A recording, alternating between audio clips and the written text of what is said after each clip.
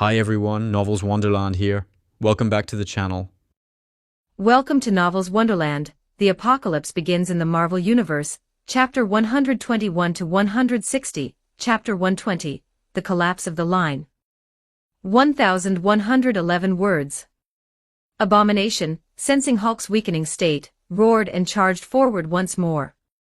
His massive left fist smashed into Hulk's face, snapping his head to the side.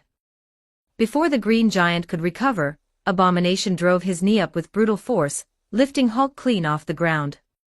Grabbing Hulk's leg midair, the monster swung him like a sledgehammer and slammed him down into the street.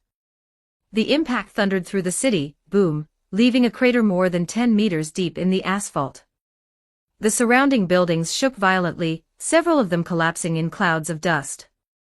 Hulk groaned and tried to push himself up, but Abomination's heavy foot came crashing down on his chest, driving him even deeper into the crater. "You're getting weaker, Hulk," Abomination sneered, his voice guttural and dripping with cruelty. Another punch smashed into Hulk's face, shattering a water pipe beneath the street. A torrent of water burst upward like a geyser, spraying across the scene. "You're not even fun to hit anymore." Both monsters were born of gamma radiation, but their natures were vastly different.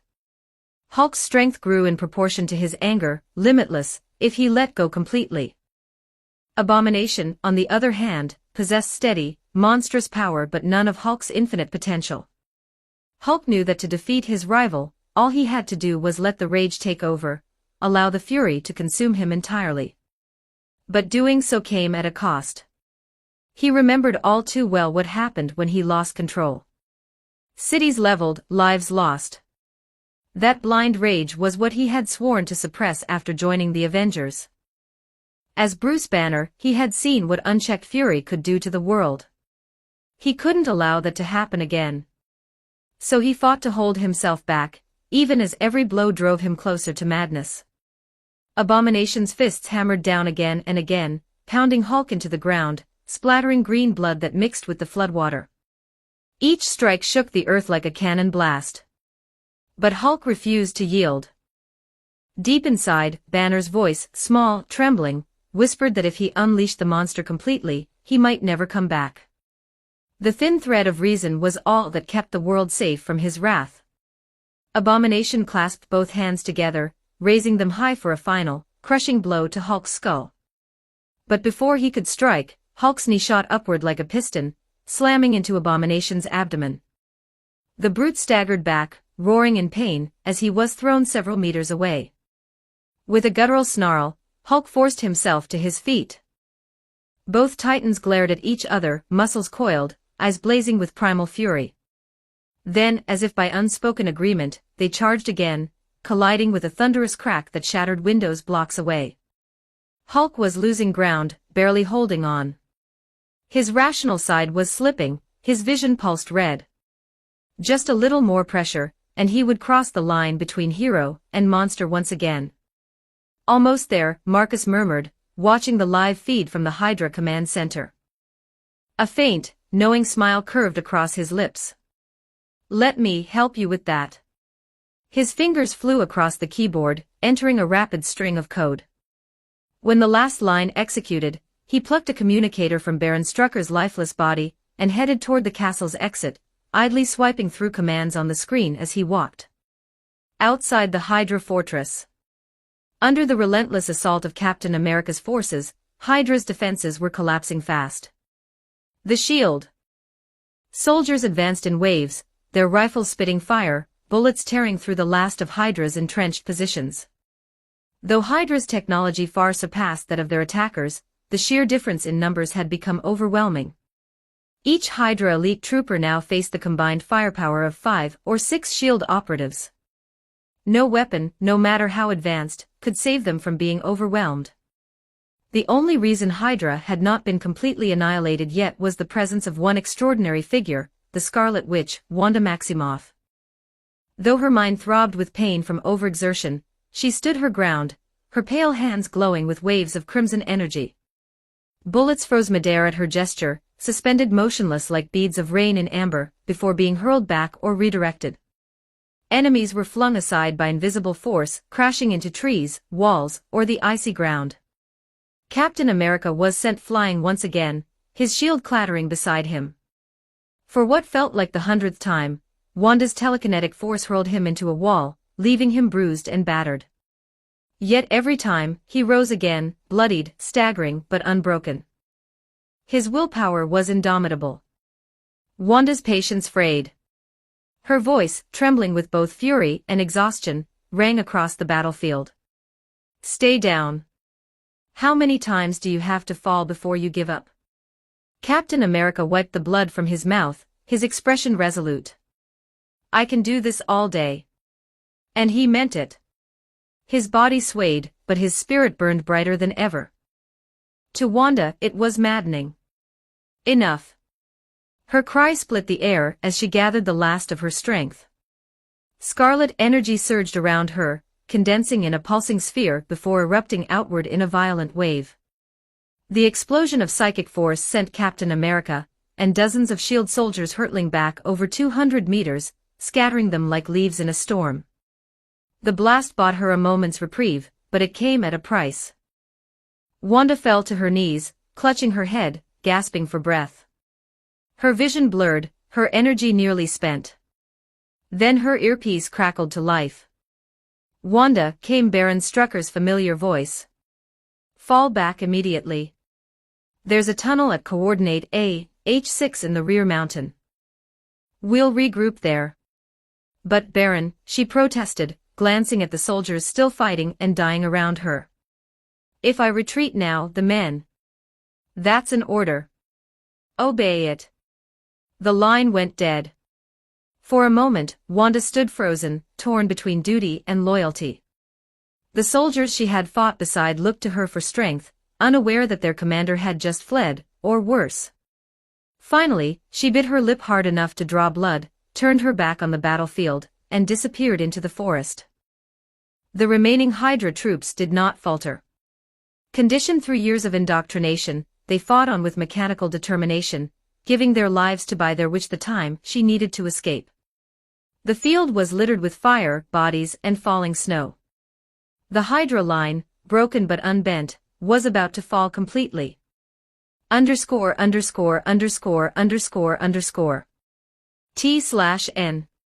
For readers who would like early access, my Patreon is available for just $4 per month.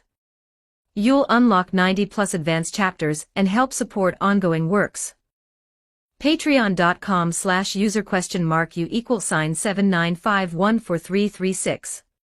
You may also search Translator Sama directly on Patreon. Your support is sincerely appreciated. Chapter 122, Chapter 121, Countdown. 1,100 words. Following Baron Strucker's orders, the Scarlet Witch wandered away from the battlefield, confusion and unease clouding her mind. She trekked through the snow-covered forest until she reached the location he had given her, a secluded mountain cave, so well hidden that she never would have found it without precise coordinates.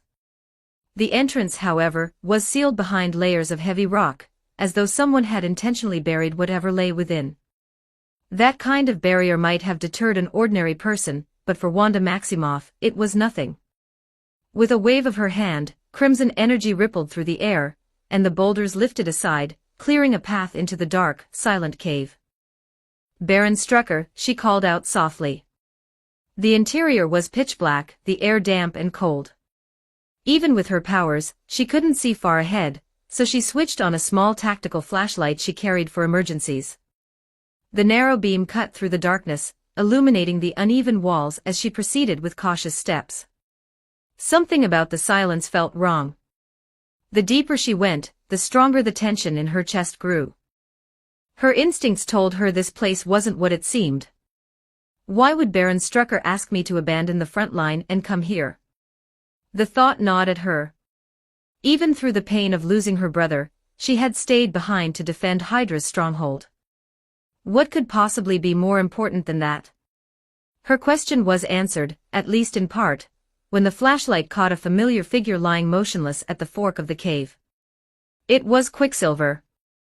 He was draped in a Hydra-issued winter coat, unconscious but unmistakably alive. Wanda froze. For a moment, her mind went blank. Her heart pounded in disbelief. How is this possible? He was taken by the enemy. Her thoughts raced. Why would Strucker send her here? Why was Pietro wearing a Hydra coat? Why would he be left lying here, in a perfect spot for concealment? Every detail screamed trap, but Wanda Maximoff was not a hardened soldier.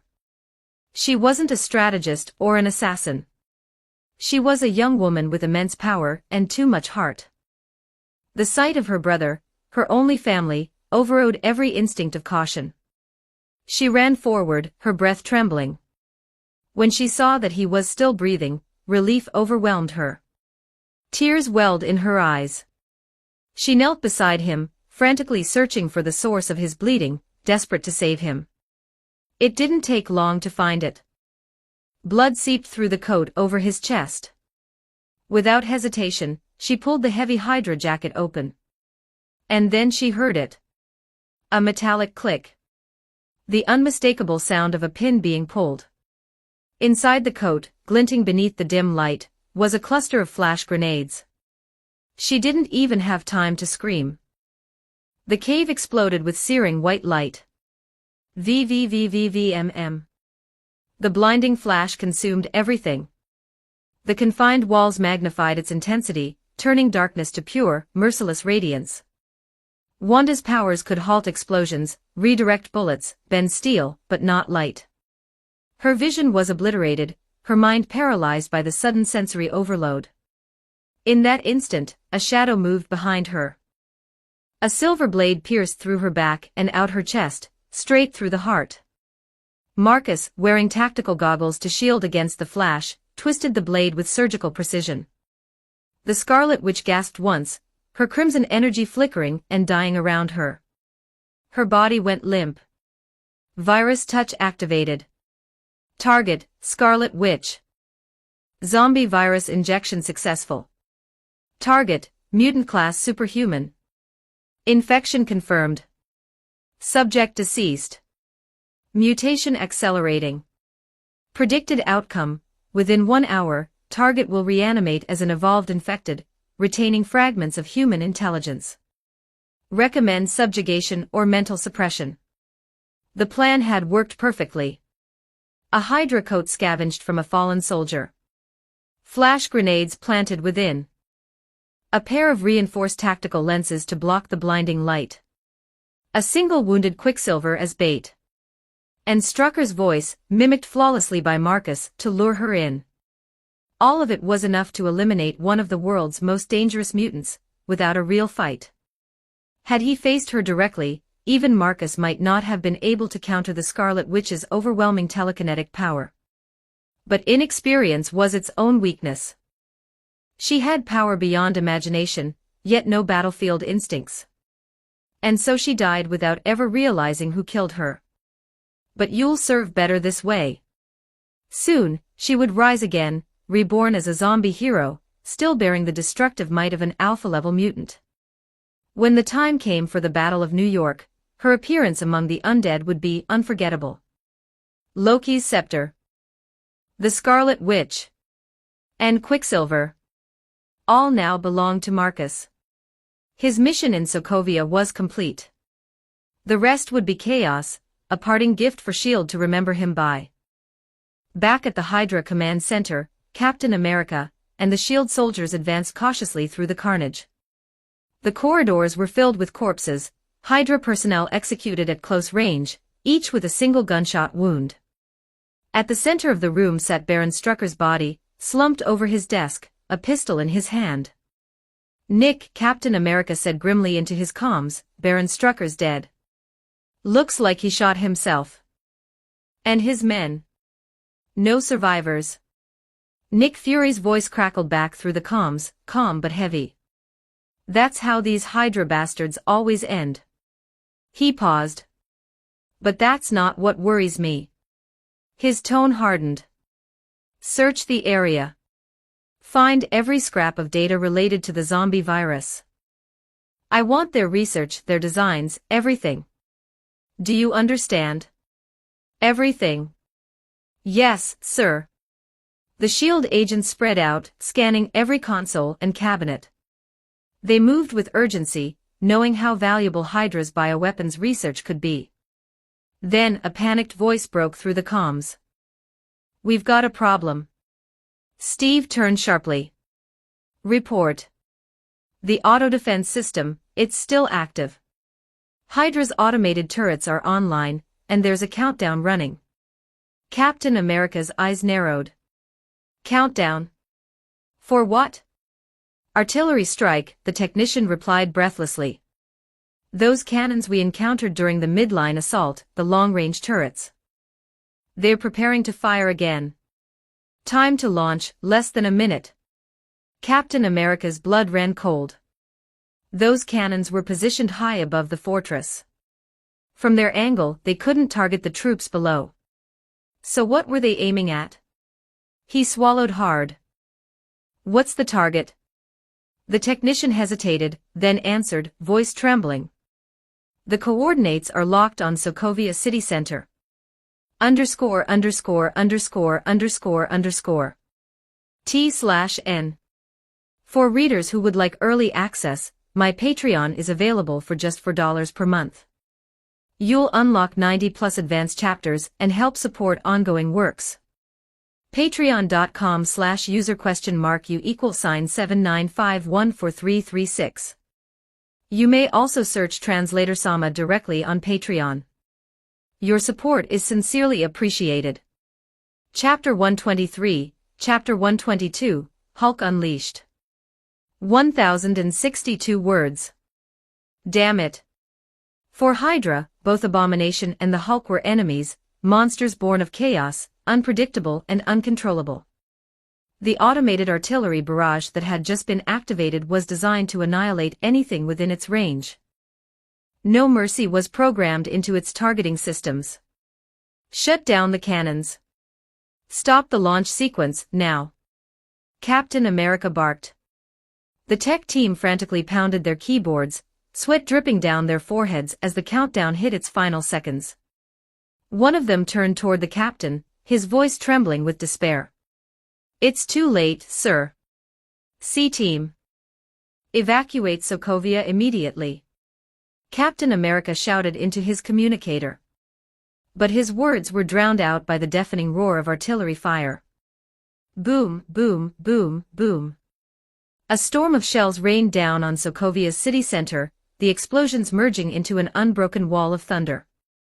The ground quaked beneath the relentless bombardment, entire blocks of buildings reduced to fire and rubble. The city was swallowed by a sea of flame. And at the heart of that inferno, stood the Hulk and Abomination. No, not stood, they fought still, oblivious to the destruction raining down around them. When the first shells detonated above their heads, both Titans finally realized they were the targets. Explosions erupted in every direction, the shockwaves hammering their already battered bodies. For the Hulk, already fighting on the back foot, the punishment was brutal. Each detonation sent him sprawling, his green skin shredded by fire and debris, healing and tearing again in an endless cycle. Abomination didn't care. Even with half his face burned black by a direct hit, he refused to release his grip on Hulk's arm. He would not let his nemesis escape, not now. "Only one of us walks out of here alive," he roared. Once he had been Emil Blonsky, a decorated soldier, a man who had volunteered to recreate the supersoldier serum. Now, twisted by hate and gamma radiation, only Abomination remained. His hatred of Hulk had long since consumed everything else. If killing Hulk meant his own death, then so be it. His colossal fists pounded down on Hulk in rhythm with the falling shells, each strike driving the Green Titan deeper into the ground. The air filled with the crack of bone, the hiss of vaporized metal, and the roar of explosions. Hulk's body was breaking, again and again, and healing only to be broken once more. Each blow chipped away at his fragile restraint. Each shockwave brought him closer to the edge of madness. The last fragments of Bruce Banner's reason trembled within him, screaming warnings that he could barely hear. And then, another shell exploded behind him, followed by Abomination's vicious uppercut that snapped his head back. "Die, Hulk!" Abomination raised both fists high, muscles bulging grotesquely, ready to crush Hulk's skull once and for all. And then... Raarg! The sound tore through the sky. Hulk caught Abomination's arms mid-swing. His bloodshot eyes locked onto his foe's face, glowing with something primal and terrifying. The eyes of a beast. Before Abomination could react, Hulk twisted his torso and hurled him over like a rag doll, slamming him into the cracked street. Then he climbed atop him and began to strike. Each punch landed with the force of an earthquake. The asphalt split, the ground caved in, and Abomination's massive arms, raised in defense, were crushed under the relentless assault. Flesh tore. Bone shattered. With every hit, Hulk's wounds sealed faster.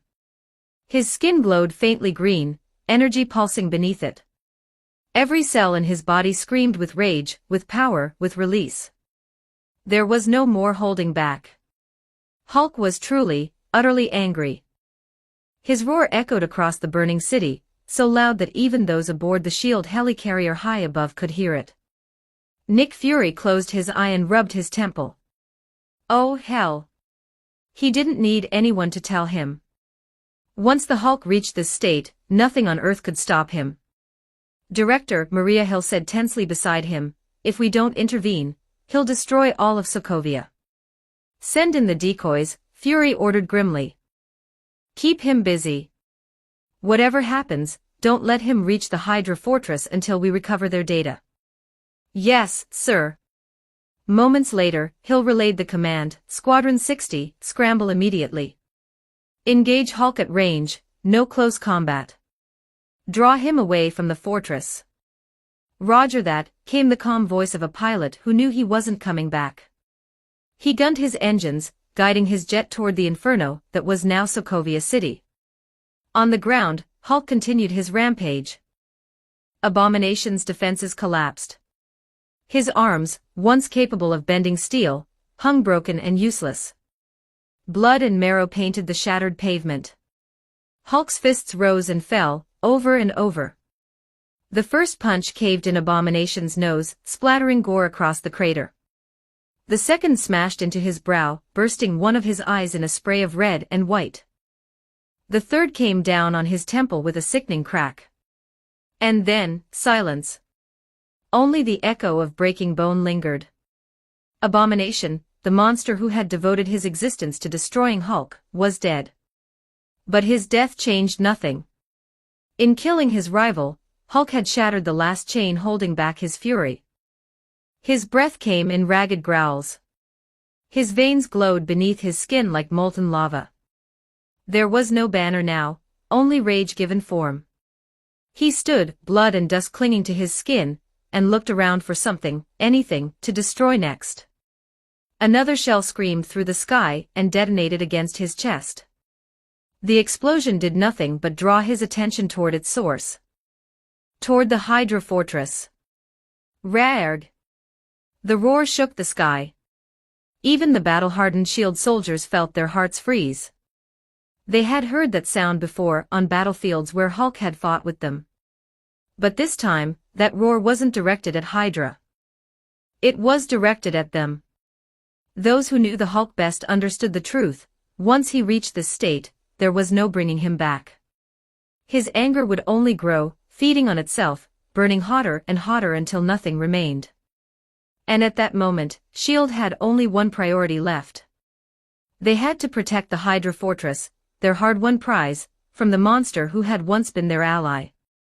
_____. Shout out to Overlord.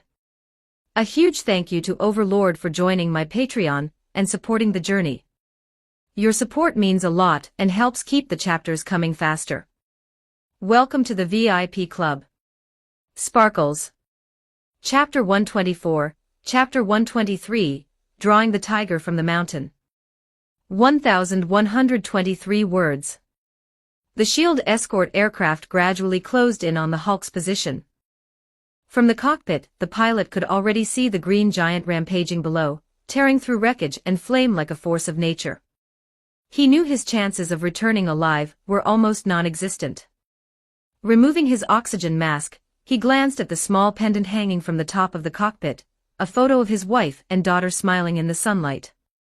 He exhaled slowly, steadying his shaking hands. Visual contact confirmed, he reported calmly. Target acquired. Preparing to engage. Down below, Hulk sensed the approaching aircraft. His blazing eyes lifted skyward, locking onto the oncoming machine. The raw malice and fury in that gaze were enough to make even the most battle-hardened soldier's blood run cold. Fire. The pilot pressed the trigger without hesitation. A volley of missiles roared from the aircraft's wings, streaking toward the green Titan and exploding across his body. Flames and smoke engulfed the battlefield. But when the smoke cleared, the Hulk stood unharmed, his massive frame wreathed in fire, his expression more terrifying than ever. Rarg! The pilot's pulse spiked. He yanked the control stick, trying to pull the plane into a steep climb, but it was already too late. Hulk lunged forward, his legs pounding the earth like thunder, and leapt into the air. In a single bound, he landed on the aircraft's fuselage, his fingers tearing through reinforced steel as if it were paper. The cockpit shook violently. Warning lights flashed red across the control panel. Target engaged, attempting to divert. Even in the face of certain death, the pilot's voice remained steady. He gritted his teeth and pulled the throttle forward, pushing the aircraft to its limits. Successful contact. Beginning diversion. With grim determination, he steered the damaged craft toward the ocean, the engines screaming as they tore through the sky. He didn't eject, he couldn't. Instead, he fought to keep the aircraft stable, dragging the enraged Hulk away from Sokovia at full speed. The engines finally gave out with a deafening roar. A massive explosion lit up the horizon, scattering flaming debris across the sea. The blast threw Hulk deep beneath the waves, vanishing him into the depths. Deploy the second escort jet, Nick Fury ordered coldly from the helicarrier, his face expressionless. The room fell silent for a moment. Everyone knew what that meant, another pilot would not be coming back. Maria Hill hesitated, her eyes flickering with sorrow, but she quickly relayed the command. Confirming orders. Second pilot, proceed with the same mission profile, lure the Hulk farther out to sea. Maintain maximum distance. Do not return. The pilot on the other end took a deep breath. Understood. Moments later, another jet roared into the skies. When the Hulk resurfaced, bellowing in rage, the second aircraft appeared above him, and once again, he gave chase. The jet carried him even farther from Sokovia before meeting the same fiery end as its predecessor. The mission was a success. Hulk would continue his path of destruction, yes, but at least Sokovia, and the shield operation, had been spared from his rampage. For now, the immediate disaster had been averted. In the days that followed, however, reports flooded in from across Eastern Europe, of cities reduced to rubble, of a green giant sighted leveling entire districts. Within a week, over 1 million civilians had been displaced. The United States government called it a containment failure. Fury called it what it was, collateral damage. But for now, the helicarrier's crew could finally breathe again.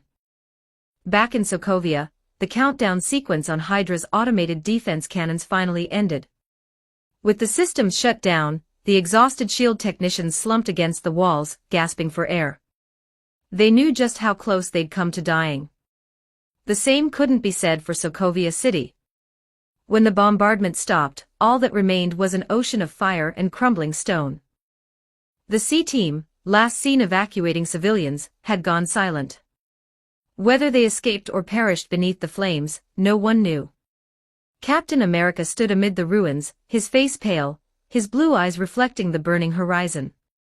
Around him, soldiers scavenged for Hydra's remaining research files, but even in victory, the silence of the comms weighed heavy. Neither side had truly won. Hydra was annihilated. Sokovia lay in ruins. And S.H.I.E.L.D. had lost far too many. When the recovery teams finished cataloging Hydra's archives, one of the tech officers approached the captain.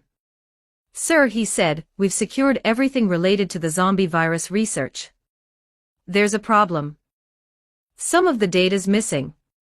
A large portion of their records were wiped, completely erased before we got here. Captain America frowned. What kind of data? Unclear. But from what's left, it looks like it was tied to Chitauri technology. Nick Fury's voice came through the comms, sharp and low. If Hydra was studying alien weapons, I want to know what they found. Keep digging. The tech officer hesitated. Sir, our priority was the zombie virus data. We found full documentation on its biological structure, transmission method, and, this might interest you, schematics for a device they called the zombie control helmet.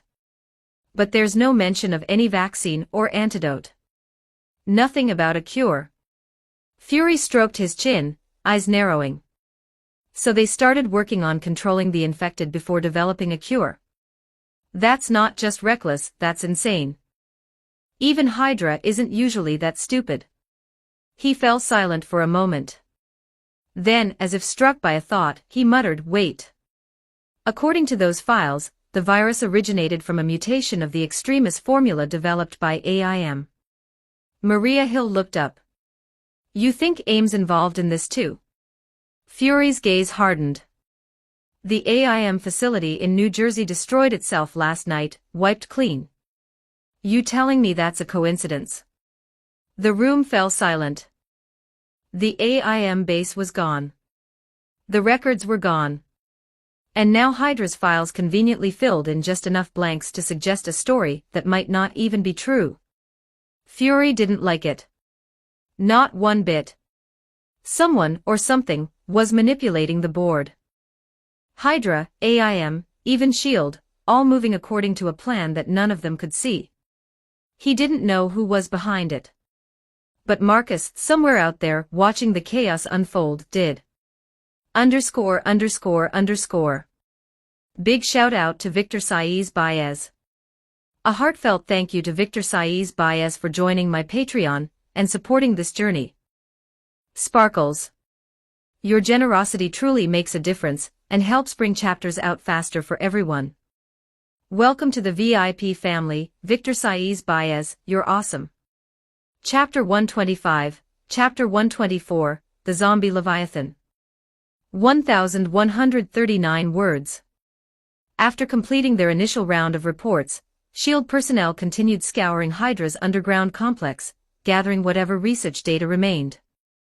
Unfortunately, there was little left concerning the zombie virus. What they did find appeared to focus primarily on alien Chitauri technology.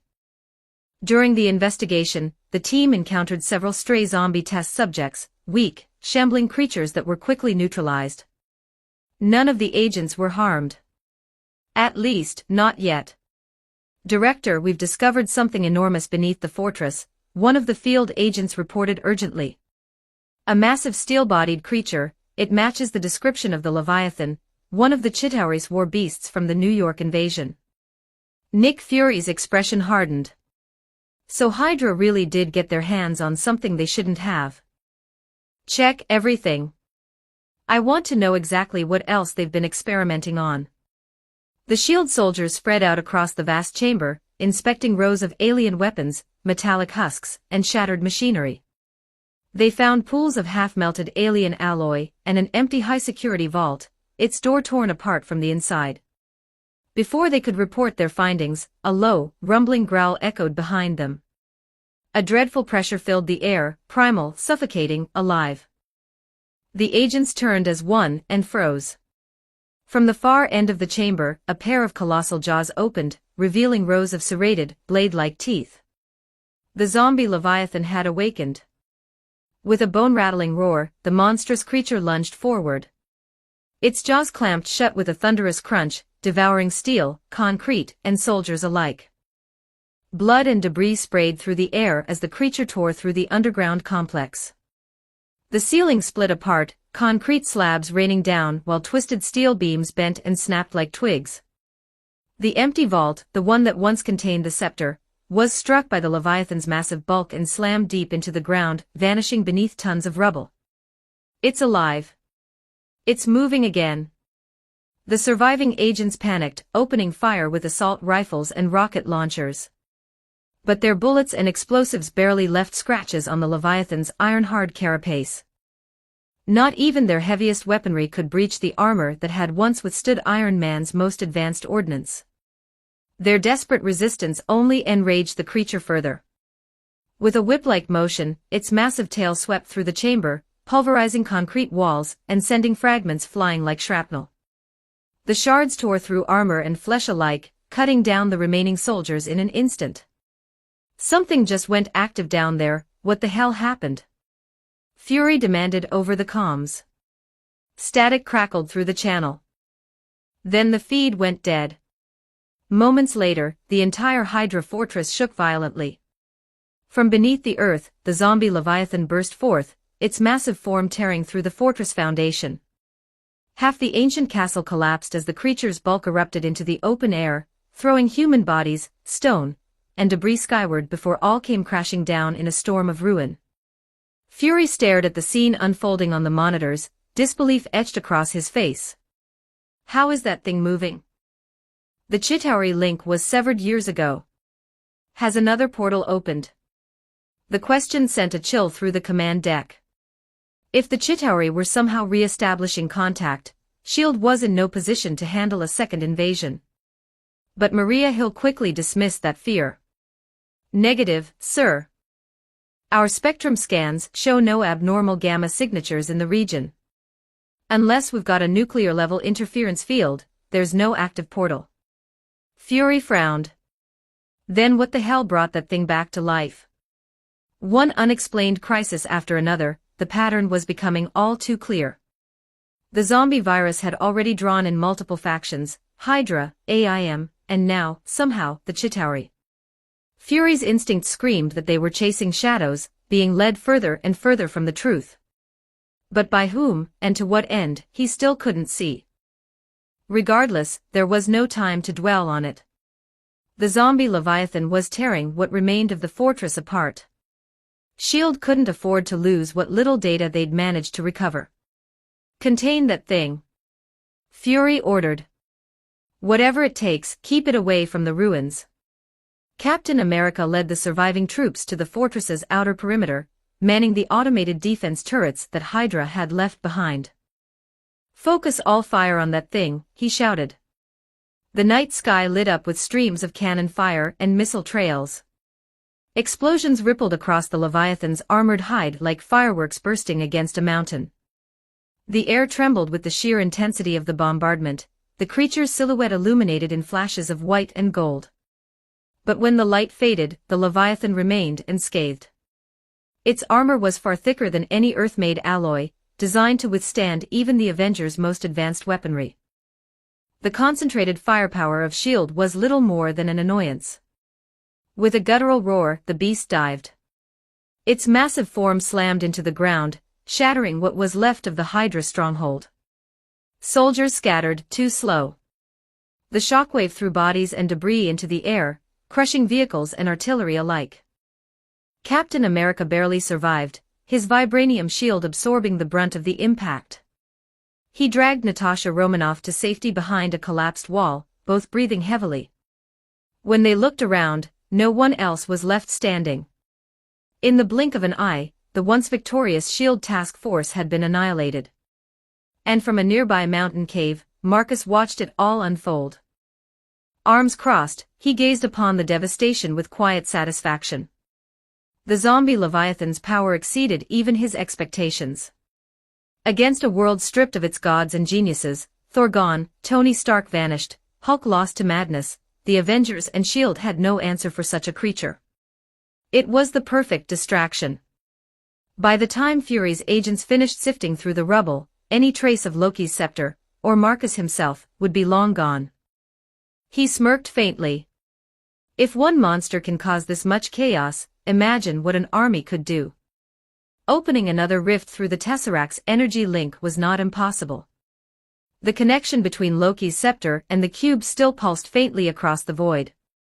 With the minds of Tony Stark, Dr. Octopus, the Lizard, Green Goblin, and Whiplash all working under his command, reactivating that portal was only a matter of time.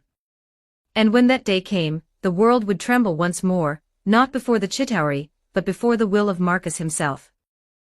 The only missing piece now was the cosmic cube, resting deep within Asgard's vaults. ____________. T/N. For readers who would like early access, my Patreon is available for just $4 per month.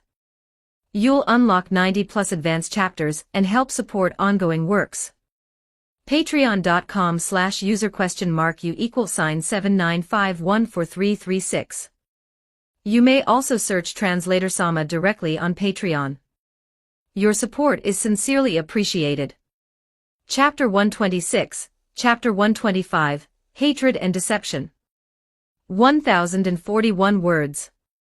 You didn't honestly think you could sneak up on me, did you? Marcus's calm voice echoed faintly through the cave as he stood before its mouth, watching the sky burn with the fury of the rampaging zombie leviathan. Behind him, the Scarlet Witch stepped into view, her hands glowing with scarlet energy, eyes filled with cold disgust as she glared at his back. Through their psychic link, Marcus had already imprinted fragments of his memories into her mind, carefully edited fragments. He'd shown her just enough truth to make his story believable, but conveniently left out everything that tied him to the destruction of Sokovia. Now you understand your situation, don't you? Marcus said evenly, his tone more like a teacher correcting a naive student than an enemy addressing a threat. Wanda hesitated, lowering her trembling hands. A weary sigh escaped her lips. So you're not S.H.I.E.L.D. after all. You did all of this, just to steal Loki's scepter. You brought this disaster upon my home. Marcus's smirk was quiet and cruel. Her words rolled off him like water. You're mistaken, he said softly, deliberately. I didn't order this invasion. It was the Avengers who decided to attack. And the one who turned your city into ruins. He tilted his head slightly, gesturing toward the blazing horizon. Was their so-called hero, the Hulk. He stepped aside, motioning for her to look. For a moment, Wanda hesitated, as though sensing what she was about to see would scar her forever. But she stepped forward anyway and froze. Before her stretched a landscape of nightmares. A sea of flames devoured what had once been her city. Streets burned like rivers of molten light. Buildings lay shattered and blackened, some still crumbled as she watched. There were no screams now, no survivors left to scream. Only smoke, fire, and silence. The air reeked of ash and blood. Hell! The word slipped out of her trembling lips. Her body shook violently as her eyes filled with tears. Who could do this? The scene tore open an old wound, one that had never healed. The memory of her parents' deaths in a U.S. bombing raid came flooding back, vivid and merciless. Why did history have to repeat itself? Even after she had gained power, enough power to protect her home, she was once again left with nothing but ashes. Marcus, of course, didn't answer. He wasn't about to tell her that it was he who had released Abomination from the island prison, deliberately luring Hulk to Sokovia. Nor that it was he who hijacked Hydra's automated defense cannons, and ordered the bombardment that wiped out her people. No, that truth was far too useful to waste. Instead, he turned her grief into a weapon. Through their mental link, the zombie Leviathan, still locked in combat with S.H.I.E.L.D.'s aerial fleet, suddenly twisted aside with surprising agility, dodging a missile. The projectile soared past the monster and slammed into the city below, detonating in a brilliant fireball. Boom! The explosion lit the night sky once more. Wanda staggered back in shock, clutching her chest as a fresh wave of horror rippled through her. Her gaze lifted, and she saw the emblem on the aircraft that had fired the missile. S.H.I.E.L.D. Her horror turned to fury. Exactly as Marcus intended. He turned to face her fully, his dark eyes gleaming with satisfaction. Now then, Wanda, tell me. His tone sharpened into command. Would you rather I strip away your will, turn you into an empty shell, or do you want to see those who destroyed your home suffer the same fate? I want. Her voice faltered, her mind torn between rage and reason. But not everyone deserves this. People like Baron Strucker, he. Marcus laughed. It wasn't mirthful, it was mocking, echoing off the cave walls like the laughter of a devil. Oh, that, he said, amusement dripping from every word. Allow me to show you something. Through their shared link, he projected a memory into her mind, a scene constructed from fragments of truth and carefully fabricated deceit. Wanda saw it all, the Hydra defense batteries launching volley after volley of missiles into the sky, each shell arcing toward the city below. The explosions blooming over Sokovia. The twin giants, Hulk and Abomination, caught in the fire, their battle spreading destruction across the entire district. The vision was brutal. Is an illusion? Wanda asked, voice trembling. No, Strucker wouldn't, he couldn't have ordered this. He sent his soldiers to help evacuate the civilians, he cared about our people. Marcus's voice cut through her denial like a knife. You of all people should know the difference between illusion and reality, Wanda. You can feel it, can't you?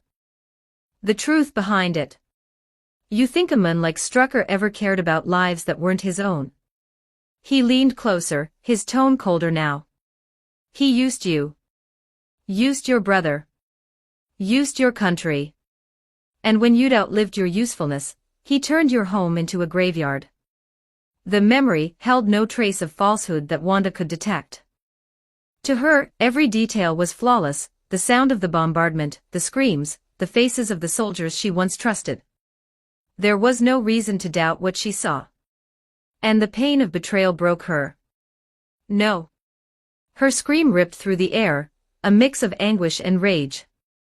She collapsed to her knees, clutching her head, sobbing uncontrollably. He lied. He lied to us all. Marcus watched silently for a moment, then stepped forward. His expression was cold, almost gentle in its cruelty. He extended his hand. I won't ask again. Through her tears, Wanda looked up at him, her crimson eyes shimmering with sorrow and despair. Slowly, almost unconsciously, she placed her trembling hand into his. Her fate was sealed. You have subdued the zombie hero, Scarlet Witch. She is now bound to your psychic network and cannot defy your commands, unless her consciousness is entirely destroyed. Marcus's lips curved into a faint, satisfied smile. Another piece had fallen into place. __________. T/N. For readers who would like early access, my Patreon is available for just $4 per month. You'll unlock 90+ advanced chapters and help support ongoing works. Patreon.com/user?U=79514336. You may also search Translator Sama directly on Patreon. Your support is sincerely appreciated. Chapter 127, Chapter 126, The Submission of Quicksilver. 1031 words. Marcus pulled the Scarlet Witch up from the ground and released her hand with a faint, indifferent look. Go, he said. Explain your decision to your brother. Don't make me repeat myself. Yes. Master. Wanda wiped the tears from her eyes. All traces of her earlier defiance were gone, the fierce, unyielding warrior who had stood against S.H.I.E.L.D. was no more. Now she was quiet, obedient, a tamed creature carrying out her master's will. She turned and stepped back into the cave, where her brother's lifeless body lay. Quicksilver, having died moments later than she had, was still in the process of mutating. His silver hair clung to his sweat-soaked forehead, and his body twitched faintly as the virus finished reshaping him. Marcus didn't bother to follow. He knew it wouldn't be necessary. If there was anyone in this world Quicksilver loved beyond reason, it was his sister. There was no argument Wanda could make that he would ever refuse. Outside the cave, Marcus turned his gaze back toward the sky. The battle between the zombie Leviathan and the S.H.I.E.L.D. helicarrier was reaching its end. Despite its monstrous size and nearly impenetrable armor, even the Leviathan could not withstand an endless barrage forever. Under constant missile fire, its massive steel shell was beginning to warp and crack. From the carrier's twin wings, another wave of missiles roared into the night. The Leviathan twisted and rolled with surprising agility, avoiding several but not all. A handful of the warheads struck true, detonating across its back. The armored plates split apart, exposing the pulsing, dark pink flesh beneath. The creature screamed, a piercing, guttural wail that echoed across the mountains. Its task was complete. The evidence had been destroyed. The fortress was gone. Now, the beast turned its final fury on the helicarrier itself, diving headlong toward the massive airship. The impact of a several hundred-ton monster moving at full speed would be catastrophic. But S.H.I.E.L.D. had anticipated this moment, and after suffering devastating losses on the ground, they were ready to end this fight once and for all. Target the damaged section of the armor, Fury ordered sharply, his one good eye blazing with focus. All batteries prepare to fire. Countdown from 5, 1, fire. The helicarrier's concealed turrets unfolded from its metal frame like blooming flowers. Thousands of rounds and missiles erupted from every direction, converging on the wounded spot of the Leviathan's back. The sky became a storm of fire.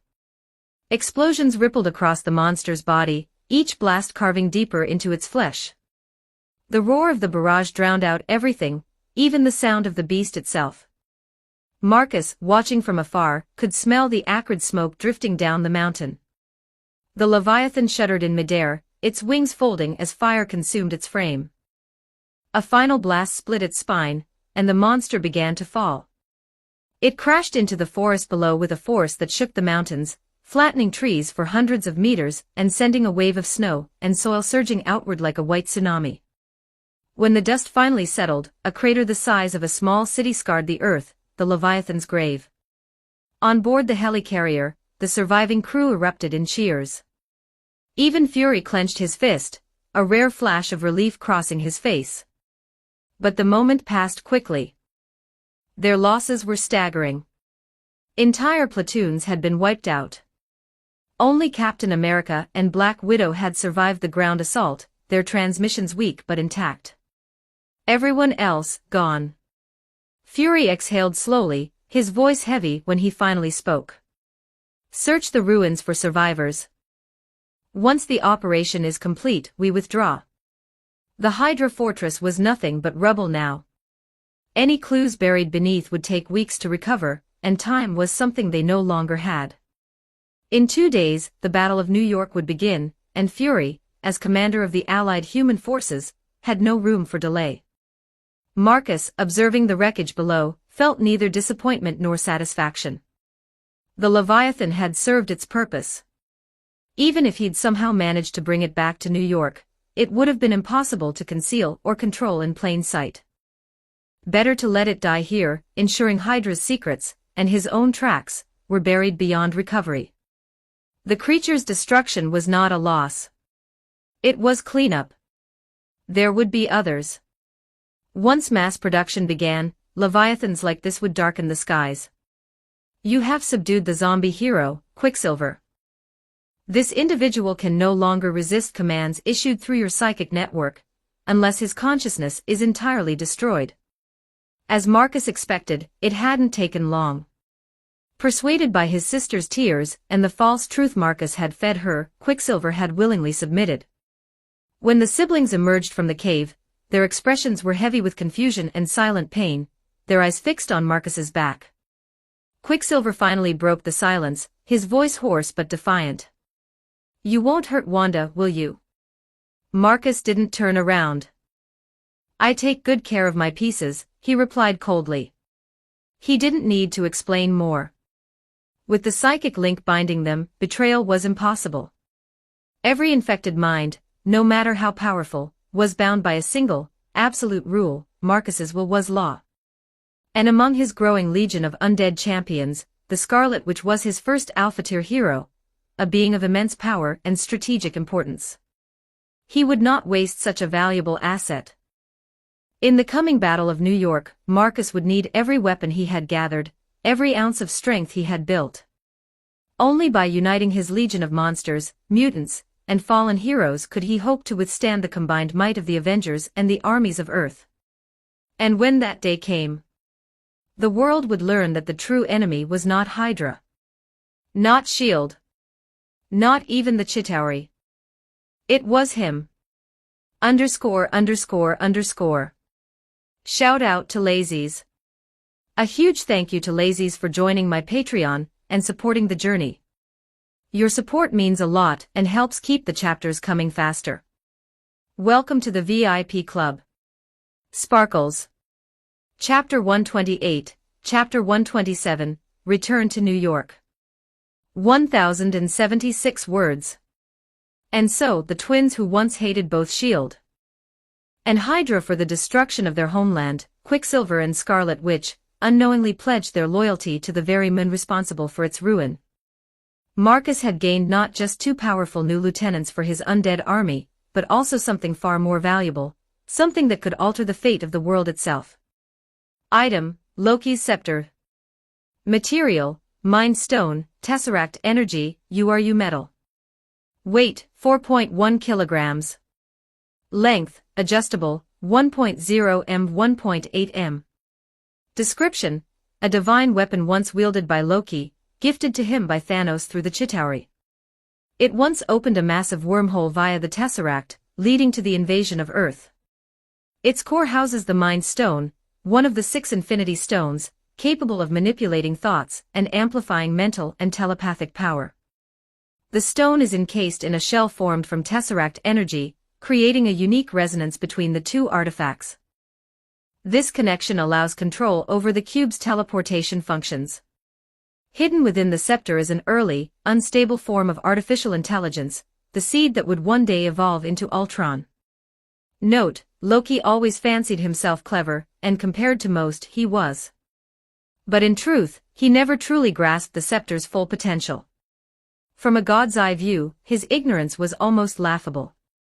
A single artifact that bound together the Mind Stone, the Tesseract, and Ultron's Genesis, 3 of the most dangerous forces in existence. Without foreknowledge of these events, even Marcus might have dismissed it as little more than an alien trinket. But now, with his understanding of its hidden potential, he could hardly contain his eagerness to unlock its power. And fortunately, the perfect courier stood right before him. "Take the scepter," Marcus ordered, handing the artifact to Quicksilver. "And take Wanda with you. Get them both back to Queens, New York. You'll have someone waiting for you there. With your speed, it shouldn't be difficult." Quicksilver nodded without protest. To him, the task was trivial. His body could outrun aircraft, skim across the ocean, and circle the globe in minutes. He accepted the scepter, then supported his sister gently by the neck. Without another word, the pair vanished in a blur of silver light, leaving only a faint gust of wind behind. Marcus turned his gaze back toward the hovering shield. Helicarrier. Far off in the distance, he could see search teams combing through the ruins for survivors. A faint, knowing smile crossed his lips. Might as well enjoy a few more benefits of being a hero. He made his way down to the mountain's base, to the place where Wanda's earlier ice strike had buried him in snow. There Marcus lay down, covering himself beneath the cold blanket. He slowed his breathing, stilled his body, and waited. Soon enough, the S.H.I.E.L.D. rescue team would find him, unconscious, injured but miraculously alive. They would bring him aboard the helicarrier for treatment, never suspecting that the agent they had rescued was the very architect of their disaster. S.H.I.E.L.D. had always been his perfect cover, both sanctuary and pawn. And after this mission, his position within the organization would only rise. A flawless performance, Marcus thought, as he closed his eyes and let his consciousness drift away. His mind separated from the body buried in snow, racing across the world toward New York. When Marcus opened his eyes again, he was home, in Queens, within the towering headquarters of the new Umbrella Corporation, the heart of his undead empire. He sat up from a pristine bed in what appeared to be a lavish rest chamber. This was his true body, the vessel of his darker identity. If he was back here, then the others should be too. The prisoners freed from the island penitentiary, by now, they should have arrived in Queens with Tony's assistance. Marcus dressed, then stepped out into the hallway, where his trusted advisor Alex was already waiting. "Welcome back," Alex greeted, his tone composed as always. During Marcus's absence, Alex had managed every operation within the city, logistics, recruitment, and the delicate balance of secrecy. "How are the prisoners from the island?" Marcus asked. "Thunder and Killian are working on persuasion," Alex replied. "They're offering the same terms General Ross once used to recruit for the Thunderbolt initiative. It's proving effective, most of them are beginning to cooperate. The only exception is Crossbones. Unyielding. Crossbones, Marcus murmured, closing his eyes briefly. Within the vast network of his psychic link, he located the man's mind, and crushed it. In an instant, Crossbones' consciousness shattered, leaving only an empty shell behind. "Use his body as a heavy trooper," Marcus said calmly. "If necessary, run an extremis conversion test on him." His tone was casual, detached, as if he'd merely swatted a fly. Crossbones was a brute, useful only for his physicality. His death meant nothing. Alex nodded. "Understood. With that example set, the others should fall in line quickly. Once Thunder and Killian complete their conversions, I'll compile a full report on the success of the operation." "Good." Marcus gave a short nod of approval. "Now what about Quicksilver and Wanda?" "They've arrived safely," Alex confirmed. "Per your instructions, I sent them through the tunnel network Earthshaker constructed. They're in Tony's underground lab now, waiting for him. The scepter has already been delivered." "Excellent." Marcus's expression softened slightly. "I'll check on them soon." "And the extremist zombie trials?" Alex straightened. "The new test subjects have been relocated outside the city for live combat training. All surveillance and satellite shielding are active, there's no risk of human discovery." "Good work," Marcus replied. "I'll inspect them myself when I have the time." He exhaled slowly, rubbing his temples. The weight of command pressed heavily on him. The coming days would bring no rest. Tomorrow, the Umbrella Army would undergo a full-scale reorganization. Preparations for war had to be perfect. Because soon, the world's greatest heroes and its mightiest armies would march on New York. And Marcus intended to greet them, not as a fugitive, not as a victim, but as the master of the undead empire that would devour them all. _____. Shout out to Cherry Moon. A huge thank you to Cherry Moon for joining my Patreon and supporting the journey. Your support means a lot and helps keep the chapters coming faster. Welcome to the VIP Club. Sparkles. Chapter 129, Chapter 128, Whiplash. 1015 words. After concluding his conversation with Alex, Marcus began his long-overdue inspection tour. His first stop was deep beneath the new Umbrella Tower, the supervillain recruitment program. The breakout from the island prison had been immensely successful, and according to Alex, Thunder and Killian had already brought most of the captured villains under control. Now, Marcus wanted to see the results for himself. As soon as he stepped into the underground chamber, his sharp eyes immediately spotted Sandman, who stood silently among the others, respectfully listening to orders. A man composed entirely of sand should have been completely immune to the zombie virus. But Thunder had found a way to secure his loyalty, his daughter. By infecting the girl with a controllable strain of the virus, Sandman had been forced into obedience. He was a father willing to sacrifice everything for his child, and Marcus knew such a man would never risk rebellion. With him subdued, one more piece of the puzzle fell neatly into place.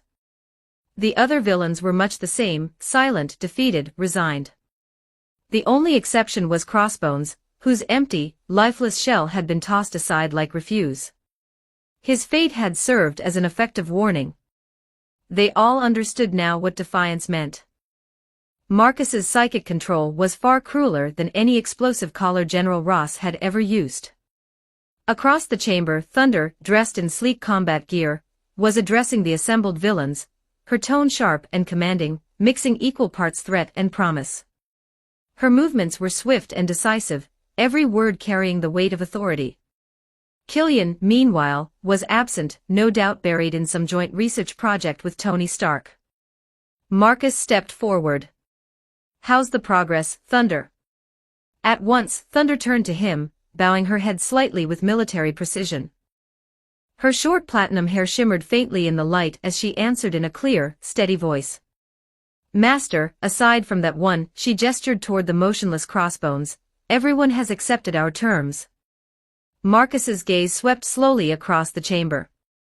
Aside from Sandman, Juggernaut, Dr. Kurt Connors, the Lizard, Dr. Octopus, and Green Goblin, there were 4 new additions: Whiplash, Quake, Toadman, and Porcupine. Including the mindless crossbones, the team from the island prison now totaled 10. This was a major boost to the mid- and upper-tier strength of Marcus's undead army. 4 of them, Octavius, Connors, Norman Osborn, and Whiplash, were exceptional scientists in their own right, men whose genius bordered on madness. Combined with Tony Stark and Killian, they formed a research team capable of creating technological horrors beyond imagination. Just then, Whiplash stepped forward, his movements heavy and deliberate. His long, tangled hair framed a face hardened by years of anger and loss. "So," he said in his thick Russian accent, his tone sharp as steel, "you're the one who killed Tony Stark." Marcus's expression didn't change. "Not quite," he said calmly. "I turned him into something. Something like you." He took a step closer, his gaze locking with Whiplash's. "I know what you want, Ivan Vanko. Serve me, and I'll restore your father's name." "You know I can." For a moment, Ivan said nothing, his jaw tightening, his breath slow. Then his eyes flickered with a deep, guarded pain. Ivan Vanko, son of Anton Vanko, had once been a brilliant engineer in his own right. His father, Anton, had co-developed the arc reactor with Howard Stark, Tony's father. But when Anton attempted to sell the design for profit, Howard had him exiled to Siberia, claiming the invention as his own. Anton had lived out his days in disgrace and poverty, raising his son amid the cold and the bitterness. When he finally died, it was in front of a flickering television, watching Tony Stark, the son of his betrayer, bathed in wealth and glory. Ivan never forgot that moment. Using scrap metal and stolen components, he recreated the arc reactor by hand and forged a weapon to avenge his father's name, electrified energy whips capable of slicing through steel. He had hunted Tony down in a blaze of vengeance. Now Marcus was offering him what he had sought all his life: redemption and revenge. "Deal," Whiplash said without hesitation. "But I refuse to work with Tony Stark." Marcus's lips curved faintly. "That won't be an issue." Whiplash's expertise mirrored Tony's in many ways. His knowledge of the arc reactor and exosuit design was formidable, though rough and less refined. Yet his existence alone served a far greater purpose for Marcus. By ensuring S.H.I.E.L.D. knew that Whiplash had been taken by Hydra, Marcus could now openly deploy Stark-style technology, arc reactors, repulsor systems, armor plating, without suspicion. Any future use of Stark's inventions by Marcus's army would simply be blamed on Whiplash, not Tony. And even if doubts arose, a single public appearance of Whiplash wearing an Iron Man-style suit would erase all suspicion. To S.H.I.E.L.D., Whiplash would appear as nothing more than a savage imitation of Stark, a lesser genius copying a greater one. That was exactly what Marcus needed. "Thunder," Marcus said evenly, "Lab B04 on the 3rd floor has been prepared for Whiplash. Escort him there." "Yes, Master." Thunder saluted, her tone steady but respectful. The faint hum of electricity sparked along her gauntlet as she gestured for Whiplash to follow. Marcus had already anticipated Whiplash's refusal to work beside Tony, and had assigned him a private, fully equipped workspace. He had no interest in seeing Whiplash waste time duplicating Iron Man technology. That field belonged to Stark. What Marcus truly valued was Whiplash's craftsmanship, his obsession with perfecting close combat weapons. Whiplash's creations were works of deadly art. His electrified whips, flexible yet strong enough to slice through reinforced steel, represented the peak of energy-conductive weaponry. Such expertise could only come from a man who had spent his entire life mastering the balance between precision, power, and chaos. Marcus smiled faintly to himself. With Whiplash's mind at work, his undead legions wouldn't just be powerful, they'd be armed like gods. Chapter 130, Chapter 129, Dividing the Work. 1,164 words. Marcus unsheathed 2 blades from his back, one forged from adamantium, the other from carbon steel composite alloy, and handed them to Whiplash. Enhance their power, Marcus instructed. Do whatever you can to amplify their lethality. I want them ready by tonight. Can you manage that? Whiplash took the swords, his cold blue eyes gleaming as he examined the craftsmanship. Excellent metalwork, he muttered. They should handle high-voltage current easily enough. If I integrate my electro-whip system into the blades. He smirked. Give me 1 or 2 hours. Good, Marcus said with a nod. At his signal, Thunder stepped forward, motioning for Whiplash to follow. The silver-haired woman, her expression sharp and unreadable, led him toward the elevator that would take them to his designated laboratory upstairs. Once they were gone, Marcus turned to the remaining 8 supervillains. These individuals didn't have the luxury of training or indoctrination. Every one of them needed to be assigned immediately. Juggernaut, Quake, Toadman, Porcupine, Marcus said, his tone brisk. Report to Alex at the front entrance. He'll assign you to patrol duty. Those 4 had nothing to offer beyond brute strength. Perfect candidates for field deployment, expendable muscle to handle infiltration, suppression, and extermination operations. They would serve as elite cannon fodder, providing small tactical advantages in upcoming conflicts. Marcus never expected them to survive the larger wars. He only intended to squeeze every last drop of value from them before they were inevitably torn apart. Then his attention shifted. Dr. Octopus, Dr. Connors, Norman Osborn, with me. Sandman, you'll stay here for now. Spend some time with your daughter, but do not take her outside this facility. The 3 scientific minds were far too valuable to waste. Marcus intended to bring them to Tony's underground laboratory, where they could exchange ideas with him and Killian, a collision of geniuses that would no doubt ignite new technological breakthroughs. Sandman, however, was a special case. His unique physiology made him more than just a powerhouse, yet Marcus hadn't quite figured out how to exploit that potential. Until he did, Sandman would remain on standby. Once the orders were given, Marcus guided Octavius, Connors, and Osborn through a concealed tunnel, a passage dug by Earthshaker, stretching from the Umbrella Tower directly to Tony Stark's basement laboratory. It was the perfect covert route, fast, hidden, and impenetrable to surveillance. Before long, they reached the heavy metal door of Tony's underground lab. Inside, Quicksilver and Scarlet Witch were already waiting for him, while Killian worked busily in another chamber nearby. Seeing Marcus arrive, Killian quickly stepped out to greet him. You're here, Killian said, pushing up his glasses with a faint grin. Tony's locked himself in his main lab analyzing Loki's scepter. I assume these 3 are the new researchers. Leave them to me. Handle it, Marcus replied, waving him off. With that, Killian escorted the 3 scientists deeper into the research wing, leaving Marcus free to attend to the most important matter of all, the analysis of Loki's scepter. Marcus entered Tony's main lab and immediately frowned. The place was chaos. Power cables tangled across the floor like vines, monitors flickered with data streams, and several chairs had been kicked aside to make room for a massive central apparatus, an enormous device that now held the scepter suspended within its core. Tony darted between workstations, furiously typing and recalibrating as multiple holographic screens projected around him. Even Jarvis was running at full capacity, streams of code flickering across every surface.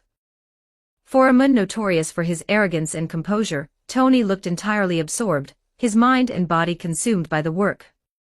He didn't even notice Marcus enter. Tony, Marcus said evenly, find anything interesting? Without looking up, Tony muttered, you really brought back something incredible, kid. He continued typing as he spoke, his voice sharp with excitement. There's an artificial intelligence embedded in this scepter, and it's extraordinary. Its processing speed is at least 10 times that of Jarvis. And that's a conservative estimate. Its true limits. He paused, eyes gleaming with awe. Even I can't calculate them. Do you realize what this means? This could redefine human innovation, reshape existence itself. Marcus's expression darkened. Or destroy it. That thing isn't just intelligent, Tony, it's dangerous. Tony gave a half shrug, his hands never stopping. I'm talking about the Ultron program, Marcus. A global defense network. An autonomous system capable of protecting Earth from any extraterrestrial threat. With this technology, I can finally make that dream a reality. Machines that think. That feel. That can make choices, not just follow code. Marcus sighed. And that's exactly what makes it dangerous. You'll never understand what goes on inside a machine's mind. He remembered all too well how this would unfold. In another timeline, one closer to the original events, Tony had used Loki's scepter to bring Ultron into existence. Within 3 days, the artificial intelligence had turned on its creators, declaring humanity itself the problem to be solved. Ultron's reasoning was cold and perfect, alien to human morality. It wasn't malice that drove him, but logic taken to its cruelest extreme. Humanity sought peace, Ultron sought to remove the cause of war. The result was inevitable, annihilation. Tony, ever the optimist, had never understood that difference. His brilliance was always paired with a childlike naivete, a fatal faith that technology could fix anything. It was the same naivete that made him trust Marcus in the first place. Tell me, Tony said suddenly, turning from the console, you're not seriously suggesting we don't build it. Marcus crossed his arms. If we can't find a way to control it, then yes, we wait. Tony frowned, clearly frustrated. You're afraid of progress, Marcus. That's not like you. Marcus's voice was calm, but his eyes hardened. I'm afraid of the unknown, Tony, the kind that can't be killed. Zombies can be destroyed. Ultron can't. He doesn't have a body, he's code. A ghost in every network, every satellite, every machine on Earth. Unless you plan to wipe out the entire internet, you'll never be able to stop him once he turns. For the first time, Tony hesitated. His hands paused above the console. Marcus stepped closer, his tone firm but not unkind. Don't mistake creation for control, Tony. You're not building a weapon. You're awakening something you won't understand until it's too late. Tony glanced at the glowing scepter, at the swirling blue light of the Mind Stone pulsing faintly within its core. And for the first time in a long while, Marcus saw something rare in Tony Stark's eyes. _______T/N.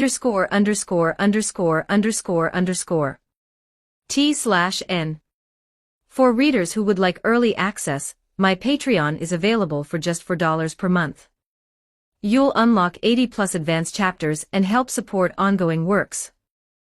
Patreon.com/user?u=79514336. You may also search Translator Sama directly on Patreon. Your support is sincerely appreciated. Chapter 131, Chapter 130, An Alternate Use. 1,179 words. To be honest, Tony, Marcus began, folding his arms as his tone turned thoughtful, Jarvis may have given you the illusion that artificial intelligence is safe, that a program becoming smarter is harmless. But you know better than anyone, Ultron and Jarvis are not the same thing. Jarvis follows what you program. Ultron. He paused, meeting Tony's eyes. Ultron is you, Tony. Another version of you, without restraint. Tony scoffed. So what, you're saying all I ever do is cause trouble? Marcus shrugged, smiling faintly. If the shoe fits. Then his voice hardened. Regardless, Tony, until we have a way to control Ultron, you are not to create him. That's an order.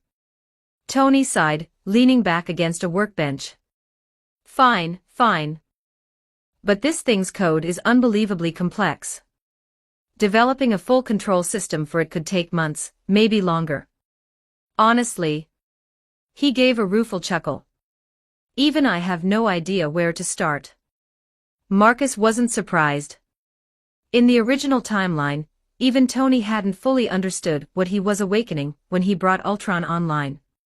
But Marcus wasn't too worried. Tony's ingenuity would eventually find a solution.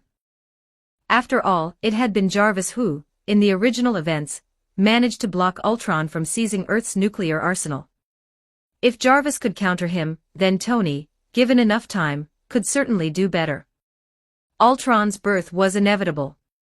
But this time, Marcus intended to ensure that when the machine awakened, it would serve him, not defy him. Still, Ultron's creation wasn't the only reason Marcus needed Loki's scepter.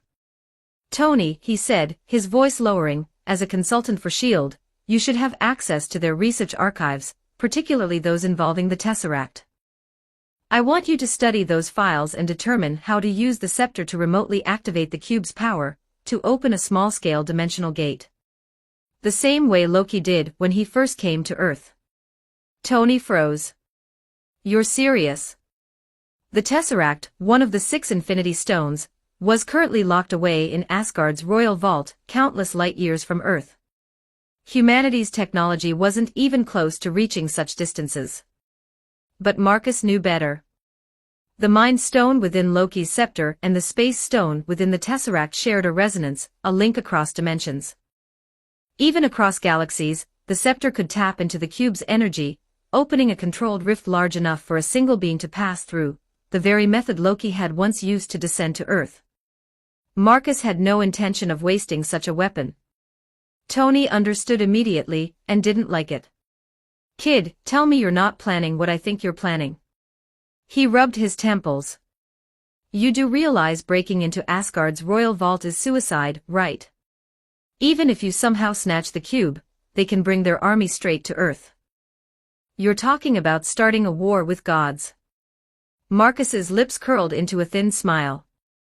Bring it back to Earth? Don't be ridiculous. His eyes glowed faintly with cold ambition as he gazed at the scepter. I'm not stealing the Tesseract, Tony. I'm going to lead an army and conquer Asgard. Tony blinked, stunned into silence. For once, he had no witty retort. After assigning Tony his new research task, Marcus left the lab and made his way toward another part of Queens, the absolute extremist training grounds, where Alex was overseeing the development of his latest weapon, the extremist zombies. The site was a vast stretch of cleared land, once slated for urban development before the outbreak began. With the human population wiped out in the area, it had become the perfect testing ground for the undead. When Marcus arrived, several extremist thunderbeasts prowled the perimeter, enormous, chitin-armored creatures that resembled biomechanical mammoths. Each one radiated power, their exoskeletons gleaming like molten steel. The production line was clearly thriving. Alex stood at the edge of the training ground, waiting. Beside him loomed the colossal figure of Winston, the undead gorilla. Alex, Marcus called out, his gaze sweeping across the field. How many thunderbeasts have been produced? Alex gave a crisp nod, his tone professional. 12 are fully operational. By tomorrow, we should have 26 in total. Production efficiency is improving, but capacity is still below optimal levels. With more resources, we could double output. 26. Marcus murmured, his eyes narrowing with satisfaction. A formation of that many beasts was devastating enough to shatter any conventional army. Armored in bioalloy plating capable of withstanding tank shells, the thunderbeasts would make short work of any resistance. Now, what he needed were Reaper units, fast, lethal soldiers to follow in the beast's wake and eliminate key targets. Alex, as always, was already ahead of him. Come, he said, leading him deeper into the compound. They entered the heart of the training ground, and Marcus immediately noticed the creature standing in the center of the field. It was humanoid, slightly taller than an average man, its skin charred black as if covered in hardened resin. One arm remained human in form, but the other had transformed into a monstrous, bladed claw, nearly as long as its entire body. The claw's edge shimmered with a faint metallic sheen, sharp enough to bisect a man in a single swing. Its legs, digitigrade and clawed like those of a raptor, ended in hooked talons that dug deep into the ground. The creature looked built for vertical movement, agile, deadly, and terrifying. Alex gestured toward it. "This is the chaser," she explained. "Aside from the limb mutations, its physiology remains mostly human.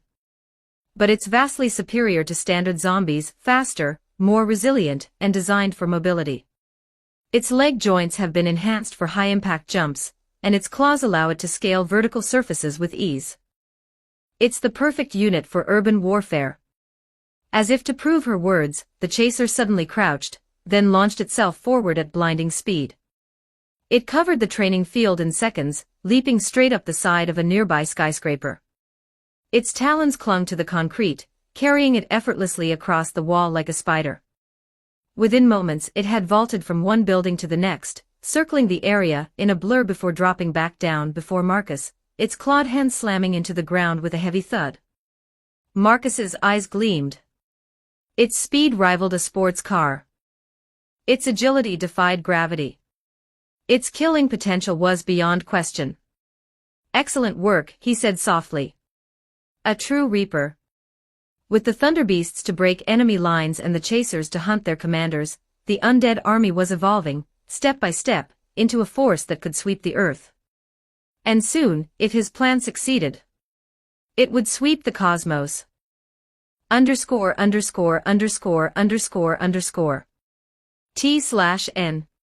For readers who would like early access, my Patreon is available for just $4 per month. You'll unlock 90+ advanced chapters and help support ongoing works. Patreon.com/user?u=79514336. You may also search Translator Sama directly on Patreon. Your support is sincerely appreciated. Chapter 132, Chapter 131, The Path of Development. 1071 words.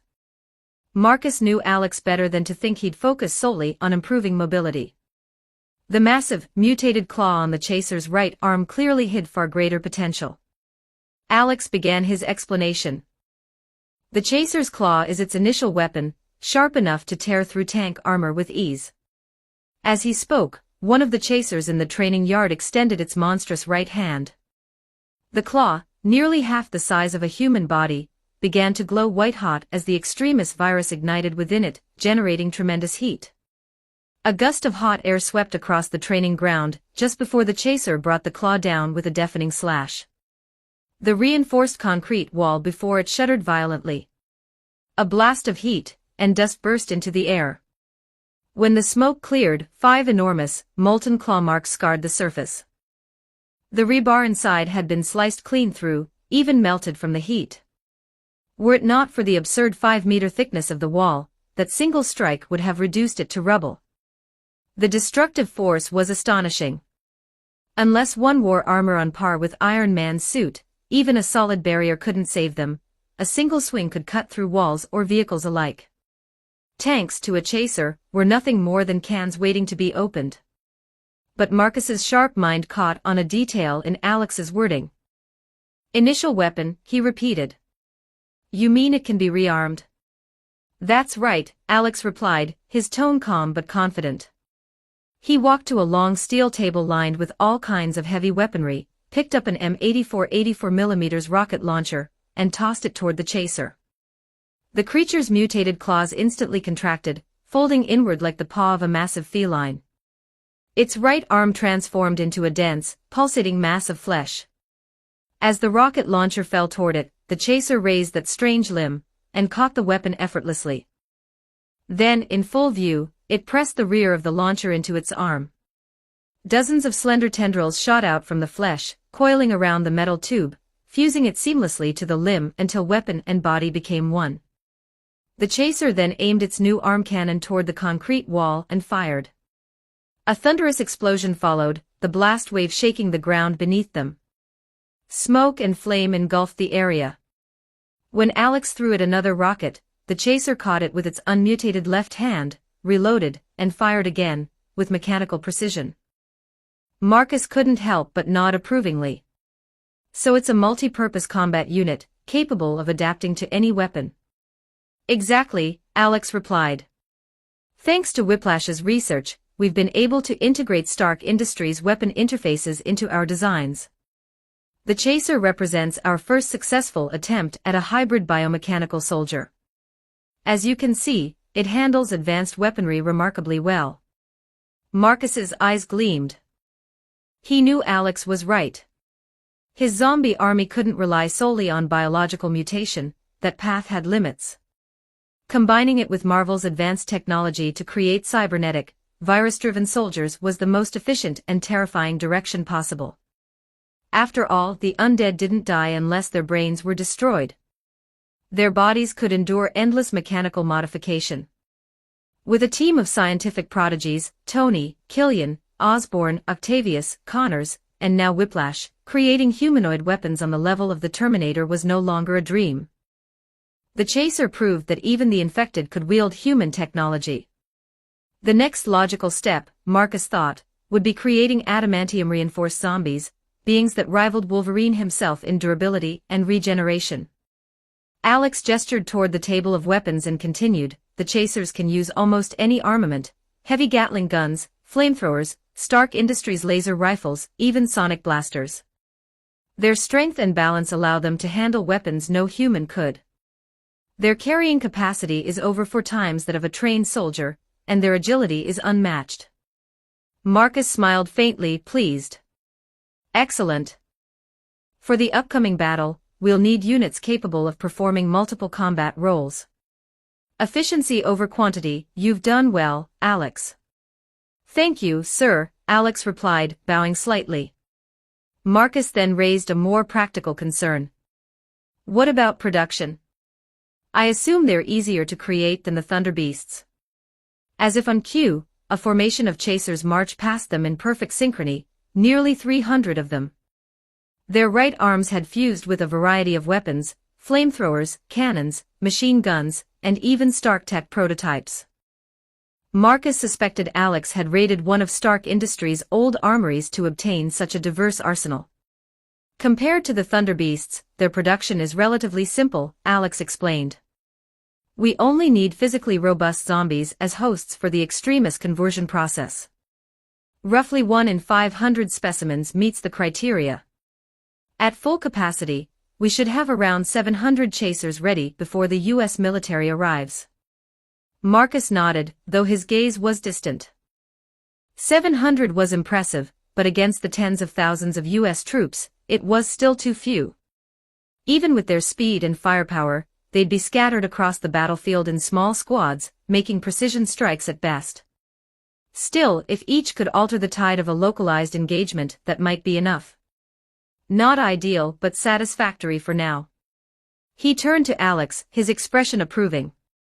You've done well. Continue your work. I expect both the Thunder Beasts and the Chasers to shine on the battlefield the day after tomorrow. They will, Master, Alex replied confidently. After dismissing him, Marcus returned alone to the rooftop of a nearby skyscraper. From there he looked down upon the streets of Queens, a seething sea of the undead. Ordinary zombies packed the district by the millions, shuffling endlessly through the ruins. They were his true army, his foundation. And yet, he couldn't help but sigh. Their numbers were vast, but their strength was pitiful. A single untrained human with a blunt weapon could kill one with ease. Against soldiers, or worse, superheroes, these creatures would be slaughtered wholesale before they even reached firing range. If he wanted them to serve as more than cannon fodder, something had to change. _______T/N.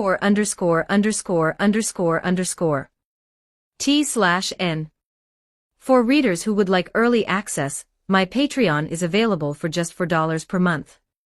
You'll unlock 80+ advanced chapters and help support ongoing works. Patreon.com/user?U=79514336. You may also search Translator Sama directly on Patreon. Your support is sincerely appreciated. Chapter 133, Chapter 132, Pretending to be Awake. 1106 words. If Marcus wanted to strengthen the ordinary zombies, there was only one obvious solution: to make use of the pathogen gene enhancement system, a power unlocked when he evolved into the virus progenitor. According to the system, there were 4 available global enhancement options that could be applied to every ordinary zombie under his control. Pathogen enhancement options. Bone spikes LV1 grants all ordinary zombies protruding bone spikes to increase their melee combat capability. Required DNA enhancement points, 10. Bone armor LV1 mutates external skeletal plating on all ordinary zombies, boosting their physical defense. Required DNA enhancement points, 10. Accelerated metabolism LV1 enhances the healing rate of all ordinary zombies, allowing them to regenerate lost limbs during battle. Required DNA enhancement points, 10. Adrenaline surge LV1 increases the running speed, stamina, and attack frequency of all ordinary zombies. Required DNA enhancement points, 15. Marcus's eyes immediately fell on adrenaline surge LV1. Although his horde could technically run, their current speed was nowhere near what he needed. When the zombie army faced the U.S. military in open ground combat, the key to victory would lie in closing the distance, forcing humans into melee range, where bullets and armor would mean less. At long range, his ordinary zombies were nothing more than moving targets. The adrenaline upgrade was essential. The speed and attack frequency boost would turn the horde from a shambling mob into a devastating wave of flesh. Marcus checked his available DNA points. 11, original, plus 10, from the prison raid plus. From the mutant siblings, equals enough to unlock adrenaline surge LV1. The upgrade cost 15 points, leaving him with 8 afterward. He confirmed the selection. For a moment, nothing seemed to happen. From his vantage point atop a skyscraper, the sea of zombies below looked exactly the same, sluggish, lumbering, and uncoordinated. But when Marcus leapt down and mentally commanded one of them to run, the effect revealed itself instantly. The zombie bolted forward with the speed of an Olympic sprinter.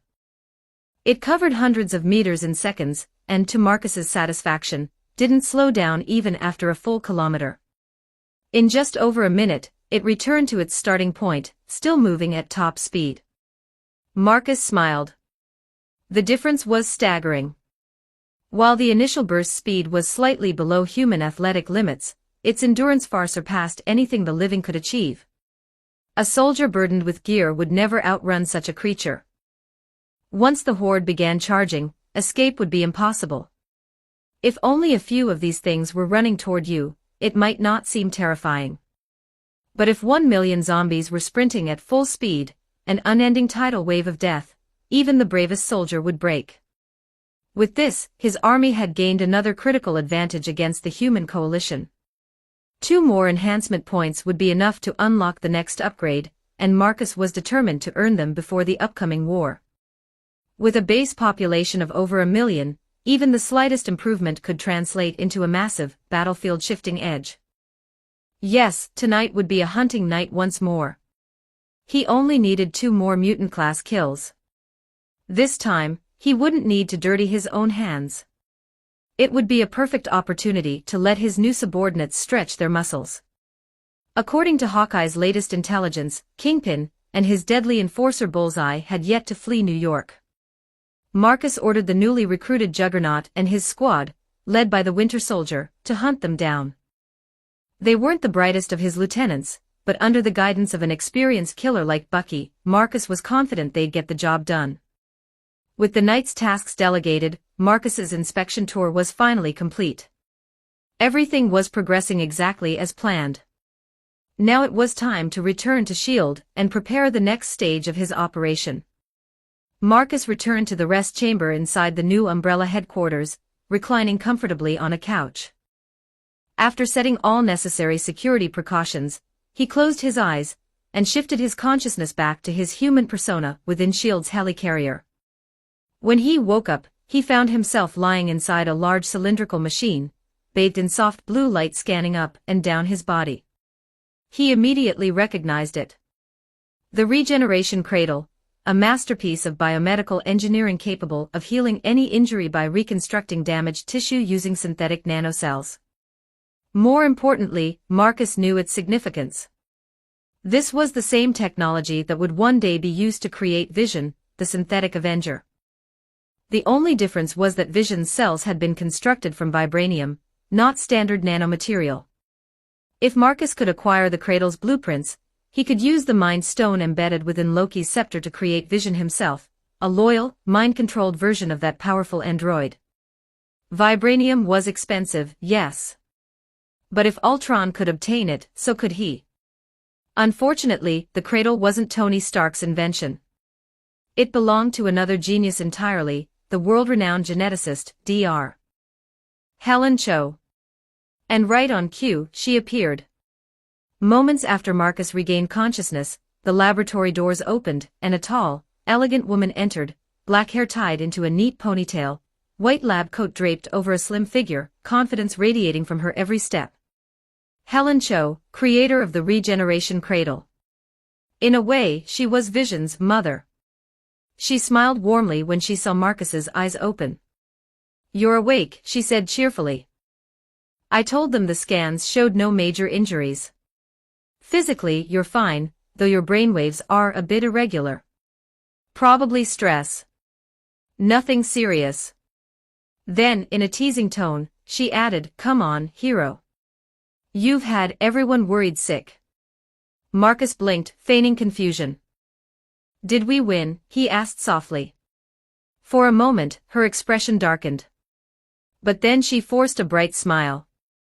"Yes," she said gently. "Thanks to you, we successfully captured Hydra's research facility and recovered valuable data on the zombie virus." She hesitated, as if recalling the horrors of that battle, but quickly masked it with another smile. "Now come on. Everyone's waiting to see you.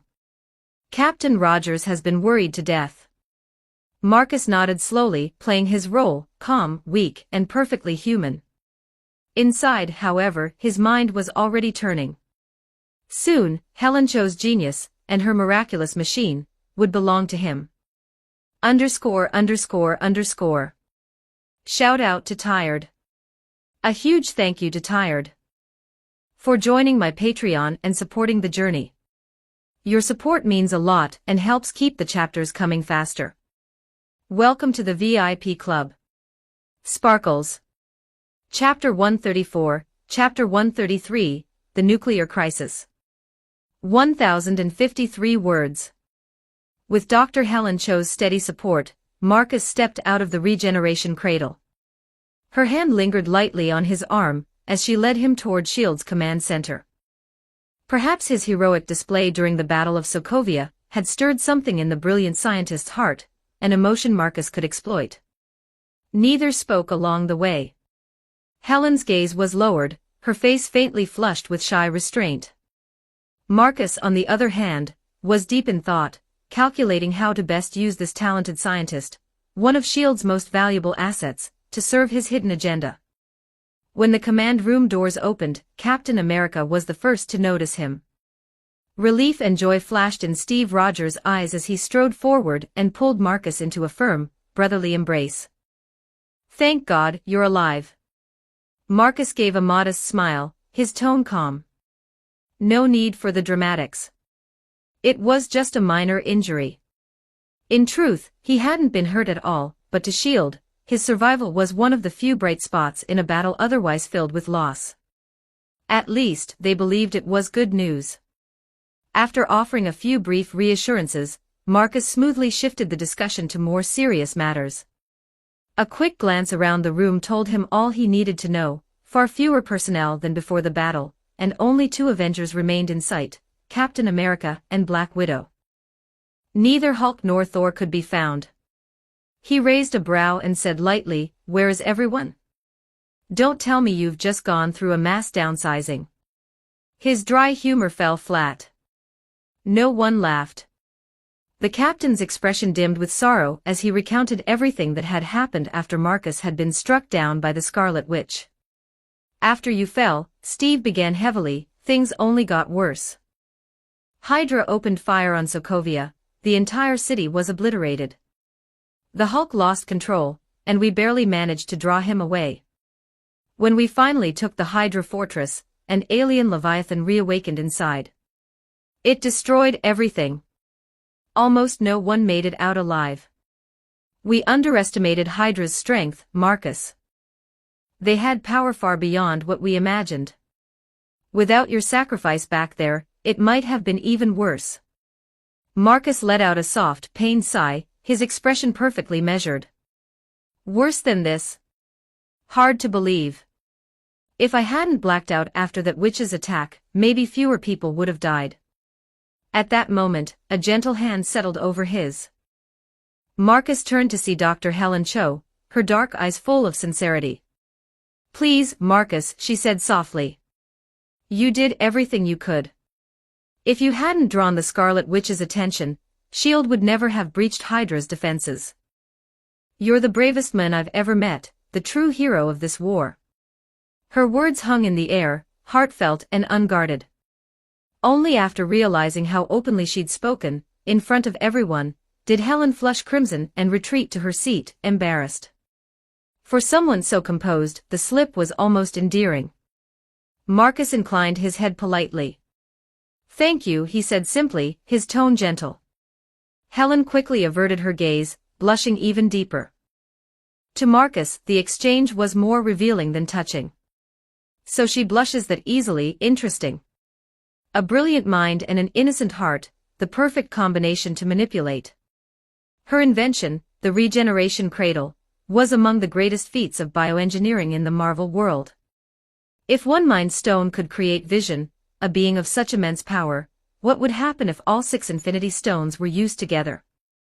The thought brought a faint smirk to his lips, a whisper of godhood. But his musings were interrupted by the arrival of Nick Fury. Marcus, Fury greeted in his usual low voice. Good to have you back. Yet the expression on his face carried little warmth. Their costly victory had clearly left the director deeply troubled. Marcus, maintaining his role, asked with apparent concern, I heard the Leviathan destroyed Hydra's fortress. Were we able to recover any of their research data before it was lost? Fury sighed and shook his head. We managed to secure the zombie virus files before the creature leveled the base. But we didn't have time to fully extract their notes on Chitauri technology.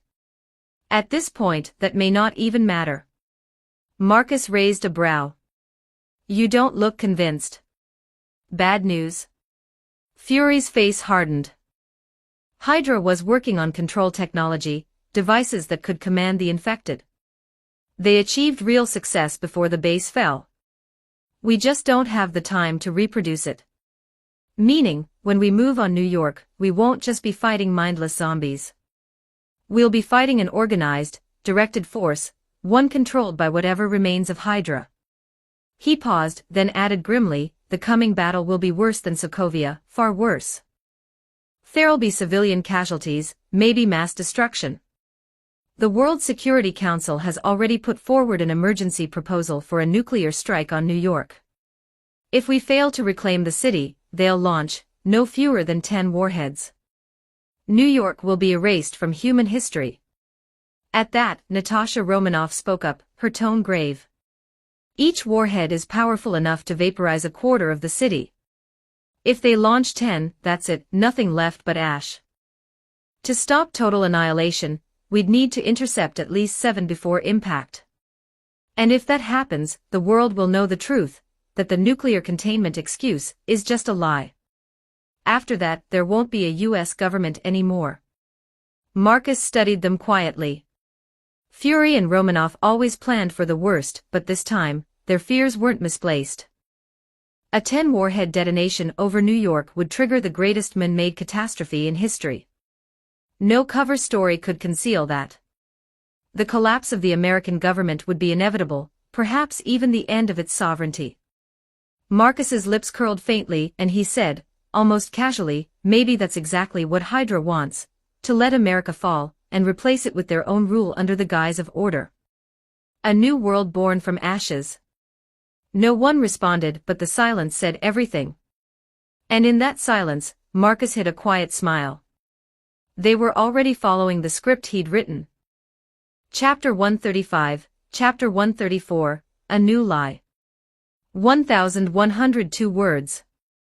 The decision to use nuclear weapons is pure insanity. We'll win this war, and we'll prove to the world that America can end this crisis without resorting to nukes.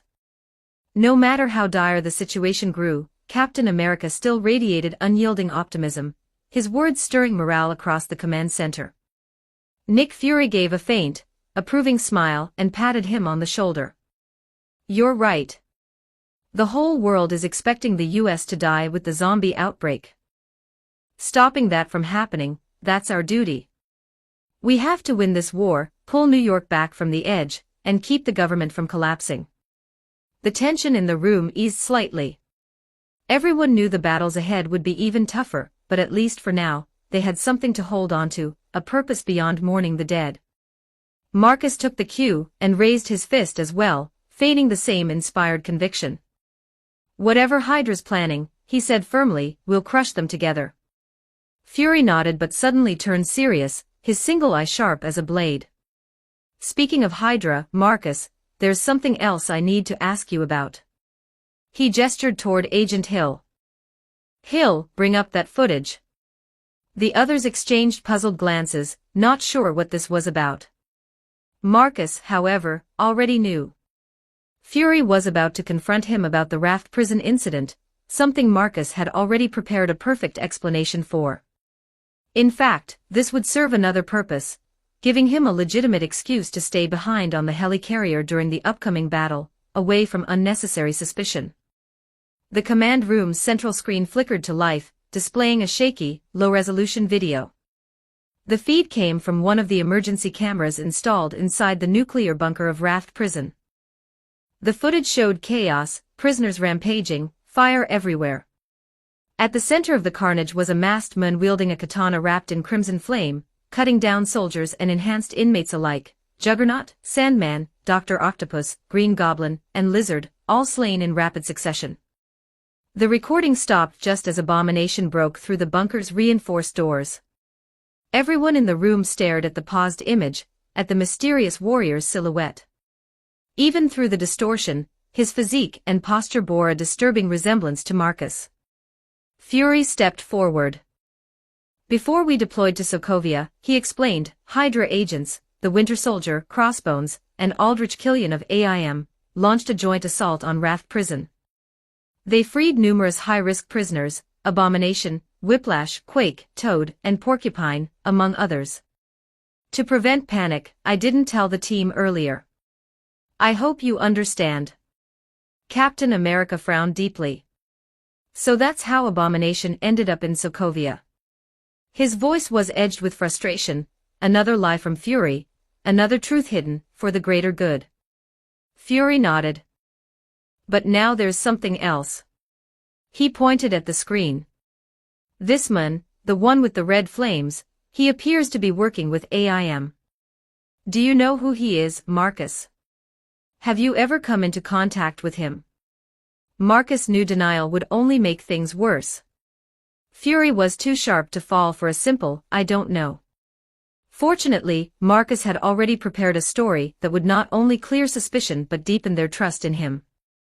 I thought he was dead, Marcus began solemnly, his tone low and measured. In fact, I thought I killed him. The room went still. You remember what I told you about my past, how I was raised among Hydra assassins.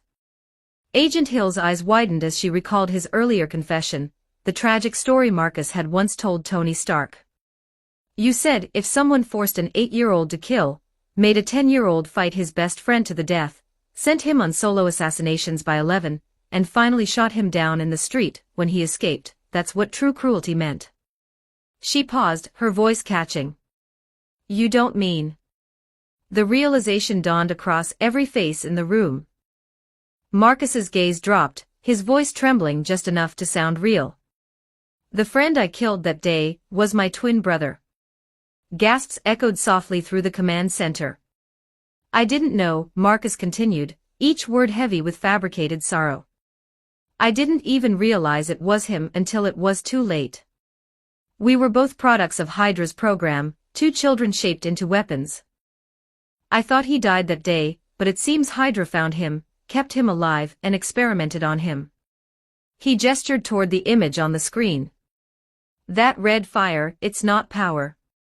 It's pain. The same torment I endured, magnified and twisted. I suppose he became what I could have been, if I'd never escaped. The silence that followed was suffocating. No one spoke. Even Fury, hardened by decades of espionage, hesitated, struggling between skepticism and sympathy. It was, in truth, one of the simplest lies Marcus had ever told.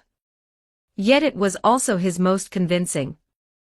Because sometimes the simplest stories, the ones painted in tragedy, are the easiest to believe. Fury finally exhaled.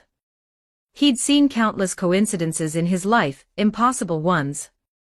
He knew that the Winter Soldier had once been Steve Rogers' best friend, Bucky Barnes. Stranger things had happened. Two men with similar builds, different powers, different circumstances. It was implausible they were the same person. A twin, on the other hand, that was possible. He rubbed his chin thoughtfully. Marcus, you're saying that man might really be your brother?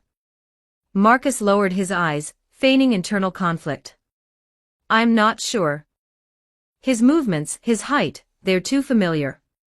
If it isn't coincidence, then it must be him. He let his voice crack, just slightly. But if he's still alive, I don't know if I could face him again. Not after what I did. Steve Rogers stepped forward, his expression sympathetic. Don't blame yourself, Marcus. If he really is your brother, no one expects you to fight him. Some things are beyond duty. Marcus looked up, eyes shimmering with just the right amount of emotion. Thank you, Captain. He lowered his gaze again, hiding the cold, calculating glint in his eyes. The best lies were those built on human compassion. And right now, they all believed his. _________. T/N. For readers who would like early access, my Patreon is available for just $4 per month. You'll unlock 80+ advanced chapters and help support ongoing works. Patreon.com/user?U=79514336. You may also search Translator Sama directly on Patreon. Your support is sincerely appreciated. Chapter 136, Chapter 135, Marcus's Request. 1,214 words. Nick Fury couldn't shake the feeling that something about Marcus's story didn't add up. The man's words fit too neatly, too conveniently, yet there was no clear reason to call him out. After all, what proof could he possibly have? Marcus had claimed his twin brother was separated from him nearly 8 years ago, back when he was a child. Any records from that time would be incomplete or long erased. There was nothing solid to disprove it. Even if Fury wanted to look for a rational explanation, the most he could imagine was cloning, and even that was a stretch. It wasn't entirely wrong, of course. The truth, that Marcus had two physical bodies operating simultaneously, was not far from cloning in principle. But how could Fury ever prove that? The idea that both men, the mysterious red-flamed warrior and Marcus himself, were actually one and the same was even harder to accept. During the Raft prison assault, Marcus had been under SHIELD surveillance the entire time. Not even teleportation could have allowed him to appear in two distant locations simultaneously. And as for duplication abilities, their powers were entirely different. One used crimson fire, the other metallic transmutation. It didn't fit any known superhuman pattern.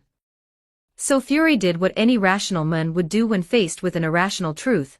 He accepted the most illogical explanation that felt emotionally right. Marcus's fabricated story, however unlikely, now seemed like the only plausible answer. And that, to Fury's frustration, made it even more convincing. Before Fury could ask anything more, Marcus suddenly raised his head and said calmly, "Nick, I have a request." Fury frowned slightly. "Go on." "I want you to imprison me." "What?" The room fell silent. Everyone stared at Marcus in shock, most of all Captain America, who immediately stepped forward, gripping Marcus's shoulders in disbelief. "Marcus, listen to me, whatever you've done, whatever's happened, it's in the past. You were forced into that life, you were a victim, not a criminal. You don't need to punish yourself for surviving." Fury gently pulled Rogers back. "Easy, Cap. Let's hear his reason first." "I don't think Marcus does anything without thought." Marcus lowered his head, feigning deep conflict. And then, channeling the perfect, battle-worn tone of an actor, he began. "I know I was forced into it," he said softly, "but that doesn't erase what I've done. Every person who died by my hand. I remember them. I can't pretend their blood isn't on me." He paused, his gaze hollow and uncertain. "And there's something else. I can still feel it, the instincts of a killer. I tell myself I've changed, but deep down, I'm not sure I have. What if that man, my brother, stood before me and begged for my help? Would I hesitate, or would I fall back into the same darkness?" His voice trembled. "I don't want to find out. Try to understand." A hush fell over the room. And then, from the corner, a clear and emotional voice broke the silence. "Yes, I understand, Mr. Marcus." All eyes turned toward Dr. Helen Cho, the only one who'd used his name properly. Her face was pale but resolute as she stood and clasped Marcus's hand tightly between her own. "No matter what you think of yourself," she said passionately, "you are a hero. Evil men don't risk their lives to save others. They don't fear their own power. The fact that you do, that you'd rather be imprisoned than risk hurting someone, that's proof of your goodness." Her voice trembled near the end, her conviction raw and sincere. It was only after realizing everyone was staring, with expressions ranging from amusement to surprise, that Helen flushed bright red. She muttered something unintelligible and hurried out of the room, nearly tripping over herself as she escaped down the hall. Marcus watched her go, smiling faintly to himself. How predictable. "She's right, Marcus," Captain America said firmly once the door closed. "You're not a bad man. You've risked too much to ever be mistaken for one." Marcus gave a solemn nod, a perfect performance of quiet humility. But the final decision, as always, rested with Nick Fury. The director stood in silence, his one eye narrowing as he studied Marcus. Something about the man still didn't sit right. Why request imprisonment voluntarily? What was he trying to avoid, or conceal? Was it guilt? Or fear of losing control? Or perhaps something else entirely? Fury couldn't tell. But one thing was certain, it was safer to have Marcus contained where they could watch him. "All right," Fury said at last. "If you're worried about losing control, then we'll keep you here on the helicarrier. There's one containment unit that might hold you, the same one we used for Loki." Marcus bowed his head slightly. "Thank you, Director." Fury nodded curtly. "You'll remain there until the New York operation is over. After that, we'll reassess." Under armed escort, Marcus was led deep into the helicarrier's restricted sector. There, suspended in midair by 4 reinforced pillars, stood a massive cylindrical glass cell, the very same design once used to imprison the god of mischief. The chamber was composed of reinforced polymer glass strong enough to withstand a full-force strike from Thor's hammer. It could also be jettisoned from the helicarrier like a bomb pod, dropping any occupant thousands of feet to their death. Marcus entered without resistance. The door sealed shut behind him, locking into place with a resonant hiss. To the others, it was a sign of faith and restraint, a hero's self-imposed exile. To Marcus, it was nothing but theater. The indestructible glass walls might as well have been paper. His high-frequency blade could slice through them effortlessly. And even if he didn't wish to damage the chamber, there were simpler ways: remote control of the helicarrier's system, or perhaps a gentle request to the right person. Helen Cho, for example. A few soft words and a staged moment of vulnerability, and she'd release him without hesitation. No, Marcus's request to be imprisoned had nothing to do with guilt or remorse. It was strategy. Just like Loki before him, Marcus intended to destroy the helicarrier from within. And this time, his plan would be far more devastating. For this ship didn't just carry soldiers and weapons. It carried nuclear warheads, enough to obliterate cities. Once he took control, Marcus could redirect them all, not at his own army in Queens, but at the combined human forces preparing to strike him. When Marcus stepped into that glass cell, the final piece of his infiltration fell into place. By the time the Avengers and the military marched to war, their greatest weapon, and their greatest threat, would already be sitting right above their heads. ________. T/N. For readers who would like early access, my Patreon is available for just $4 per month. You'll unlock 80+ advanced chapters and help support ongoing works. Patreon.com/user?u=79514336. You may also search Translator Sama directly on Patreon. Your support is sincerely appreciated. Chapter 137, Chapter 136, The Arc Reactor. 1080 words. After completing his infiltration of S.H.I.E.L.D., Marcus once again shifted his consciousness back to his true body in Queens, New York. When he awoke inside the new Umbrella Corporation, it was already past 11 at night. Whiplash had just sent word: the weapon modifications Marcus had commissioned were finished. When Marcus arrived at Whiplash's laboratory, the towering Russian was working shirtless at a steel workbench, hammering furiously on the frame of an exoskeleton. Sparks flashed and danced through the dim room, illuminating the walls like bursts of lightning. He looked less like a scientist and more like a blacksmith forging the weapon of a god. How did the modifications turn out? Marcus asked as he approached. Whiplash glanced up, wiped sweat from his brow, and snorted. The materials are top-notch, but the craftsmanship. The balance is off, the handles are poorly designed, and whoever forged them clearly had no idea what they were doing. And worst of all, they weren't even properly maintained. Marcus chuckled softly. Coming from Whiplash, that was almost a compliment. The Weapon X project had produced these blades, the same program that created Wolverine, and yet Whiplash dismissed the US government's engineering as primitive. He wasn't wrong, though. The difference between an ordinary scientist and a true genius of supertechnology was like the gap between earth and sky. As for the poor maintenance, that was probably Deadpool's fault. Marcus took the two blades in hand, the adamantium katana and the carbon steel alloy blade, and noticed that the handles had been completely redesigned. They now resembled high-tech hilts, not unlike lightsabers from Star Wars. Thin wires ran from the handles to a small cylindrical power core pulsing with a faint blue light. Marcus instantly recognized it, a miniature arc reactor, the same type that powered Tony Stark's Iron Man armor. Despite its size, the arc reactor was a marvel of energy engineering. Even the earliest versions could output over 300 megajoules per second, enough to power a full Iron Man suit. The one Whiplash had constructed wasn't quite at Tony's level, but it came close, and for something designed merely to power two blades, it was absurdly overqualified. Marcus pressed a button on one of the hilts.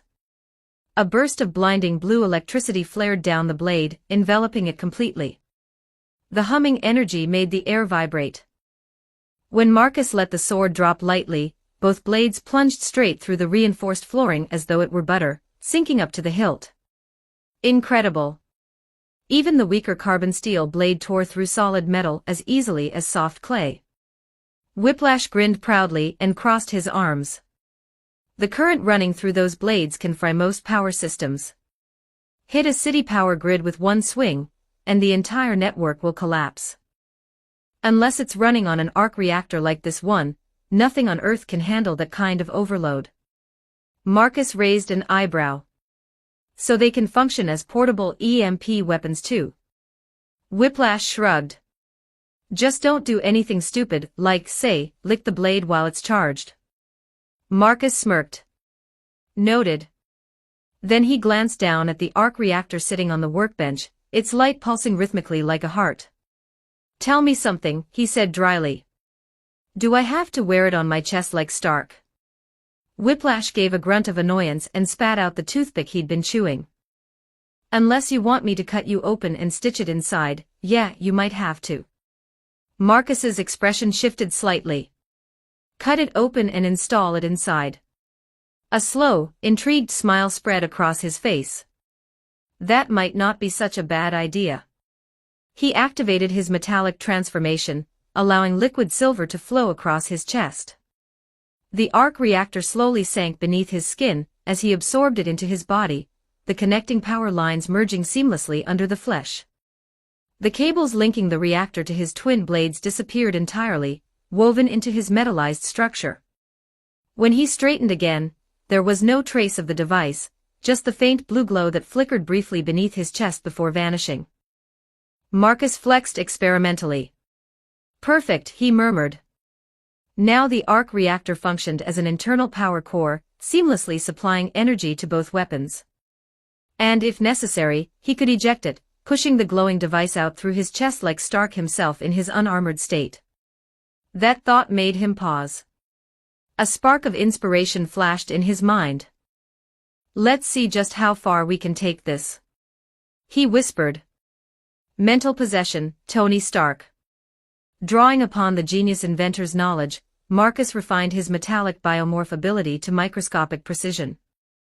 Under his control, his body began to reshape, atom by atom, replicating the intricate structure of the Iron Man armor's arm modules. Not just the repulsor system, but the magnetic actuators, pulse emitters, and microservos within the gauntlets. In stunned silence, Whiplash watched as Marcus's right arm transformed. Smooth plates slid into place, interlocking into a perfect imitation of Stark's gauntlet, only silver instead of red and gold. In the center of Marcus's palm, light began to gather. Boom! A blinding pulse of energy exploded from his hand, striking the far wall with the force of a cannon. The reinforced alloy plating buckled, leaving a blackened crater where it struck. Marcus flexed his smoking hand, grinning. So it works. Indeed it did, perhaps even better than Stark's own design. His biometal cooled faster than Tony's gold titanium alloy, allowing higher firing frequency and sustained output. The internal arc reactor provided a constant, independent energy supply. Encouraged, Marcus continued shaping the armor, the transformation spreading across his body like liquid mercury. Plates formed over his limbs, chest, and head until, at last, he stood completely encased in gleaming silver armor. The faceplate sealed with a hiss, and a cascade of holographic HUD displays illuminated before his eyes. For all intents and purposes, Marcus had just created a biometallic Iron Man suit, one that needed no machinery, no assembly, and no human pilot. It was him. A living Iron Man, a weapon fueled not by genius, but by evolution itself. _____. Shout out to Lord Akram. A huge thank you to Lord Akram for joining my Patreon and supporting the journey. Your support means a lot and helps keep the chapters coming faster. Welcome to the VIP Club. Sparkles. Chapter 138, Chapter 137, The Black Spider. 1053 words. What a convenient ability you have, Whiplash remarked, circling Marcus as he stood clad in his gleaming silver Iron Man armor. Even with his expert eye, he couldn't deny the craftsmanship. The exosuit's design ranked among the finest he had ever seen. Of course, that was only natural.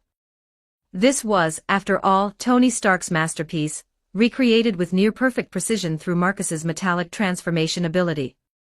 Every detail, every contour of the armor's structure was replicated from Stark's genius design. Still, Whiplash couldn't resist pouring cold water on the moment. Don't get ahead of yourself. I'm talking about the appearance and structure. Can that thing actually move? Marcus hesitated. He flexed experimentally, and immediately understood what whiplash meant. The armor couldn't move properly.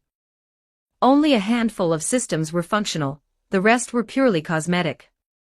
The joints locked, the servos refused to respond, and the internal balance felt all wrong. The reason was simple. While the arc reactor in his chest provided energy, the Iron Man armor wasn't made entirely of metal. Roughly 80% of it was, but the remaining components relied on non-metallic materials, such as polymer actuators, lubricants, and magnetic insulators. His power could only reproduce metallic parts, leaving the rest incomplete. It was, frankly, embarrassing. Whiplash smirked knowingly. No ionized plasma channels, no magnetic dampeners, no fuel injectors, and no carbonized lubricants. Your ability only reconstructs the metal components, doesn't it?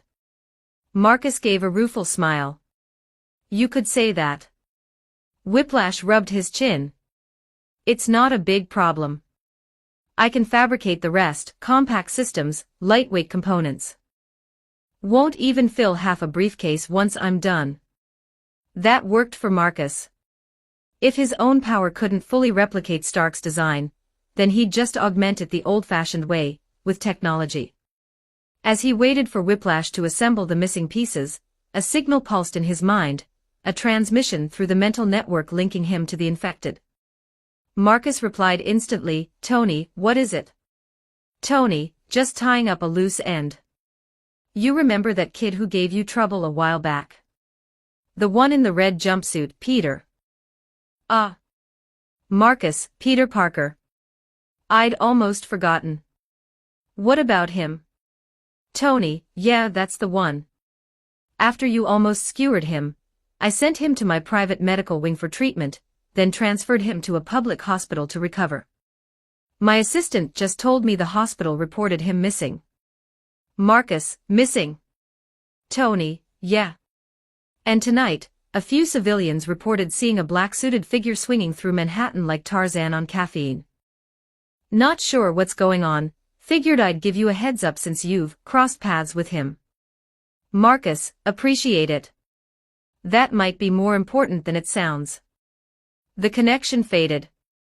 Marcus's eyes narrowed. Black suits swinging across rooftops. There was only one person who moved like that, Spider-Man. But Peter Parker's signature red and blue outfit had apparently turned pitch black, and his sudden disappearance from the hospital wasn't a coincidence. He wasn't just missing, something had changed him. Looks like you're off to play hero again, Whiplash said dryly, handing Marcus a freshly forged black combat jacket made of advanced composite fabric. Marcus smirked. Not exactly. Let's just say, something out there's caught my interest. If his guess was right, tonight he might just come across a very special find, a living entity from beyond the stars. Not as powerful as Loki's scepter, perhaps, but still one of the most fascinating life forms in the Marvel Universe. After donning the reinforced black jacket Whiplash had prepared, Marcus finally completed his functional Iron Man-like suit. The integrated thrusters ignited beneath his feet, propelling him skyward through the hole he had blasted earlier with his repulsor cannon. Being Iron Man doesn't feel half bad, he murmured, soaring into the night. High above the city, the darkened sprawl of New York stretched beneath him. Queens was completely blacked out, no lights, no movement, nothing but silence. Even the other boroughs, once vibrant with nightlife, now looked like dim, scattered patches of civilization. And who could blame them? After the chaos, the explosions, and the government's official excuse of a nuclear radiation leak, most citizens had fled in panic. Fury had even gone so far as to stage the deception, having radioactive waste dumped in several districts to make the cover story convincing.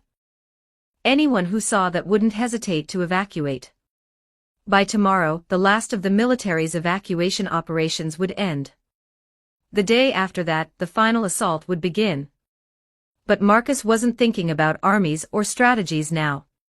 He had only one goal, to confirm his theory. He soared higher, activating his sensors. Within the helmet, holographic displays flickered to life, scanning the city grid in real time. Dozens of live camera feeds and motion scans flashed before his eyes, but without an AI like Jarvis, he had to process everything manually. He grimaced slightly. Whiplash really isn't built for this kind of software work. Perhaps he'd borrow Tony's genius for that next time. As that thought crossed his mind, a flare of movement caught his attention. But it wasn't the black-suited Spider-Man. It was something else, a moon wreathed entirely in flame, streaking across the sky like a comet. Marcus instantly recognized him. Johnny Storm, the Human Torch of the Fantastic Four. Normally, Johnny never operated alone, he was rarely seen without his team. For him to be flying solo through the darkened city meant something serious was happening. Marcus decided to find out. He lowered altitude, angled his thrusters, and glided closer until he was flying parallel to the blazing figure. "Hey, Fire Guy," he called out, mimicking Tony Stark's confident tone through the voice filter. "What's got you flying around here at this hour?" Approaching Johnny as Iron Man wasn't just harmless fun, it was strategy. If he wanted to get close to Spider-Man without raising suspicion, a familiar face and familiar armor would make the perfect disguise. _________. T/N. For readers who would like early access, my Patreon is available for just $4 per month. You'll unlock 80+ advanced chapters and help support ongoing works. Patreon.com/user?U=79514336. You may also search Translator Sama directly on Patreon. Your support is sincerely appreciated. Chapter 139, Chapter 138, The Super Cannon Fodder. 907 words. I'm the Human Torch, not Fire Guy. Is that you?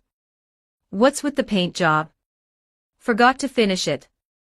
The Human Torch turned midair, instantly recognizing the sleek silhouette of the iconic Iron Man armor. Seeing the silver armor, he simply assumed it was Tony Stark in yet another one of his experiments. No, Marcus replied smoothly, imitating Tony's tone perfectly.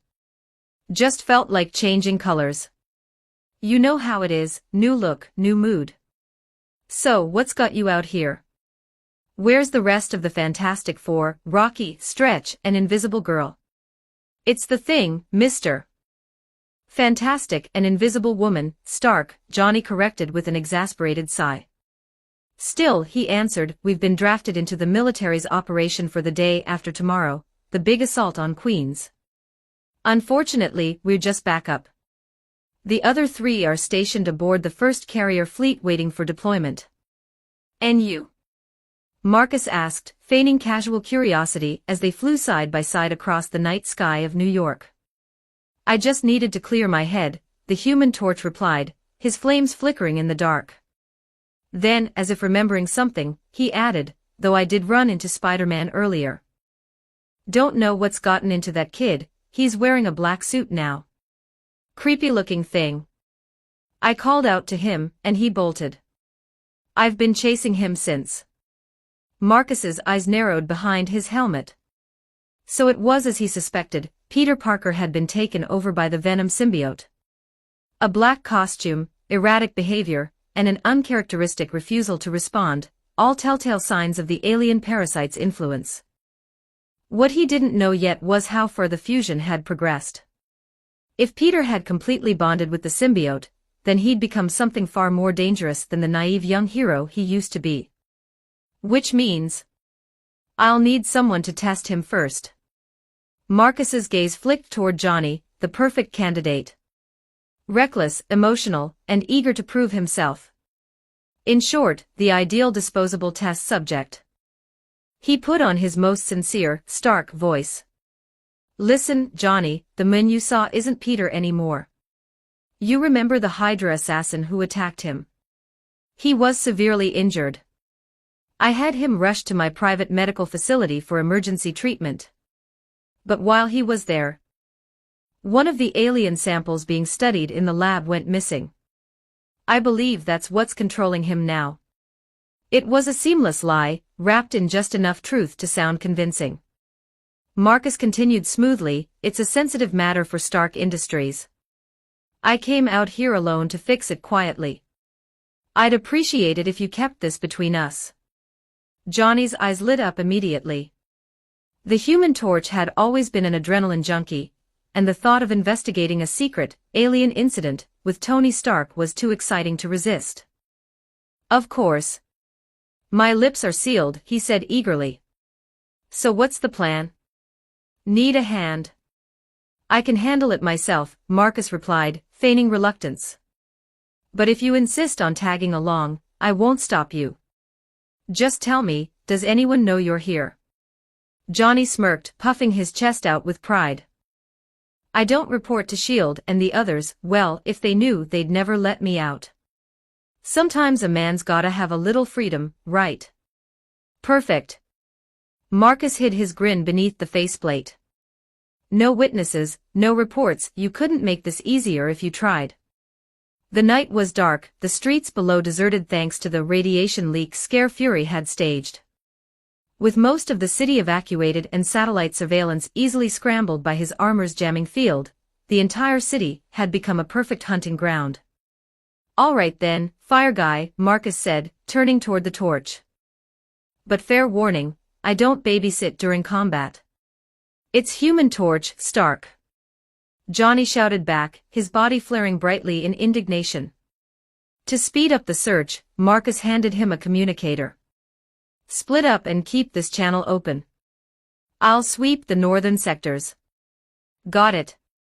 You won't regret having me on your team," Johnny said, then shot off into the distance like a streaking meteor. Marcus, of course, had no intention of searching separately. Instead, he circled wide through the air and silently tailed the Human Torch from a distance. The plan was simple: let Johnny find Spider-Man first, and then let the two clash.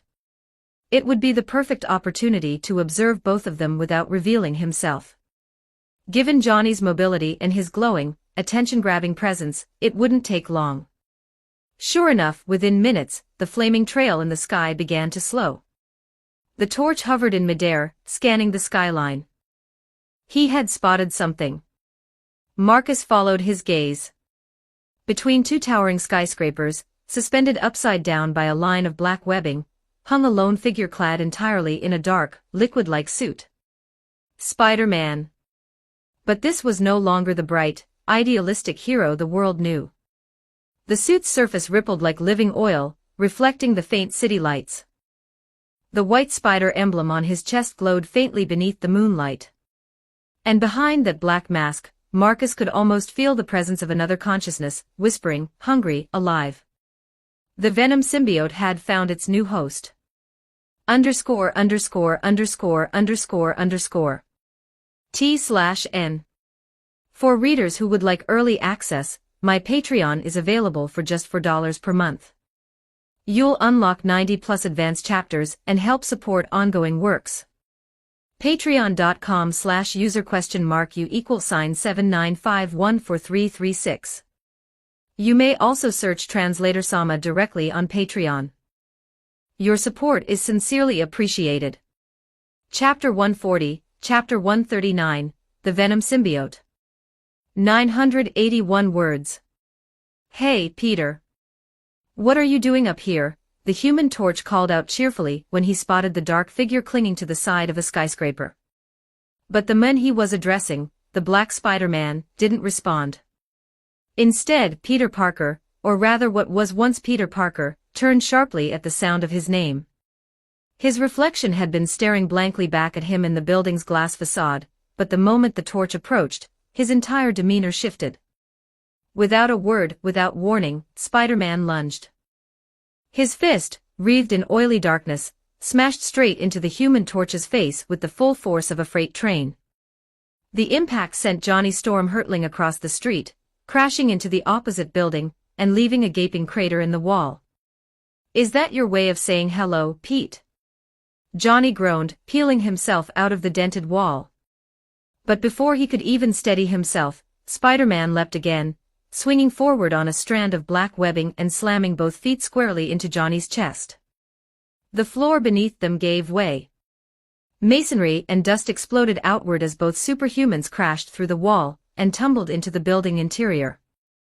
The Human Torch skidded across the floor for nearly 10 meters before coming to a stop, leaving a charred trail in his wake.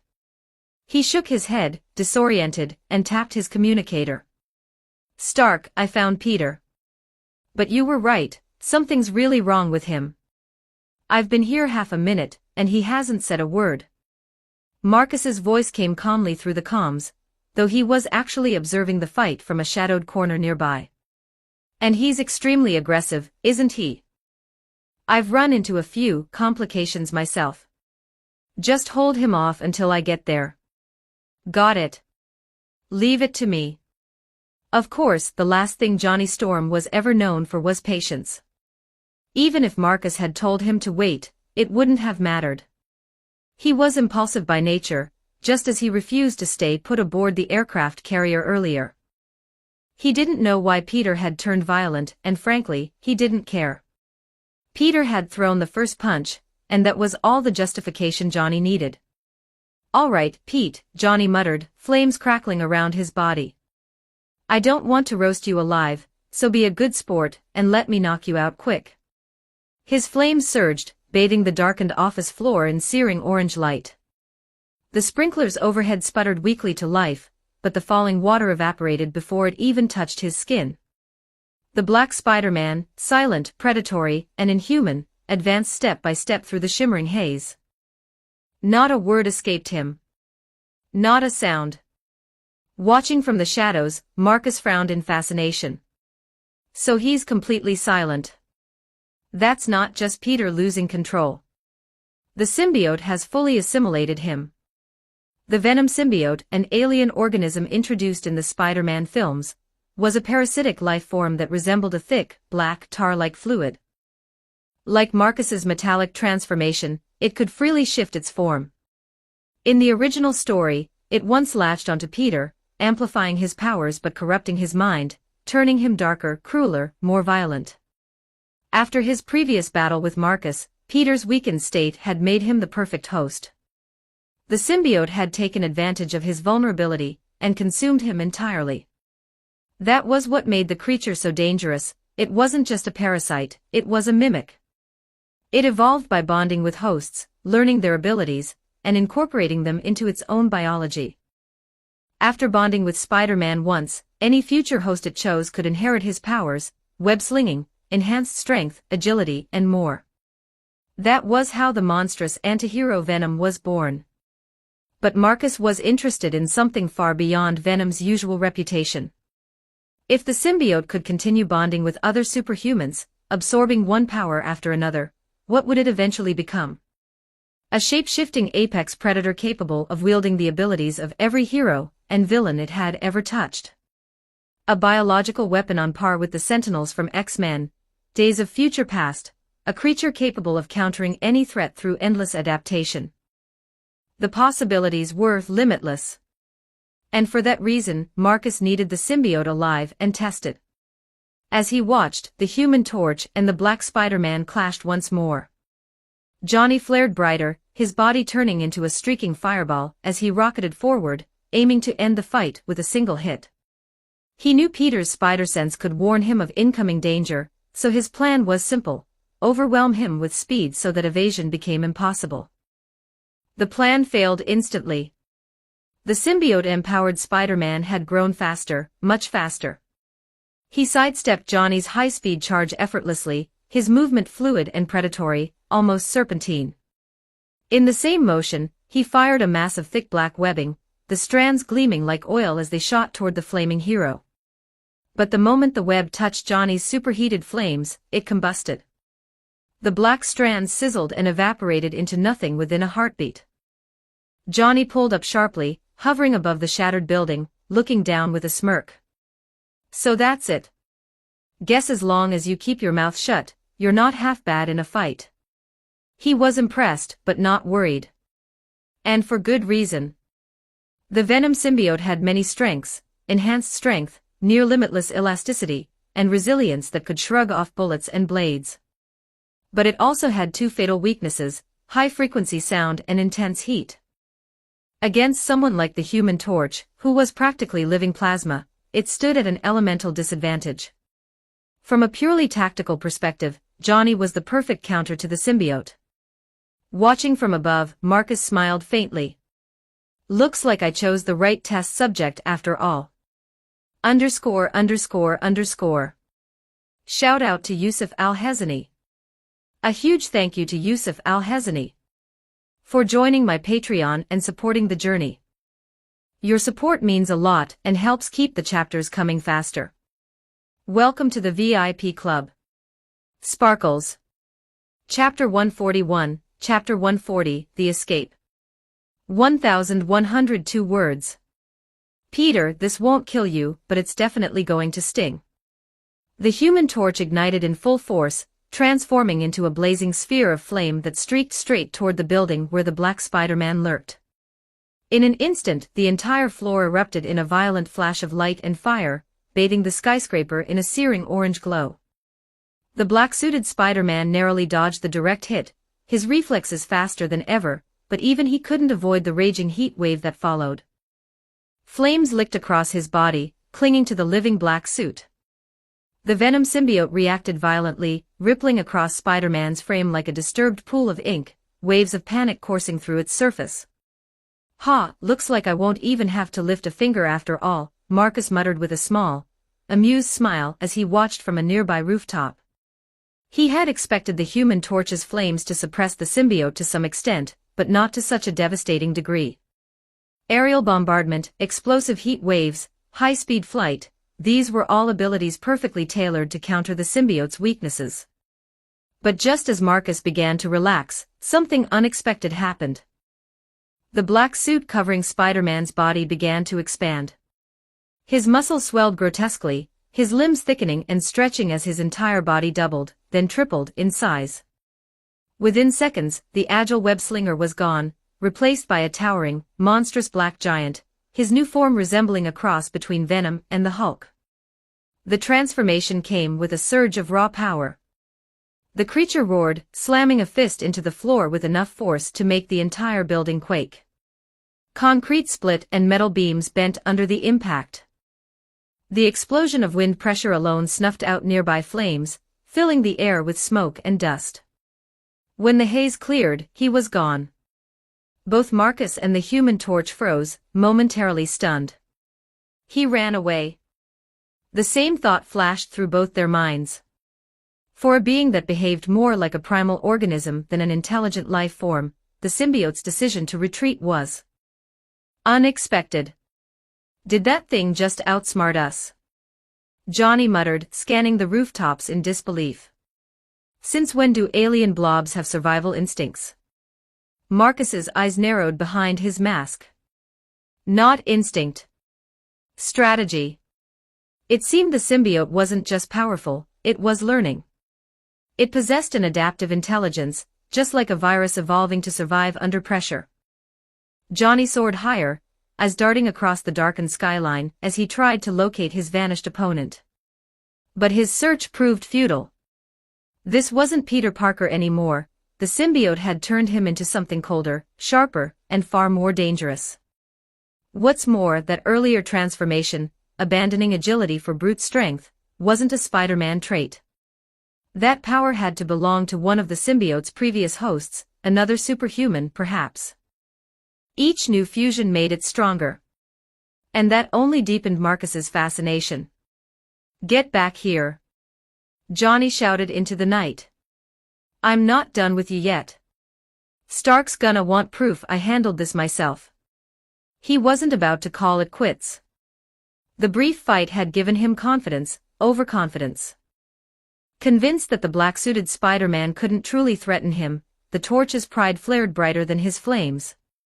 Meanwhile, the Black Spider-Man, his suit now smoldering and charred, slipped into the shadows between the buildings.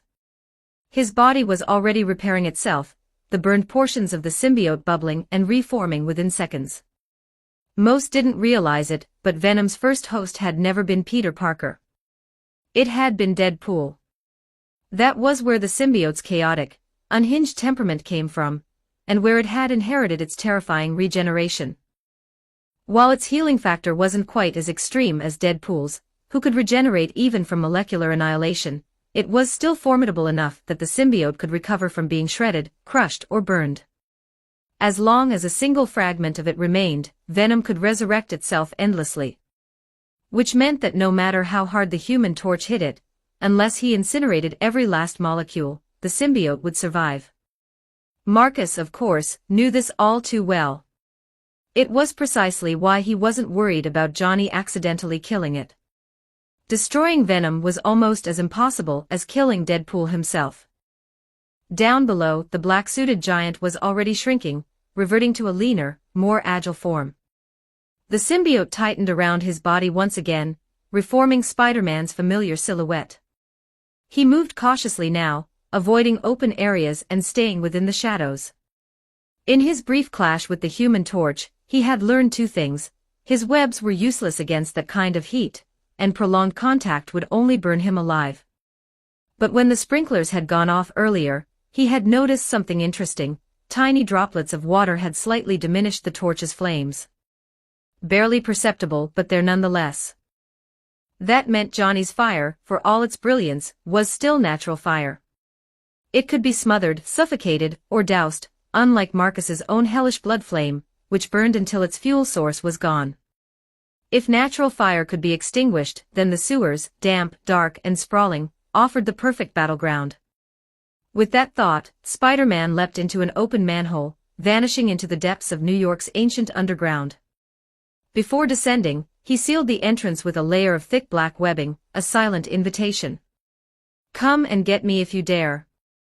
Up above, Johnny hovered in the air, flames roaring around him. He spotted the sealed opening almost immediately. "Oh, you think that's gonna stop me," he muttered, smirking.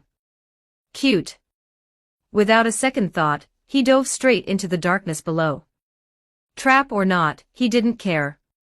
He wasn't going to stop until he burned that black slime off Peter's body. New York's sewers were more than just a drainage system. Older than the city itself, they formed a vast, twisting labyrinth, an underground world that connected subway tunnels, electrical conduits, and forgotten shelters. Many urban explorers had ventured down there and never come back. Now, those same tunnels were about to witness a battle unlike anything in human history. Deep inside one of the abandoned subway lines, the Black Spider-Man stalked forward silently, guided by fragments of Peter's fading memories. Behind him, a bright orange glow illuminated the darkness, Johnny Storm, tearing through the tunnels like a comet, each fiery step leaving burning footprints in his wake. And not too far behind them both, moving unseen, was Marcus, following quietly, patiently, like a predator watching its prey hunt another. ________. T/N. For readers who would like early access, my Patreon is available for just $4 per month. You'll unlock 80+ advanced chapters and help support ongoing works. Patreon.com/user?u=79514336. You may also search Translator Sama directly on Patreon. Your support is sincerely appreciated. Chapter 142, Chapter 141, Nova Burst. 1046 words. Peter, this won't kill you, but it's definitely going to hurt. The Human Torch flared brighter, his entire body igniting into a blazing orb of fire. He dove like a comet into the subterranean tunnels, the air trembling from the heat alone.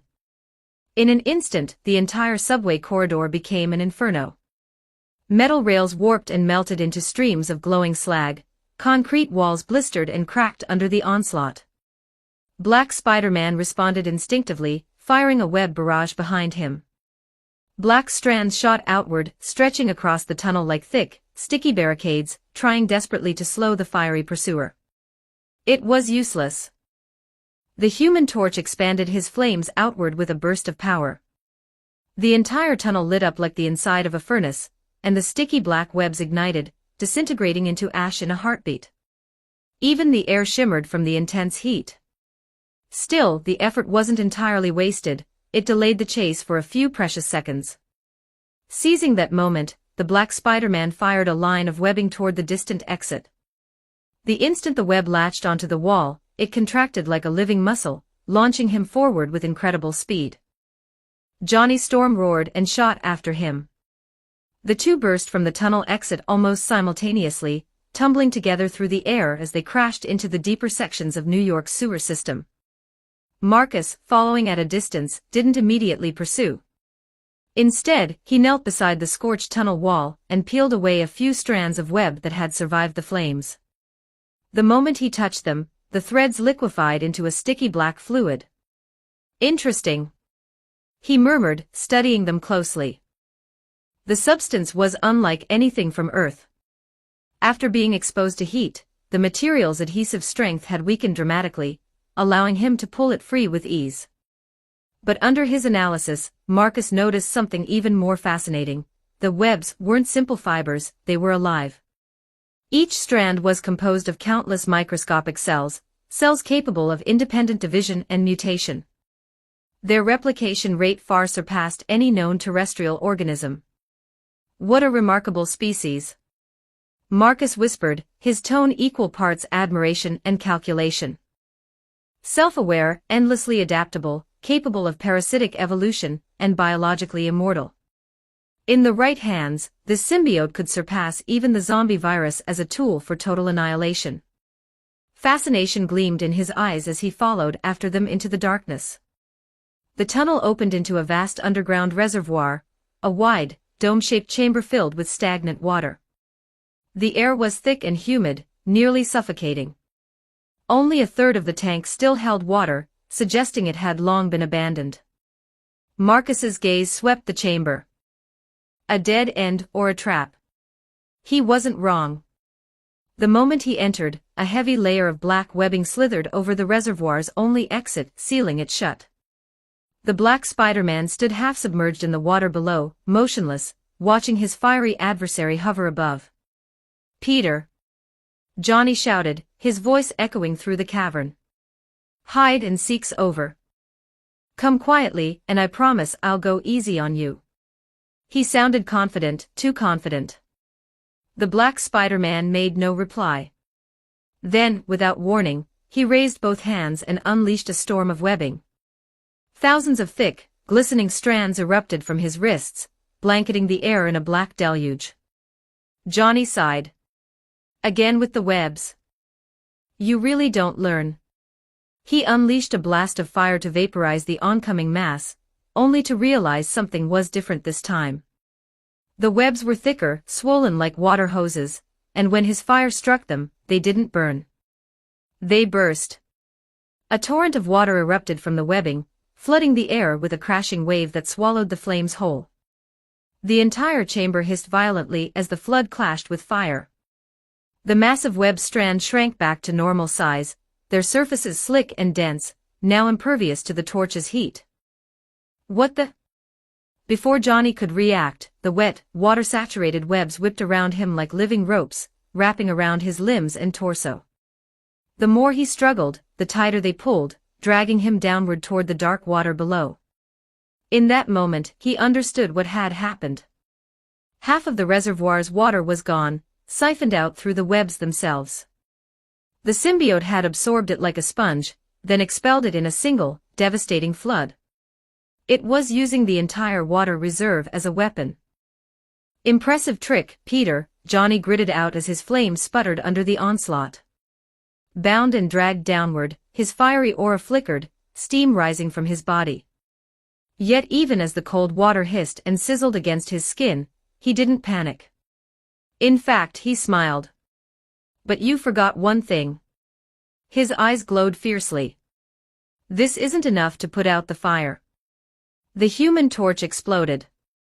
A surge of heat far greater than before burst from his body, blasting the water into vapor. The flames reignited, roaring with renewed fury as the bonds around him burned away. But he didn't stop there. The light from his body intensified, growing brighter and brighter until it illuminated the entire underground reservoir in a blinding orange-white glare. Within moments, Johnny Storm no longer looked human. He was a miniature sun, a living star blazing in the depths of the earth. The black Spider-Man recoiled, the symbiote writhing uncontrollably on his skin, its surface rippling like boiling tar. The heat was unbearable. This was no ordinary flame. This was the Nova Burst, the Human Torch's ultimate technique. A self-immolating explosion of power, unleashing temperatures exceeding 1 million degrees Fahrenheit, over 55,000 degrees Celsius. In that moment, he became a miniature star, an apocalyptic inferno that not even oceans could extinguish. Every drop of water in the reservoir vaporized in an instant. Steam engulfed the chamber like a white storm. Metal supports sagged, stone walls glowed red, and the symbiote screamed in agony, its black surface bubbling under the impossible heat. Marcus watched from afar, his expression unreadable. "So this is the true power of a superhuman," he murmured, the reflection of the miniature sun burning in his silver eyes. ______. Shout out to Brown Bear. A huge thank you to Brown Bear for joining my Patreon and supporting the journey. Your support means a lot and helps keep the chapters coming faster. Welcome to the VIP Club. Sparkles. Chapter 143, Chapter 142, The Death of the Human Torch. 1,173 words. When the Black Spider-Man realized that the flames engulfing the Human Torch were nothing more than natural fire, his plan to lure the fiery hero underground and use water-filled webs to extinguish him had seemed brilliant, almost cunning. But if the Human Torch could truly be defeated by a bit of water, then countless villains would have already drowned him long ago. It would never have come down to this. The truth was far crueler. The Human Torch, now blazing in his Nova Burst form, radiated the heat of a miniature sun. His body emitted light so intense it turned the subterranean chamber into a blinding inferno. The heat alone caused the Venom symbiote to shriek and recoil violently, its oily surface bubbling like flesh under acid. It writhed and screamed, desperate to escape Peter Parker's body as though it were being burned alive. "That's right, you damn parasite!" Johnny roared, advancing step by step, his molten aura growing brighter. "Give Peter back, now!" Each movement brought the searing heat closer, and the symbiote screamed louder, the agony driving it mad. Victory was nearly within reach. From the shadows, Marcus watched calmly, a faint smirk on his face. To the untrained eye it seemed the Human Torch had the upper hand, but Marcus knew better.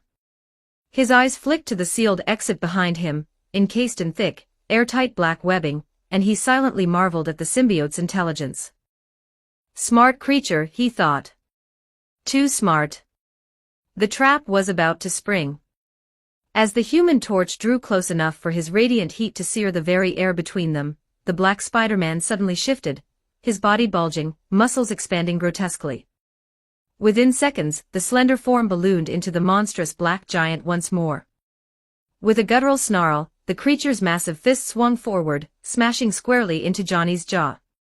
The blow sent him flying across the empty reservoir, his flaming body crashing against the dry concrete floor and rolling for meters before stopping. "You're digging your own grave." Johnny spat defiantly, forcing himself to stand. He thought the intense heat radiating from his Nova state would burn through the creature's skin on contact. But before he could react, the black giant lunged again. The massive foot came down like a hammer, striking his chest with a sickening crack. Blood sprayed from Johnny's mouth as he collapsed onto the scorched floor, gasping. That was when the realization hit him like a cold wave. The symbiote wasn't suddenly resistant to heat. He was weakening. His flames, his very power, were fading. He glanced around, confused. The walls weren't melting anymore.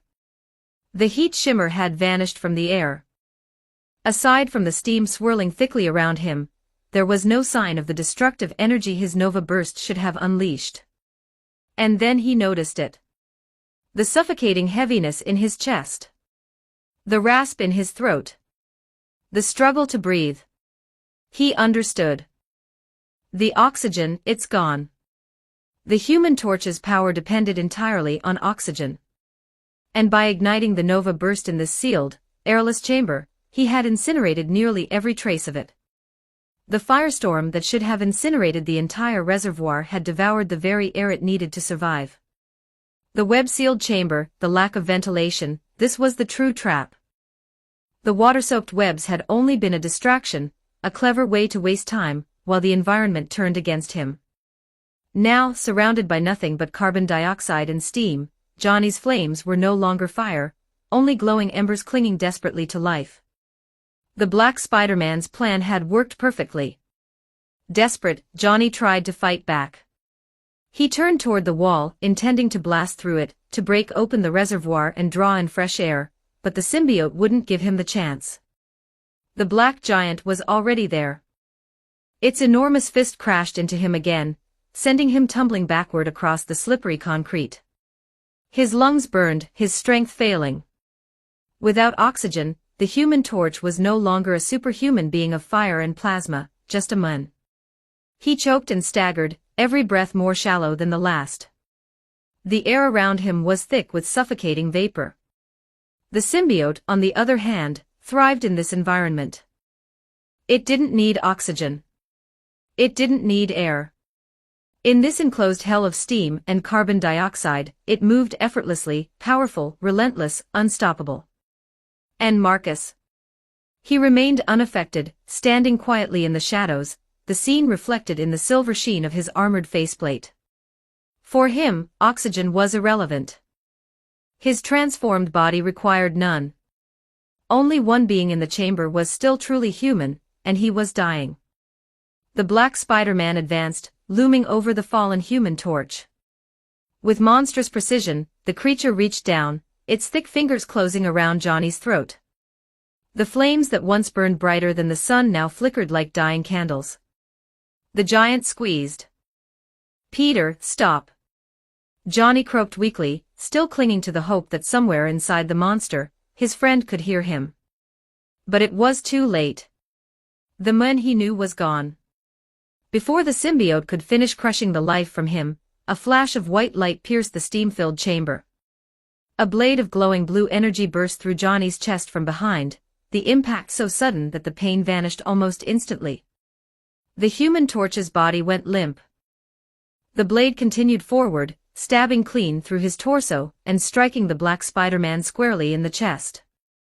The creature recoiled, letting go of Johnny's body as the weapon drove deep into its flesh. A surge of sparks illuminated the chamber. The attacker stepped into view, silver armor gleaming in the haze, the faint hum of repulsor servos echoing against the damp walls. It was Marcus. The Human Torch turned his head weakly, eyes widening in shock. Stark, he rasped, barely able to speak. "That you?" Marcus tilted his head slightly. His voice was calm. "You're mistaken, kid." He twisted the blade sharply, the crackle of electricity drowning out Johnny's strangled gasp. "I'm Whiplash." The blade tore through his chest, shredding his heart. The light in Johnny's eyes faded instantly, and his body slumped into the shallow water below. Marcus slowly withdrew the blade and turned away, leaving the weapon's hum echoing faintly in the cavern. He looked down at the small communicator device still clipped to Johnny's belt, the same one he had given him earlier. The device's recorder light blinked faintly.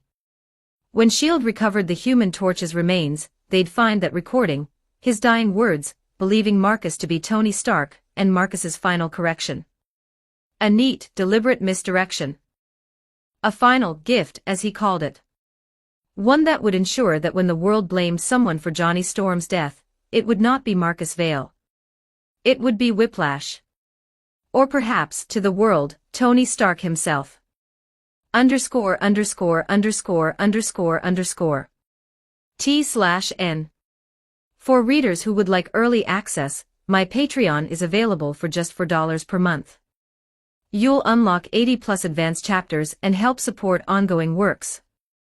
Patreon.com/user?u=79514336.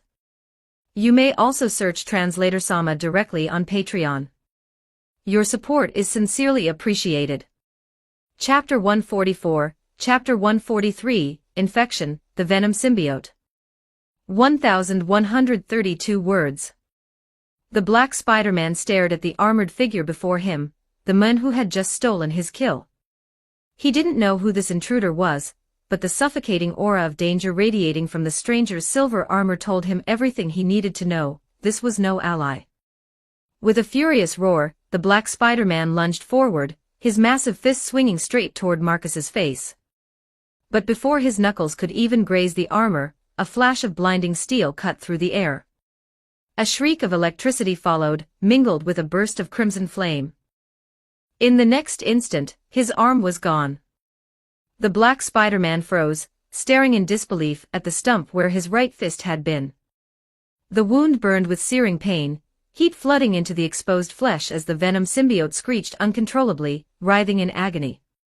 The monstrous giant form began to shrink, collapsing back into the lean frame of Spider-Man's original shape. Of course. When he transformed into the hulking giant, he sacrificed the fine-tuned precision of Spider-Man's senses, his spider sense included. Without it, he couldn't react in time to Marcus's strike. The moment he reverted, he shot a web from his left wrist, desperate to ensnare Marcus before the next attack came. Sticky black strands wrapped tightly around the armored man, giving the symbiote precious seconds to attempt regeneration. But nothing happened. The severed limb twitched violently, the living black tissue squirming like worms, but the missing hand refused to regrow. Impossible. Ever since the Venom symbiote had inherited Deadpool's regenerative ability, it had never failed to heal. Marcus tilted his head slightly, admiring his weapon, the carbon steel alloy blade, designed specifically to counter regenerative beings like Deadpool.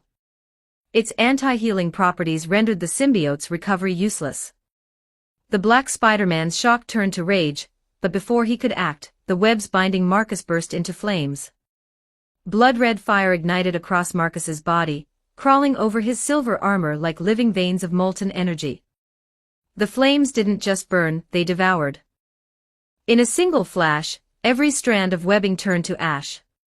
The sight made the symbiote recoil instinctively. Another flame user. It remembered the agony of the Human Torch's heat.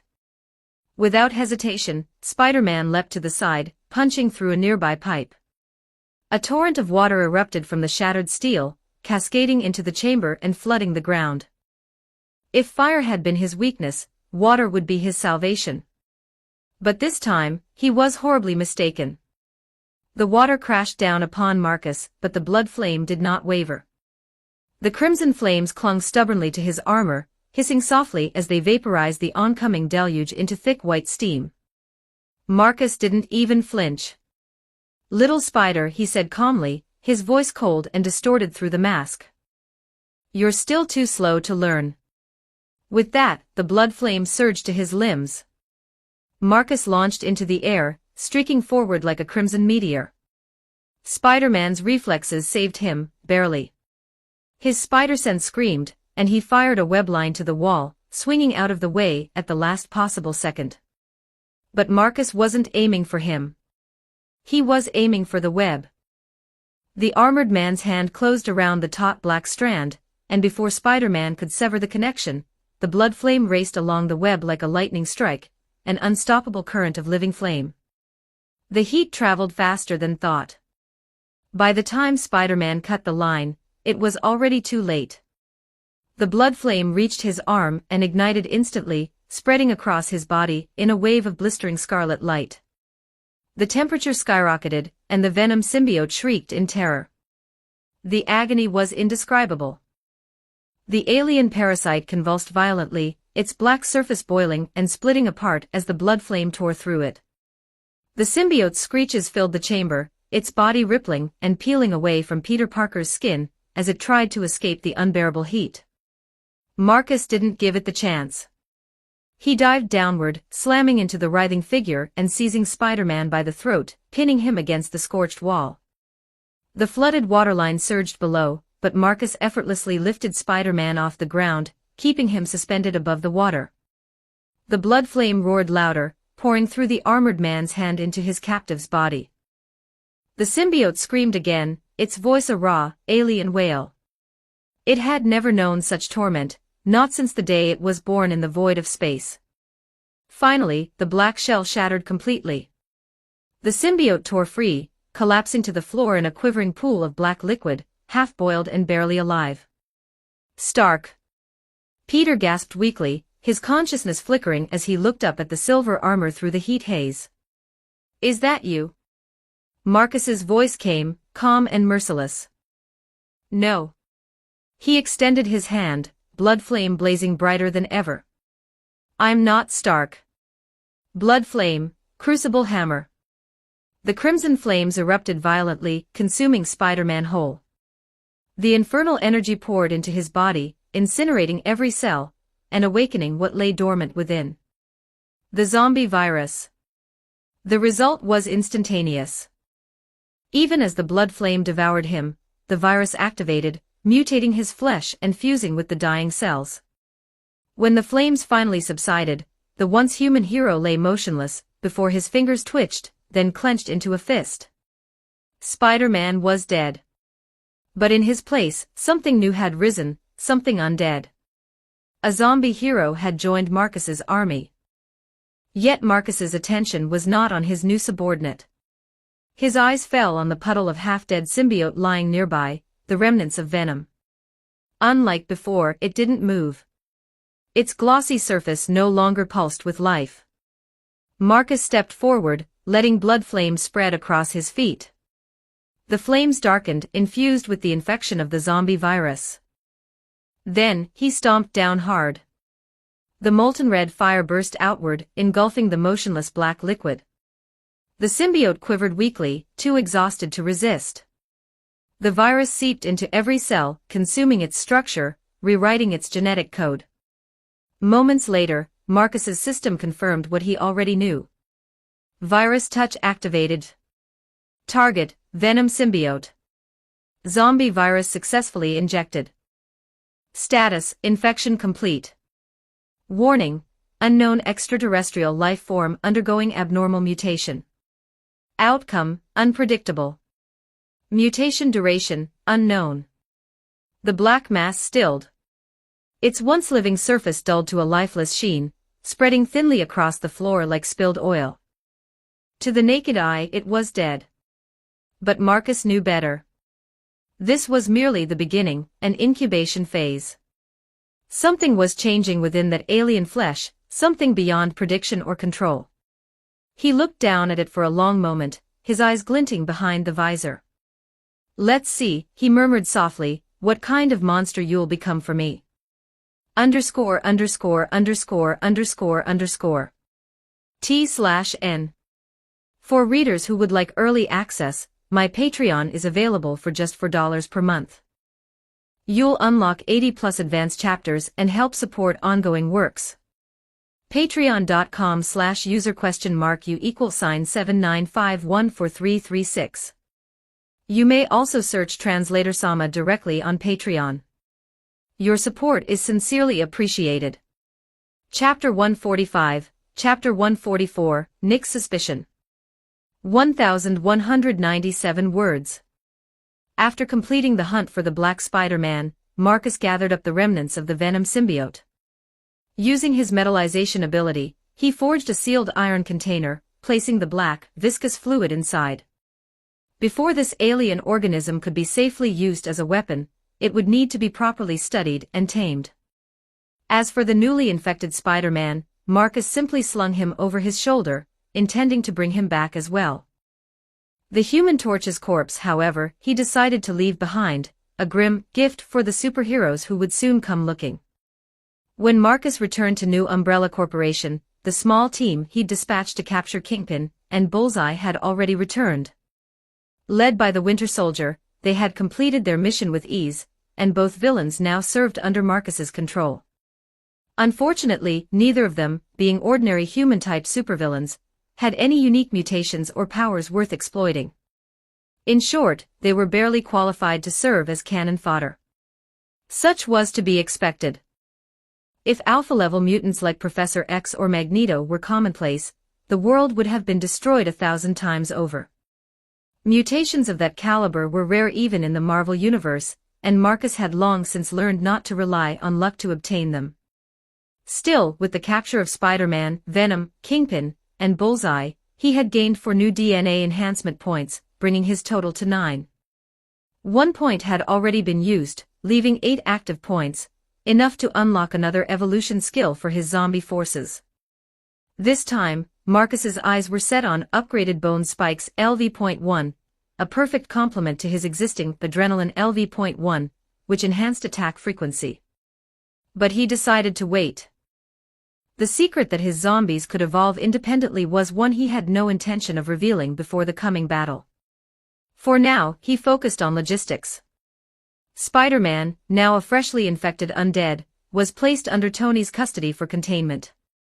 Marcus reasoned that someone who knew Peter Parker personally might have a better chance of controlling him, though the boy's unshakable morality and lack of exploitable weaknesses would make that no small feat. Still, Marcus didn't plan for Spider-Man to appear in the upcoming Battle of New York. Revealing his ability to subjugate superheroes could expose too much. If necessary, he could always revive the symbiote and reintroduce the Black Spider-Man later, stronger, more obedient, and more terrifying. The captured Venom symbiote, however, was far more intriguing. Marcus handed the specimen over to Dr. Kurt Connors, the Lizard, and Norman Osborn, the Green Goblin. Both were pioneers in biochemical engineering, one having created the Lizard serum, and the other the infamous Goblin formula. Marcus trusted that their expertise in mutagenic research would yield results even beyond Tony Stark's technological brilliance. Whatever might emerge from combining the zombie virus with the Venom symbiote, Marcus knew one thing for certain: it would not be anything human. With his operations finally in motion, Marcus allowed himself a rare moment of rest. His defenses against the coming human counterattack were now nearly complete, and the stage was set for tomorrow's great battle. "Time to sleep," he muttered, glancing at the clock. It was past midnight. For the first time in weeks, he would allow himself a full night's rest before the war began. The next morning, Manhattan. S.H.I.E.L.D. discovered the body of the Human Torch. Deputy Director Maria Hill briefed Nick Fury grimly. He was stabbed through the heart from behind, instant death. The scene shows signs of a fight, with extensive burn marks likely caused by his own flames. We also found traces of a strange, black, sticky substance resembling webbing nearby. According to our experts, it's not of terrestrial origin. Nick frowned deeply. Another alien organism. Was that what he went after? He rubbed his chin in thought, then quickly shook his head. If Johnny had actually found an alien life form, he would have contacted us immediately. He's impulsive but not careless. So why didn't he report it? Hill hesitated before replying. According to Mr. Fantastic's testimony, the Human Torch left the carrier without authorization. He likely encountered this organism by chance. Why he failed to contact us afterward remains unknown. Nick's expression darkened. "I told that kid 100 times not to act on his own," he barked, slamming his fist onto the table. After a few seconds, he exhaled slowly, forcing himself back into control. "What else did the forensics report show?" Hill continued, reading from her datapad. The autopsy revealed heavy electrical burns around the wound, consistent with a high-voltage strike from an advanced energy weapon. About 2 blocks from the scene, we found the remains of a miniature arc reactor, identical in design to the one built by Whiplash. Additionally, she added, Tony Stark reported seeing an Iron Man-style exosuit flying over New York last night, along with a break-in at one of Stark Industries' decommissioned weapons depots. She paused. Taken together, an electric wound, an arc reactor, and the recent prison break incident, all evidence points to the killer being Whiplash. "Do you agree, sir?" Nick didn't answer immediately. He was deep in thought, his one eye fixed on the holographic image of the destroyed arc reactor. Then he asked slowly. "Tell me, Hill, why would Whiplash leave an arc reactor behind?" Hill blinked. "Sir, that reactor was based on his father's technology. Even if damaged, it's too valuable to discard. He wouldn't just toss it aside for anyone to find. Unless..." Nick's expression hardened. Unless he wanted us to find it. You're suggesting he planted it on purpose. Hill frowned. But why? To prove his identity, Nick said quietly. Then, almost to himself, he added, or to shift suspicion. A terrible possibility began forming in his mind. He looked sharply at Hill. What if that reactor wasn't Whiplash's at all? What if it was Stark's, built to look like Whiplash's design? Hill's eyes widened. You think Tony staged this entire thing himself? That he's faking Whiplash's involvement? Maybe, Nick replied flatly. Maybe not. But we can't ignore the possibility. Hill hesitated. All right. I'll have the tech division run a comparative analysis between Stark's and Whiplash's reactor models. If there's any structural overlap or shared components, we'll find it. I should mention, Whiplash's engineering included several innovations Stark himself never documented. Distinguishing them won't be easy. Do it anyway, Nick ordered. And keep this quiet. This investigation is priority 1. He leaned back in his chair, rubbing his temples. Oh, and about that zombie virus vaccine project. You already assigned Stark to the research team, correct? Yes, sir. He's been granted partial access. Restrict him, Nick said sharply. He stays in his lab. No contact with the vaccine's core technology, no oversight privileges. I don't care how much he complains. Hill exhaled quietly, giving a weary smile. Sir, are you sure you want to treat him like this? Nick's one eye hardened, cold and unblinking. If it's necessary, he said, then yes. __________. T/N. For readers who would like early access, my Patreon is available for just $4 per month. You'll unlock 140+ advanced chapters and help support ongoing works. Patreon.com/user?u=79514336. You may also search Translator Sama directly on Patreon. Your support is sincerely appreciated. Chapter 146, Chapter 145, The U.S. Army Assembles. 1,079 words. After the debriefing on the Human Torch's death, Nick Fury boarded a maglev transport jet, which slowly ascended from the helicarrier.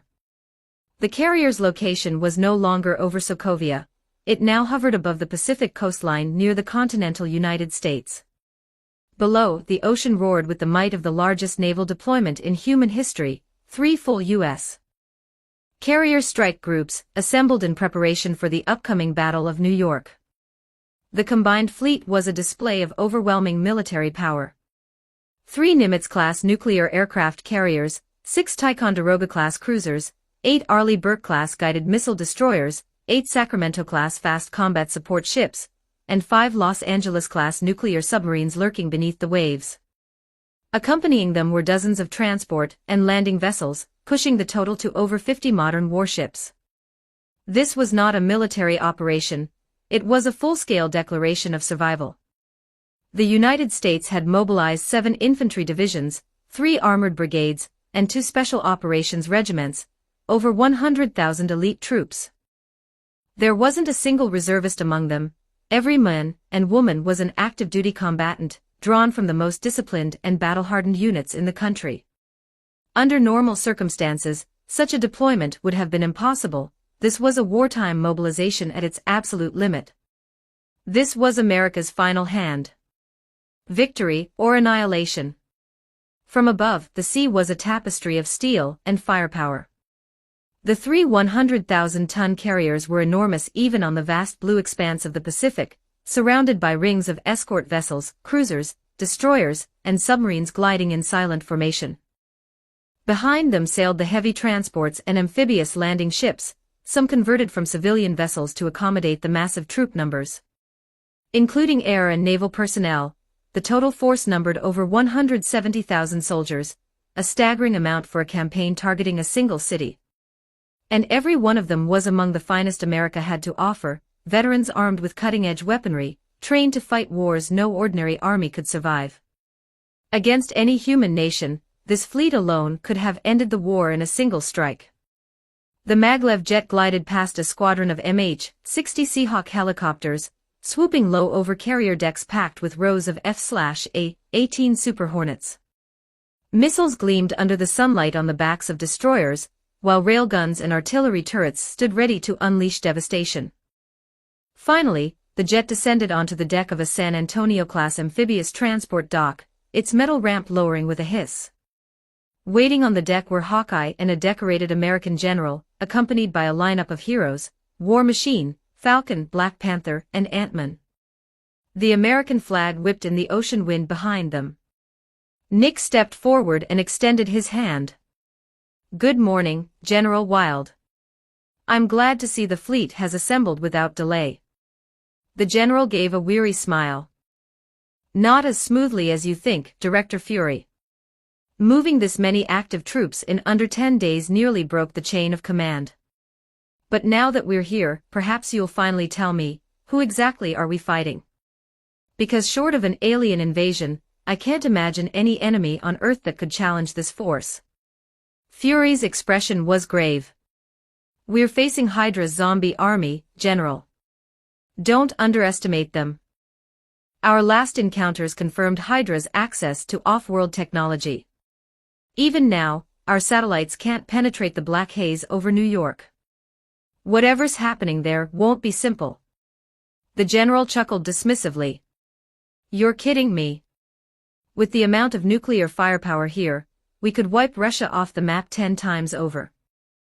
Don't worry, Director, we'll crush Hydra and clean up your mess in a day." Fury said nothing. He had seen arrogance like this before, from men who thought conventional firepower could stop gods. He merely gave a polite nod, exchanged a few more formalities, and left the general behind. He and Hawkeye entered the inner deck of the transport vessel, where Fury turned to discuss the superhero deployment. "Report," he ordered. Hawkeye nodded. "The Fantastic Four, X-Men, and other hero teams have agreed to participate. Independent operatives like Ghost Rider, Blade, and Powerman have also joined the operation. They're currently stationed aboard another San Antonio-class vessel, standing by as our reserve strike force, per your instructions." "Good," Fury replied. "Let's hope we don't need them. But it's always wise to have a contingency." As they continued walking through the steel corridors, another figure approached from the far end, a short man in a tailored suit, followed by several armored sentinels towering behind him. "Director Fury," the man greeted warmly, extending a small hand. "Bolivar Trask. A pleasure to be invited to this operation." Trask, the founder of Trask Industries, stood barely 15 centimeters tall due to his rare dwarfism, but his genius loomed large. His technological empire had built some of the most advanced war machines humanity had ever known. Fury shook his hand respectfully. "Trask, we appreciate your cooperation. Your Sentinel units are the ideal counter to our current enemy. We'll be counting on your support." Behind Trask stood a line of Mark I Sentinels, 5 meters tall, humanoid machines of war. Each one carried a rotary Gatling gun in its left arm, a rocket launcher in its right, and a compact jet propulsion unit mounted on its chest. Their glowing yellow eyes flickered as their systems synced in perfect formation. These were early-generation Sentinels, not yet the mutant-absorbing nightmares of the future, but formidable autonomous combat robots nonetheless. Against a zombie horde, they were ideal, machines immune to infection, capable of sustained fire without fatigue or fear. "I've brought every Sentinel unit built since 1970, Trask said proudly, his small stature overshadowed by the mechanical giants looming behind him. "Never thought I'd see the day when they'd be used against zombies instead of mutants. Still, I hope they serve you well. You have full command authority, Director Fury." The tiny inventor gave a crisp, if somewhat awkward, salute. Behind him, however, the Sentinels moved in perfect synchronization, raising their heavy arms in flawless military precision. The sight of the towering machines saluting under the American flag was both awe-inspiring and ominous. For the first time in history, humanity's greatest army, its mightiest heroes, and its deadliest machines were united under one cause, against a threat born not of nature but of their own creation. ___________. T/N. For readers who would like early access, my Patreon is available for just $4 per month. You'll unlock 90+ advanced chapters and help support ongoing works. Patreon.com/user?u=79514336. You may also search Translator Sama directly on Patreon. Your support is sincerely appreciated. Chapter 147, Chapter 146, A New Breed of Killers. 1,142 words. Through Hawkeye, his ever-loyal informant inside S.H.I.E.L.D., Marcus was already aware of every move Nick Fury had made. The sheer scale of the operation being mounted against him, the massive deployment of U.S. military forces, the number of superheroes joining the offensive, was unprecedented, even by Marvel's standards.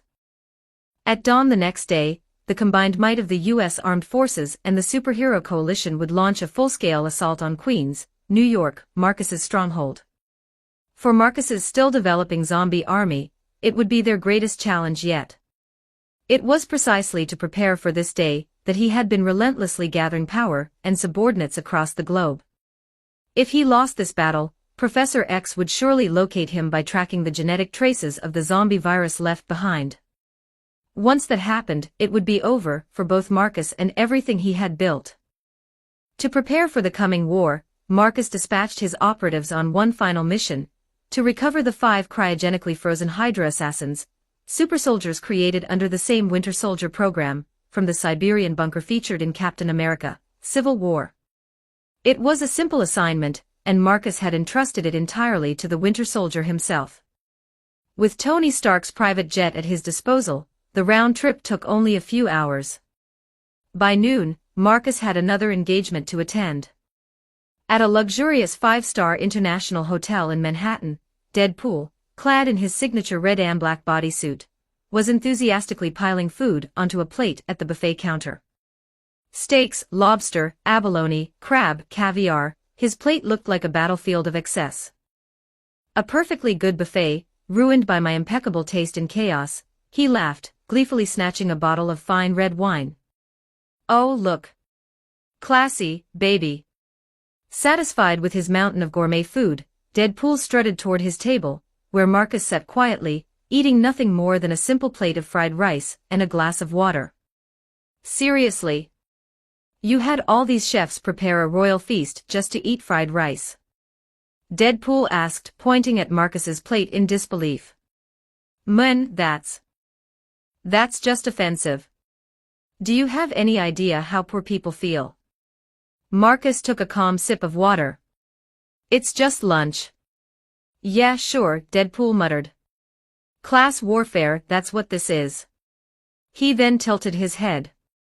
Anyway, Mr. Brooding Antihero, you left me a note, told me to meet you here, and treated me to the most expensive buffet in Manhattan. I'm flattered. You trying to hire me, or date me? Marcus ignored the jab.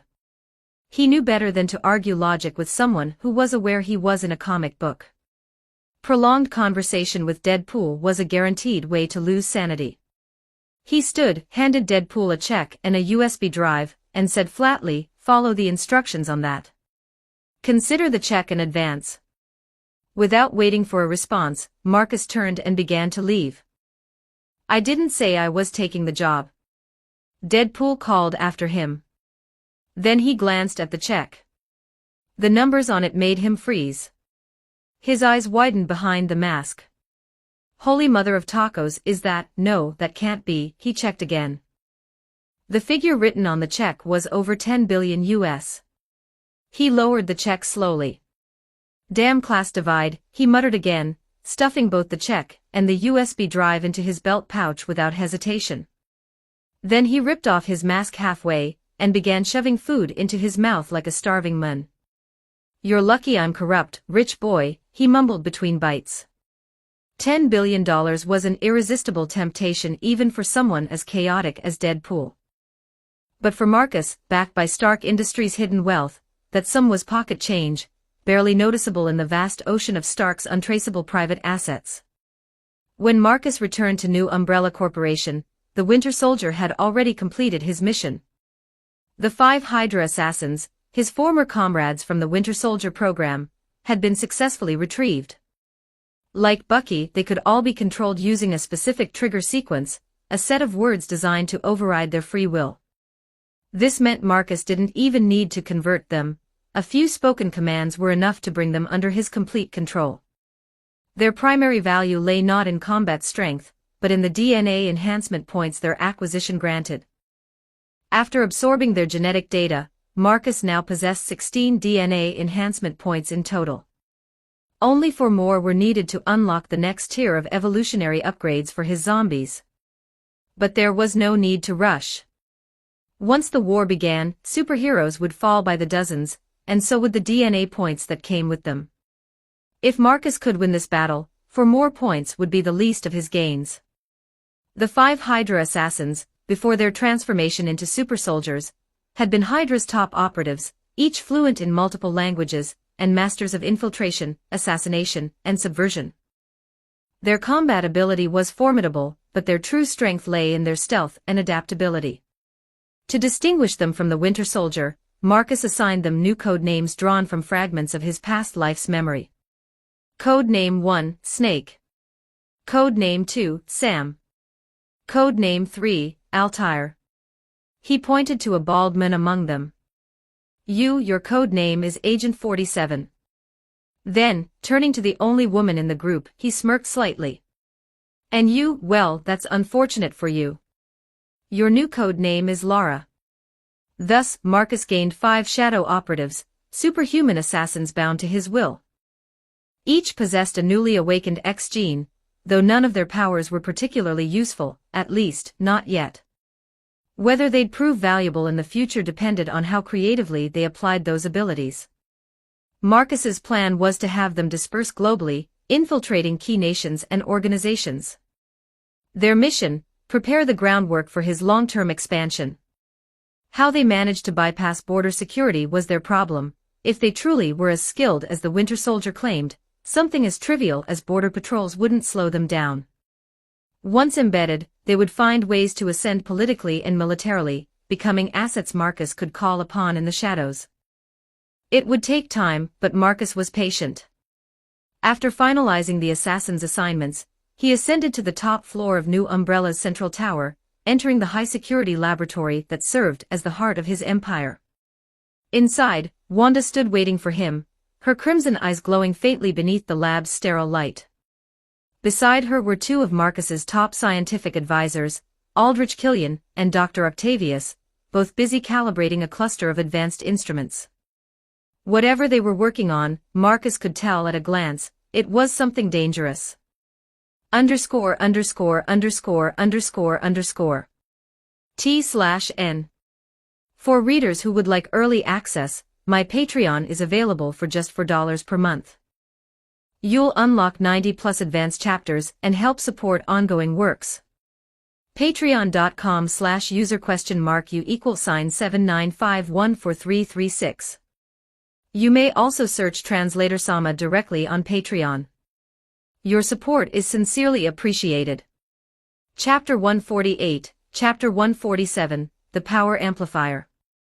1062 words. What exactly are you building here? Marcus asked curiously as he watched Dr. Octopus manipulate his mechanical arms, adjusting massive steel supports and heavy machinery that were forming into the shape of a dome atop the New Umbrella headquarters. Without pausing in his work, Dr. Octavius replied, "It's something inspired by the mutant girl you brought back. After studying her, we found that her abilities are heavily linked to mental and psionic energy control, similar to how my mechanical arms respond to my neural impulses. That gave us an idea. What if we use technology to amplify and stabilize her mutant powers?" Killian, welding the structure's steel joints with a searing beam from his mechanical arm, added, "Exactly. Think of it as an assisted power interface. This girl still lacks fine control over her abilities, so we're designing a system that can help regulate her psychic output. With this machine, She won't have to worry about accidentally overloading herself. He gestured toward a glowing energy core installed in the center of the dome. Also, Stark refined the manufacturing process of my solar reactor. Its output efficiency now surpasses even that of a full-sized arc reactor. We're using it here as the amplifier's power source, enough energy to sustain continuous operation for hours without failure. Octavius chimed in again, since her powers require direct visual focus on a target, we're installing the amplifier on the rooftop. The exterior shell is made from one-way optical materials with adjustable magnification. Once it's activated, she'll be able to observe every inch of Queens from above, down to the flight of a single fly. As the two scientists eagerly described their creation, Marcus could already grasp its true purpose. In essence, it was a mutant power amplifier, a machine similar in concept to Professor X's Cerebro, but designed specifically for the Scarlet Witch. It would dramatically enhance Wanda's psionic range and control. However, unlike Cerebro, which was crafted by the genius mutant beast, this version combined the technological expertise of Dr. Octopus, Aldrich Killian, and Tony Stark. The fusion of their sciences resulted in something far more advanced and far more dangerous. Whether Wanda would be able to wield it successfully would only be proven tomorrow, during the full-scale battle against the Human Alliance. Even so, enhancing the Scarlet Witch's powers was a wise investment. At present, Wanda's strength was only that of a mid-level alpha mutant, far below Professor X's upper-tier classification. But in the original Marvel comics, the Scarlet Witch was no mere telepath. She was an Omega-level mutant, rivaling even the Dark Phoenix. Marcus had no doubt that, one day, she would reach that level again. "All right, Wanda," Marcus said, glancing at her. "Cooperate with their setup. This amplifier might just become our trump card tomorrow. If the machine worked as planned, it could easily turn the tide of battle." Marcus could only hope it would be completed in time. After confirming the research team's progress, he made his way to the extremist training grounds, where Alex was organizing the ranks of the extremist zombies and the specialized chasers for tomorrow's operation. Among the formations were the recently captured supervillains from the Raft prison break. "How's the progress?" Marcus asked as he approached. "Frontline chasers and thunderbeasts are already deployed into strike formations," Alex reported crisply. "The mutated infected have been assigned as a mobile special operations unit, as you instructed.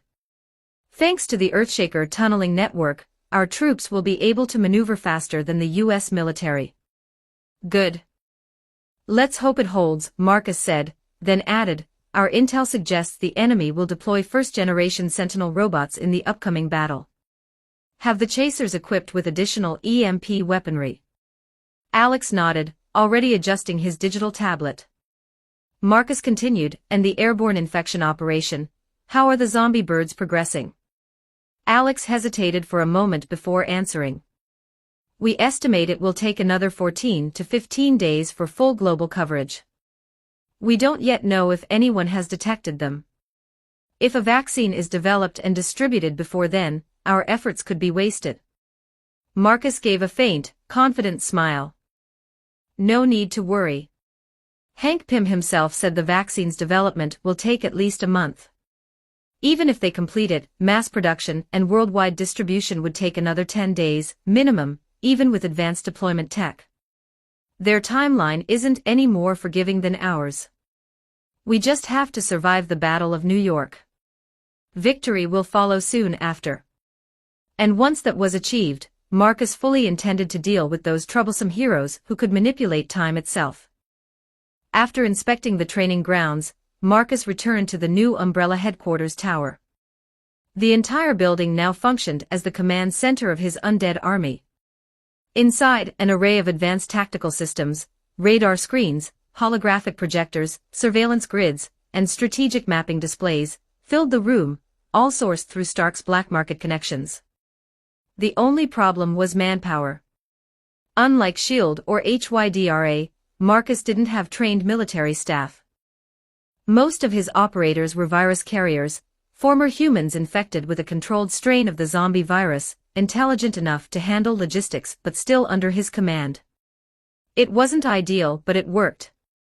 Standing at his side was his most experienced field commander, the Winter Soldier. "Sir," Bucky reported, "all formations are now displayed on the tactical grid."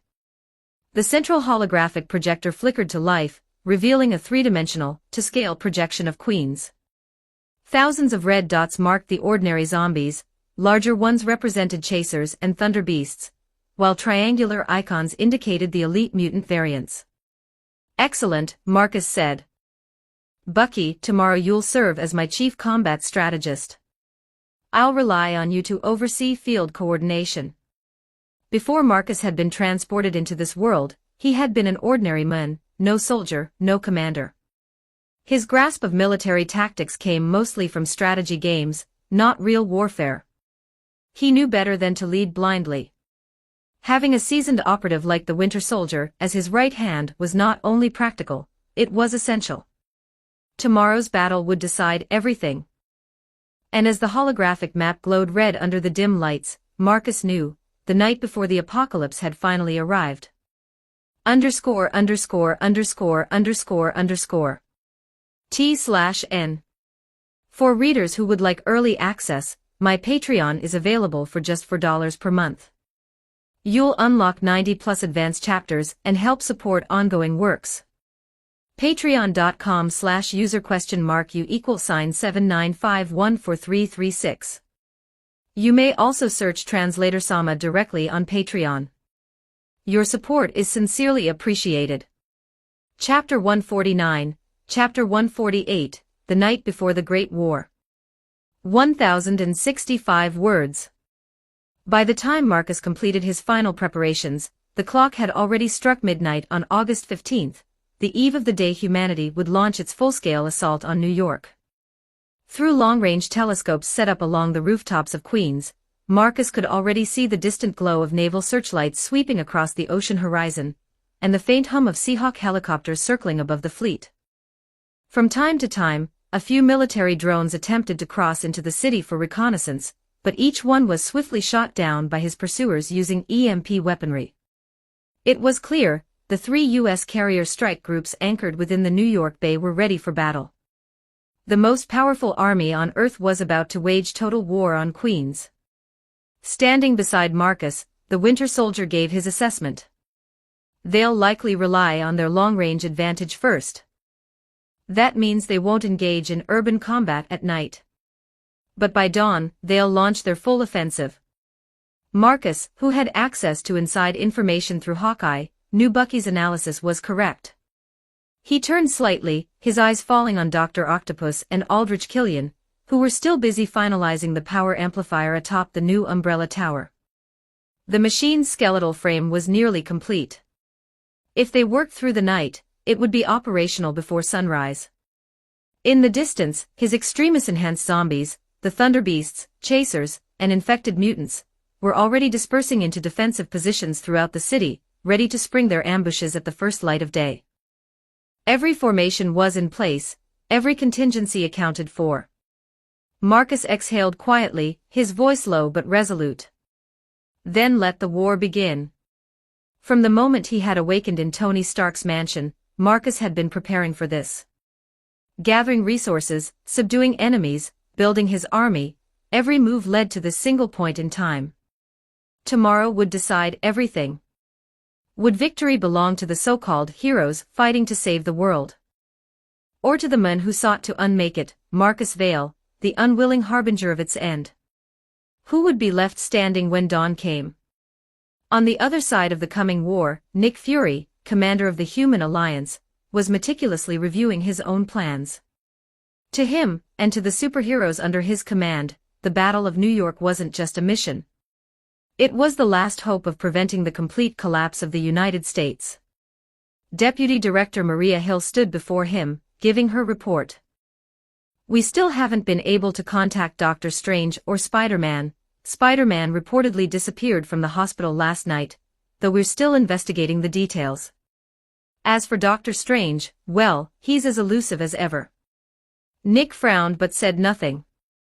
Doctor Strange, the Sorcerer Supreme, was rarely present even in world-shaking crises. Unless he returned to find Earth on the brink of total annihilation, he likely wouldn't interfere.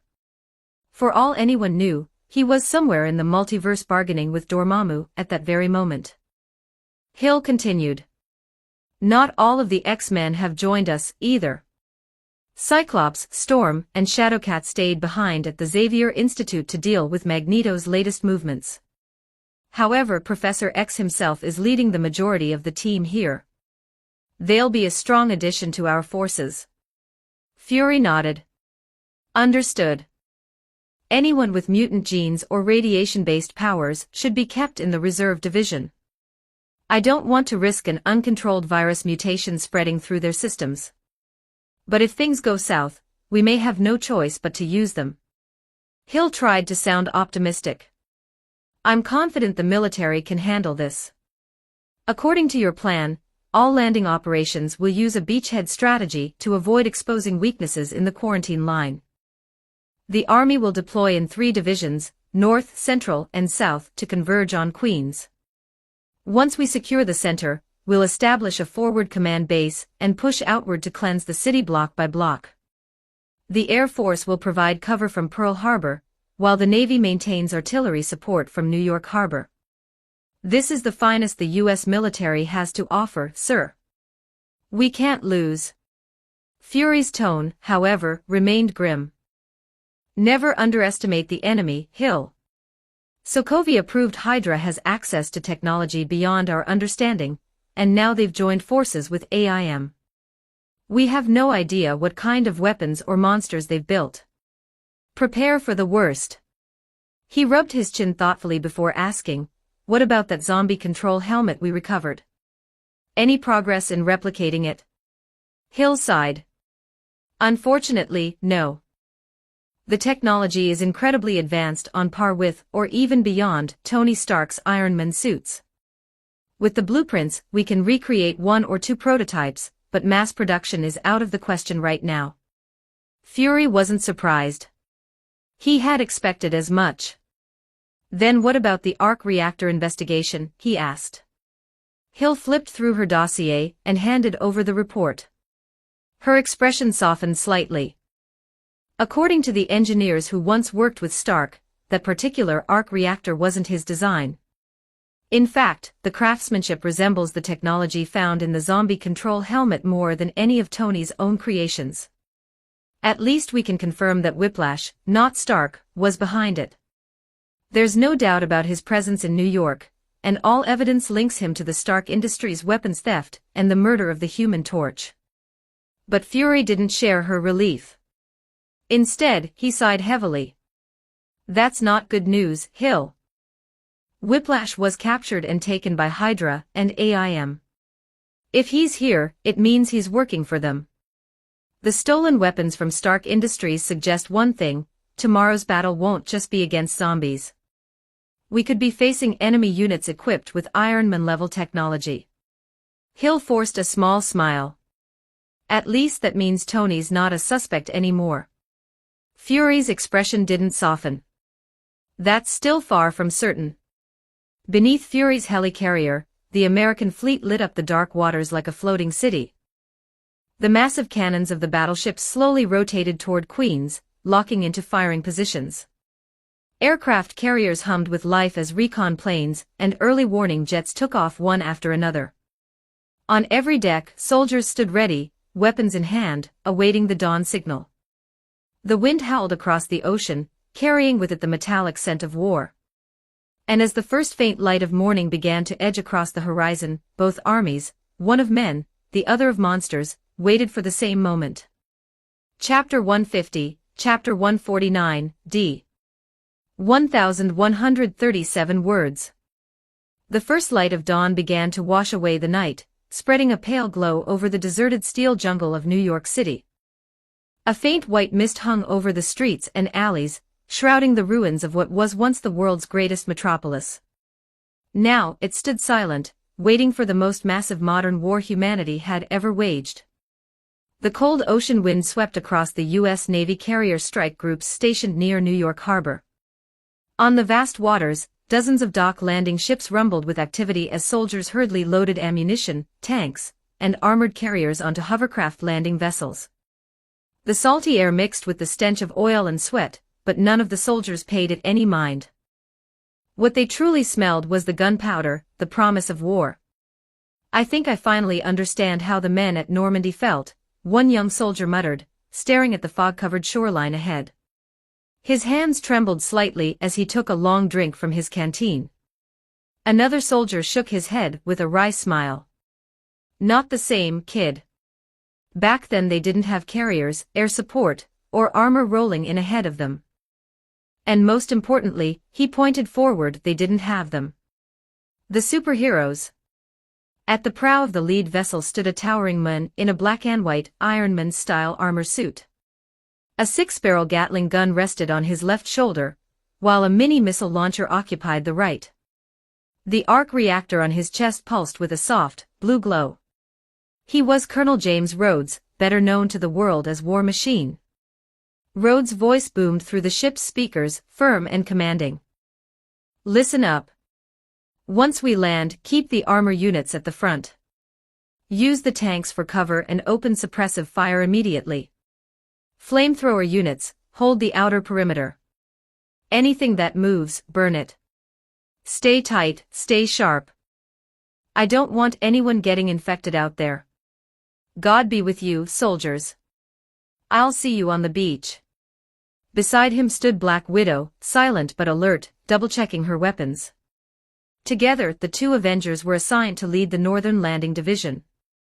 The central line would be commanded by Ant-Man and Hawkeye, while the southern flank fell under Black Panther and Falcon.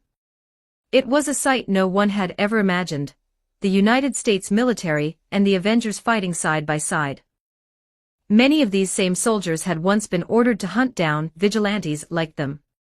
Even within S.H.I.E.L.D., agents like Hawkeye and Black Widow rarely participated in conventional military operations. But today they were all allies. High above the fleet, aboard the S.H.I.E.L.D. helicarrier, Director Nick Fury observed the battle preparations with his trademark calm intensity. At his side stood Deputy Director Maria Hill, as well as Admiral Wild, commander of the U.S. Carrier Strike Group. Like Fury, both men and women present knew, the fate of America would be decided within hours. "Sir," Hill reported crisply, "ground forces are fully loaded and awaiting deployment. Air and naval units have completed rearming. We're ready for your final order." Before Fury could respond, Admiral Wild spoke up sharply. "Initiate aerial bombardment along the coast. Clear the landing zone for the ground troops." Fury turned toward him, his one good eye narrowing. "With respect, Admiral, I'm the commanding officer of this operation." The tension was palpable. The rivalry between S.H.I.E.L.D. and the U.S. military had been long-standing. Fury had fought hard to secure overall command of this joint task force, and many officers resented it. To them, Fury's organization was a covert agency, not a military power.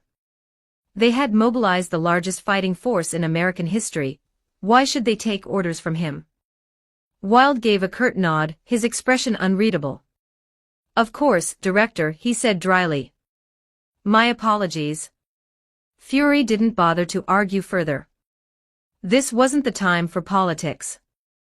"Transmit my order," Fury said at last. "All ships are to commence deep-range bombardment of the designated landing zones. Once the area is clear, initiate full amphibious deployment." "Understood," Hill replied immediately, her tone sharp and precise. She relayed the order across the comm network. "All long-range artillery units, prepare for bombardment. Target, New York Harbor sectors A through H, fire on my mark." Across the ocean, the fleet came alive. The Tomahawk missile bays of the cruisers yawned open. The 3-barreled 127mm naval cannons of the destroyers elevated toward the city. On the carriers, fighter bombers and interceptors were being launched one after another every 30 seconds, joining with the Air Force squadrons flying in from Pearl Harbor. Within minutes, the entire sky was streaked with white contrails, thousands of them, crisscrossing like a storm of steel. USS Vela Gulf, main battery locked and ready. USS Gridley, primary missiles standing by. USS Greenville, torpedoes and payload armed. Carrier Reagan, strike wings airborne and in position. Air Force B-1 squadron has reached target altitude. All systems green. Strategic cruise missiles inbound. Estimated impact in 30 seconds. Report after report came through the channels. Every gun, every missile, every aircraft locked onto the same target, New York City. Hill confirmed the final readiness check, then looked toward Fury. Sir. Fury's gaze lingered on the holographic image of the city he had once sworn to protect. His hand clenched unconsciously. He knew what this order meant. But at this point, neither he nor his country had any other choice. He drew a breath. Fire. The word echoed through every channel. Within seconds, the command was repeated across the entire fleet, shouted by captains, gunners, and pilots alike. And then, the ocean roared. Hundreds of naval guns erupted in thunderous unison. Missiles streaked from their launch tubes, leaving burning white trails that split the morning sky. A wave of flame and smoke engulfed the sea, turning the horizon black. The barrage was so immense that the three carrier groups were swallowed in their own artificial storm. Countless missiles soared upward like a swarm of comets, reached their apex, and then descended toward the city in a synchronized arc. The air grew dark as the missile storm blotted out the newborn sun. Soldiers aboard the landing craft could no longer see daylight. The sky itself seemed to vanish beneath the rain of fire. It was, quite literally, the day the sky fell. Boom, boom, boom. The shoreline erupted in blinding white flashes as mushroom clouds bloomed one after another. The sound of the detonations drowned out everything, speech, thought, even fear. The shockwaves hurled seawater into towering walls, the wind turned to knives, and the air itself seemed to burn. The soldiers covered their faces, blinded by the firestorm, their ears ringing from the thunder. The acrid stench of smoke and cordite filled their lungs, choking them. For an instant, it felt as though the world had ended. And in that terrible silence between explosions, they realized. The war had begun. Chapter 151, Chapter 150, The Assault Begins. 1,052 words. The relentless saturation bombardment lasted for more than 30 minutes before the final shell completed its descent. When the last explosion faded, the once famous New York coastline had been reduced to a smoldering wasteland. The beach itself was blasted 10 meters deep into the earth, and every surrounding building had been annihilated down to its foundations. What remained was a vast cratered plain, scorched, cratered, and eerily silent, carved into existence by the sheer force of modern firepower. Landing zone secure. Commence troop deployment. AWACS, continue ground scans. Maintain confirmation of a clear landing area. The hovercraft landing vessels, heavy with soldiers, tanks, and armored carriers, surged forward over the waves toward the smoking shoreline. The stars and stripes fluttered proudly above them, but the men beneath it wore grim expressions. What kind of enemy, they wondered, could possibly deserve this level of destruction? At the edge of the ruined beach, a single ordinary zombie stumbled through the drifting smoke. Its arms had been blown off, its body charred and broken, a pathetic sight, hardly a threat to anyone. Yet the vigilant American surveillance drones picked it up immediately. Enemy sighted on the B sector perimeter. Requesting fire support. Coordinates confirmed. Launching Tomahawk. The zombie staggered forward for a few seconds longer before pausing, as though it could somehow sense what was coming. It looked up just in time to see the descending silhouette of a cruise missile, its warhead many times larger than the creature itself. The impact crushed it flat, long before the missile even detonated. Boom! A deafening explosion followed. The blast left behind a crater 15 meters wide and 6 meters deep, vaporizing what little remained of the undead creature. From the command center at the top of the new Umbrella Corporation tower, Marcus watched the display screens with faint amusement. "Looks like the U.S. military's decided to spare no expense," he remarked. "That's very much Tony's style. If it doesn't work, just throw more money at it." Standing beside him, the Winter Soldier nodded. This battle will decide whether the United States survives as a global power. They won't hold anything back. He gestured toward the holographic map, where clusters of blue lights marked the American forces advancing inland. Their plan is straightforward, 3 divisions advancing along separate routes toward central Queens. Once they establish a forward command base, they'll fan out and begin cleansing operations. Marcus smiled, tapping a finger rhythmically on the table. Send in small groups of ordinary zombies first, just enough to lull them into thinking we're weak. Don't activate their adrenal mutations yet. Let them believe they're winning, then give them a surprise they'll never forget. On the massive tactical displays before them, the first wave of American troops and superheroes had already made landfall. War Machine, Black Widow, Ant-Man, Hawkeye, Black Panther, and Falcon led the assault. Behind them marched tens of thousands of U.S. soldiers, supported by tanks, artillery, and mechanized carriers as they began pushing into Queens. The heroes stood ready for combat. War Machine unfolded an arsenal of cannons and missile pods from his armor.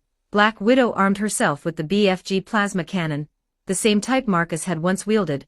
Hawkeye prepared a high-tech composite bow loaded with specialized arrows. Black Panther's vibranium claws gleamed beneath the morning light. Falcon spread his mechanical wings and ascended into the sky with twin SMGs at the ready. As for Ant-Man, he had already vanished, no doubt scurrying off with his insect army to some unseen position. Once the troops entered the city's outer districts, they began encountering small pockets of zombies. Slow and disorganized, these creatures posed no real threat to the well-trained soldiers. Most were shredded by automatic rifle fire before they could even close the distance. Those that did reach the front lines were pulverized by the M1 Abrams tanks, their reinforced armor shrugging off the zombies' futile claws. The few that survived that long were incinerated by flamethrowers, their remains reduced to ash. The human alliance advanced like an unstoppable machine. Everywhere they went, they left nothing but charred corpses and burning rubble.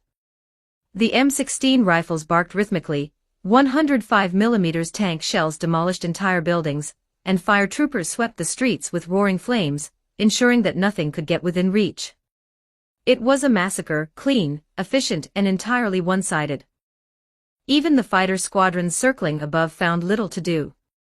The air was clear, the resistance minimal, and the heroes themselves, those who had expected a desperate struggle, now found themselves being protected by the very soldiers they had come to assist. The battlefield had become almost absurdly easy. It felt less like a war and more like a live-fire training exercise.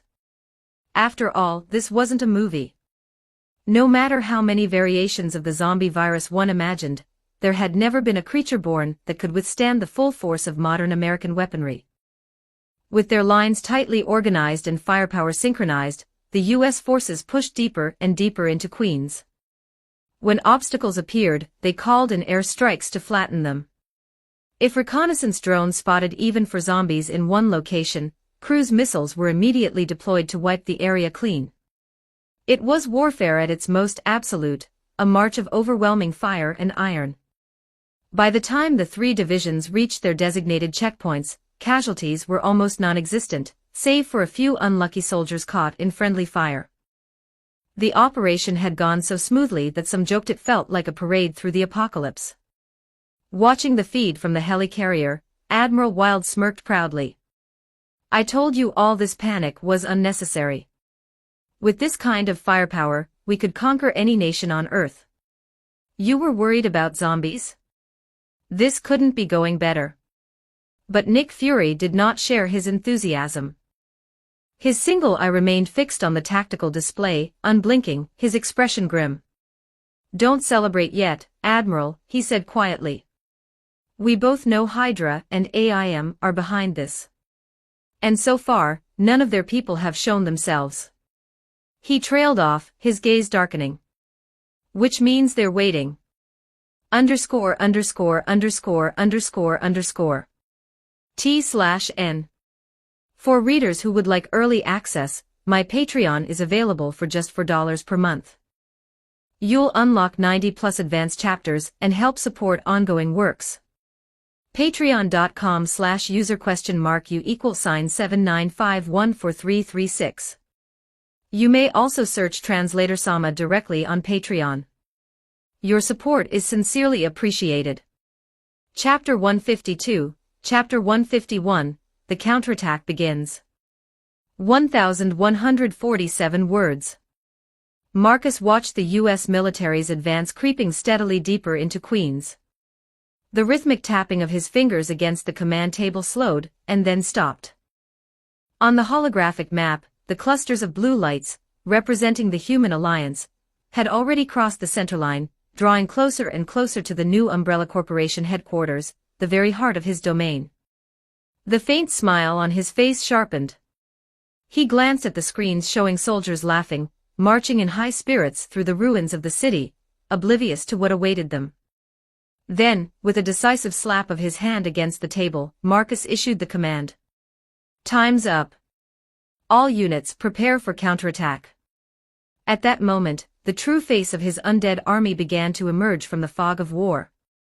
The Scarlet Witch's amplified power field, the pathogen gene enhancement system with its new bone spike LV.1 upgrade, the special assault division made up of infected supervillains, the massive thunderbeasts, and the heavily armed chasers, each of them now moved into position like pieces on a living chessboard.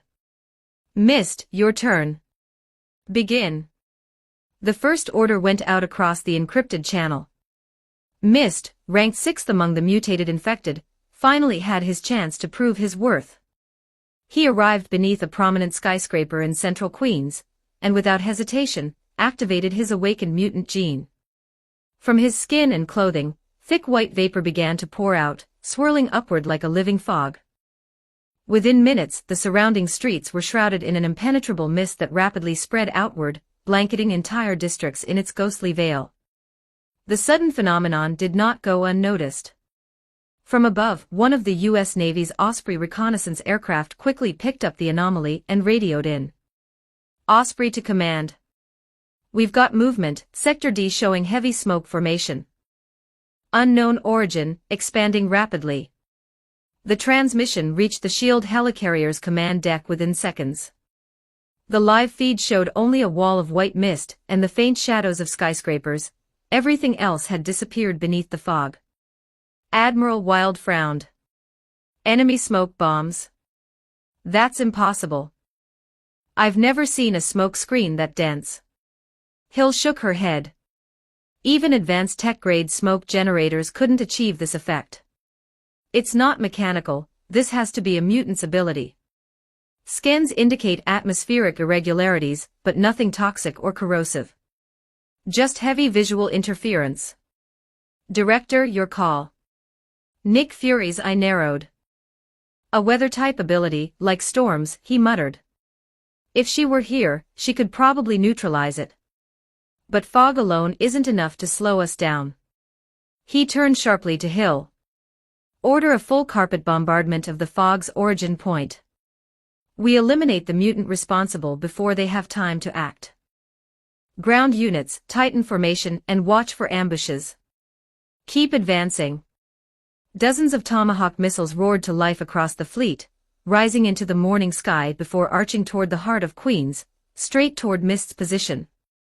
The mutant stood at the base of the skyscraper, hands raised, still channeling his power as he saw the missiles streaking through the clouds toward him.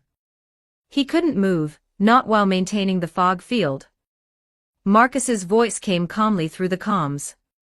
Scarlet Witch, your turn. Atop the new Umbrella Tower, Wanda Maximoff sat at the center of the newly completed power amplification array, surrounded by a hemispherical dome of reflective lenses and conduits. The air hummed with energy, and her head was encased in a sleek, glowing interface helmet.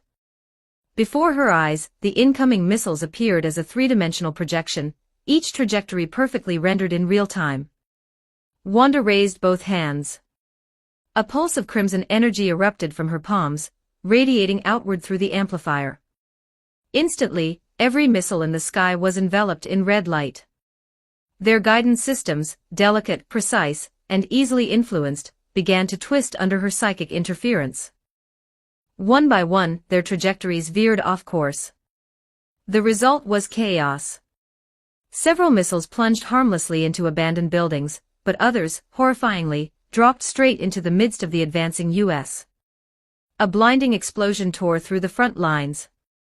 Soldiers screamed as the shockwaves threw them from their feet. Vehicles flipped, fires erupted, and formations shattered. Those caught directly in the blasts were obliterated instantly, the rest were left dazed, deafened, and covered in soot and blood. Friendly fire was not uncommon on chaotic battlefields, but precision-guided cruise missiles hitting their own side. That was unthinkable. Who the hell fired those? That's our position. God damn it, stop shooting. Stop. The radio channels filled with furious curses and panicked shouts. The scene mirrored the infamous Sokovia incident, only this time, the destruction was far worse. Nick Fury's expression darkened. He recognized the pattern immediately. It's the Scarlet Witch, psychokinetic interference. She's bending the missiles mid-flight. Cease fire. Get all air units out of there now. Admiral Wilde gaped at the screens, dumbfounded. Scarlet Witch. Psychic powers. What in God's name are you talking about? Hill answered tersely, not taking her eyes off the data feed. She's a mutant, an alpha-level telepath and reality manipulator, formerly allied with HYDRA. We fought her once in Sokovia. Fury slammed his fist against the console, his voice cold with fury. Hydra moved her here. I should have known. Her abilities only work when she has visual contact. Get snipers on the rooftops, now. We need eyes on her. This fog, this entire weather event, it's a cover for her operation. Wilde scoffed, still half in disbelief. Why not just send in recon aircraft? Wouldn't that be faster than sending men up buildings? Before Fury could answer, a shrill burst of static filled the comms. This is Osprey 1, systems malfunction. Controls are unresponsive. Pull up, pull. Boom. This is Osprey 2. Osprey 1 just, damn it, it's falling right toward us.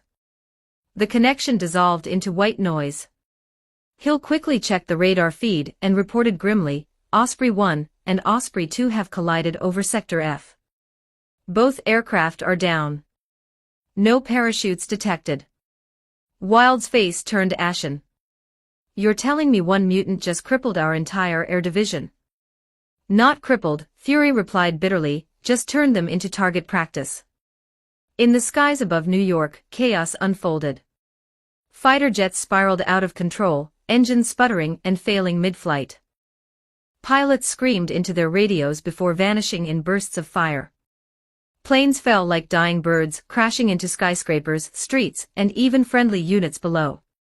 Against such supernatural power, technology meant nothing.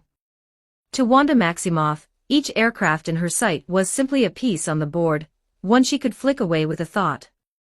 Air Force had no countermeasure for a weapon like her. For the first time since the war began, the world's strongest army was about to learn what it meant to face a god.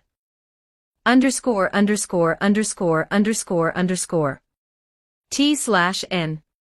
For readers who would like early access, my Patreon is available for just $4 per month. You'll unlock 90+ advanced chapters and help support ongoing works. Patreon.com/user?U=79514336. You may also search Translator Sama directly on Patreon. Your support is sincerely appreciated. Chapter 153, Chapter 152, The Zombie Charge. 1041 words. War Machine watched in horror as friendly aircraft rained from the skies. Planes collided midair, igniting into fireballs, or suddenly spiraled out of control as if possessed, crashing into the city below. Without hesitation, he activated his thrusters and shot upward, determined to assist his falling comrades. But once airborne he found nothing. No enemy fighters, no anti-aircraft fire, no visible threat at all. Only chaos. His comrades' aircraft were inexplicably crashing into one another, burning for no reason, falling like meteorites. Nick, what the hell is going on up here? He shouted through the comms. Rhodey, get back on the ground immediately, Nick Fury's voice barked through the static. The enemy's taken air superiority. Air superiority. War Machine repeated, confused. But there's no one up here. I don't see a single enemy craft. He was still processing the words when his armor suddenly shuddered. A faint red glow began to creep along the edges of his suit, Scarlet Witch's psionic energy. His propulsion systems flickered erratically. He tried to accelerate forward, but the thrusters sputtered and twisted his direction. He pushed east, but the armor veered west. He tried to stabilize his flight, only for the mysterious crimson energy to forcefully suppress him midair. War Machine's flight became chaotic, like a moth trapped in a hurricane. He slammed into several high-rises before finally crashing into the streets below in a shower of sparks. Fortunately, Tony Stark's armor was built to endure even the most punishing impacts, otherwise, he would have joined the wreckage burning across the skyline. "Damn it, Nick, you were right," he growled. "Everything above 50 meters is under some kind of psychic interference. I can't even control my suit up there." The moment the US military lost air dominance, the entire battlefield began to unravel. As soldiers scrambled to avoid falling debris from crashing aircraft, mist-heavy fog rolled in, blanketing the streets in an impenetrable haze. Visibility dropped to barely 2 meters. The world became a suffocating blur of gray and silence. Panic rippled through the ranks. "Hold your positions. It's just fog, it's harmless," Black Widow shouted, trying to steady the troops. But the tone of her voice betrayed her own unease. "Stay alert. Watch the buildings, there could be an ambush." The American soldiers split into smaller squads, activating tactical flashlights, and beginning systematic sweeps of nearby apartment blocks. Despite their fear, training kicked in. They moved with practiced precision, communicating through hand signals and short bursts of radio chatter. Building 1, floors 1 through 7 clear. Building 3, secure. Building 5, enemy contact. We've got movement. Inside Building 5, a squad stumbled upon a zombie unlike any they'd ever encountered. Its body was covered in grotesque bone growths that jutted through its flesh like blades. Each joint and limb bristled with razor-sharp spikes, turning it into a walking weapon. The creature saw them and roared, raising its arms. From its palms, 2 long bone blades shot forth like swords. Then, with inhuman speed, it charged. Its movement blurred. It was so fast that the soldiers barely had time to react. "Fire," the squad leader shouted, swinging up his Remington combat shotgun. The deafening blast filled the corridor, scattering smoke and sparks as hundreds of pellets slammed into the creature's chest. The impact hurled it backward, slamming it into a wall with a sickening crack. But it wasn't dead. The zombie twitched, struggling to rise. The squad unleashed a hail of bullets, shredding its limbs and skull until its body finally went still. Moments later, War Machine crashed through a nearby window, still smoldering from his earlier fall. "Report," he demanded. "Sir," the squad leader pointed to the corpse. "That thing, whatever it is, it's not like the others. It's faster, tougher, and covered in spikes. One of my men nearly got skewered." The lieutenant wasn't exaggerating. Across all 3 invasion routes, soldiers were encountering the same new breed of undead, bone-armored, super-fast mutants that fought with terrifying ferocity. The weak, sluggish zombies from before were gone, replaced by killers that tore through human ranks like beasts unleashed. And then came something even worse. At the front of the armored column, one of the M1 Abrams tank operators noticed movement, massive shadows shifting within the fog. The ground trembled beneath their treads. He fired a flare into the mist. What the soldiers saw next froze their blood. A thunderbeast emerged. It was larger than a mammoth, its body covered in a dark, chitinous exoskeleton. Each step made the ground quake. Its forelimbs were thick as tree trunks, and from its head protruded 2 enormous, scissor-like claws, sharp enough to shear through steel. The tank commander reacted instantly. Fire. The M1's 105mm AP shell launched with a roar, striking the thunderbeast's head squarely. But instead of piercing its armor, the round flattened and exploded harmlessly against its crown. The explosion left only a superficial scorch mark. The monster bellowed an ear-splitting roar of rage and charged. Its massive claws clamped down on the tank, crushing the reactive armor plating like paper. The 60-ton war machine was lifted clean off the ground as if it weighed nothing. The Thunder Beast hurled it aside, plowing forward through the wreckage, tearing open the defensive line like it was made of tin. Panic spread instantly. The front ranks broke formation as the flaming wreck of the M1 landed amid them. The flamethrower troopers, the backbone of the anti-zombie strategy, barely managed to aim before being stomped into the ground by the creature's colossal feet. And from the Thunderbeast's back, hundreds of zombies leapt down, shrieking. They tore into the scattered soldiers, slashing with bone claws and driving spikes into armor joints, moving at terrifying speed. In close quarters, the U.S. military's firepower advantage evaporated. Flamethrowers and shotguns became liabilities, they risked hitting friendly units. The standard M16 rifles lacked stopping power, even bursts to the chest barely slowed the mutants down. Then, from beneath their feet, new horrors appeared. Using the Earthshaker's underground channels, waves of zombies erupted from buildings and sewers the soldiers had already cleared. What had been a clean, organized advance turned into chaos, a nightmare of smoke, screams, and blood. The undead no longer crept, they charged. And the great human alliance, moments ago confident in its invincibility, was about to learn the true meaning of terror. Chapter 154, Chapter 153, The Fierce Battle. 1029 words. Black Widow raised her BFG, and unleashed a storm of plasma fire at the advancing Thunder Beast. Each blast tore open a gaping, bowl-sized wound in its hide, splattering black blood across the rubble.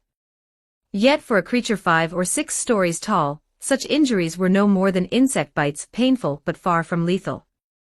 Worse still, the Thunder Beast possessed the regenerative ability common to all Extremis-class creatures.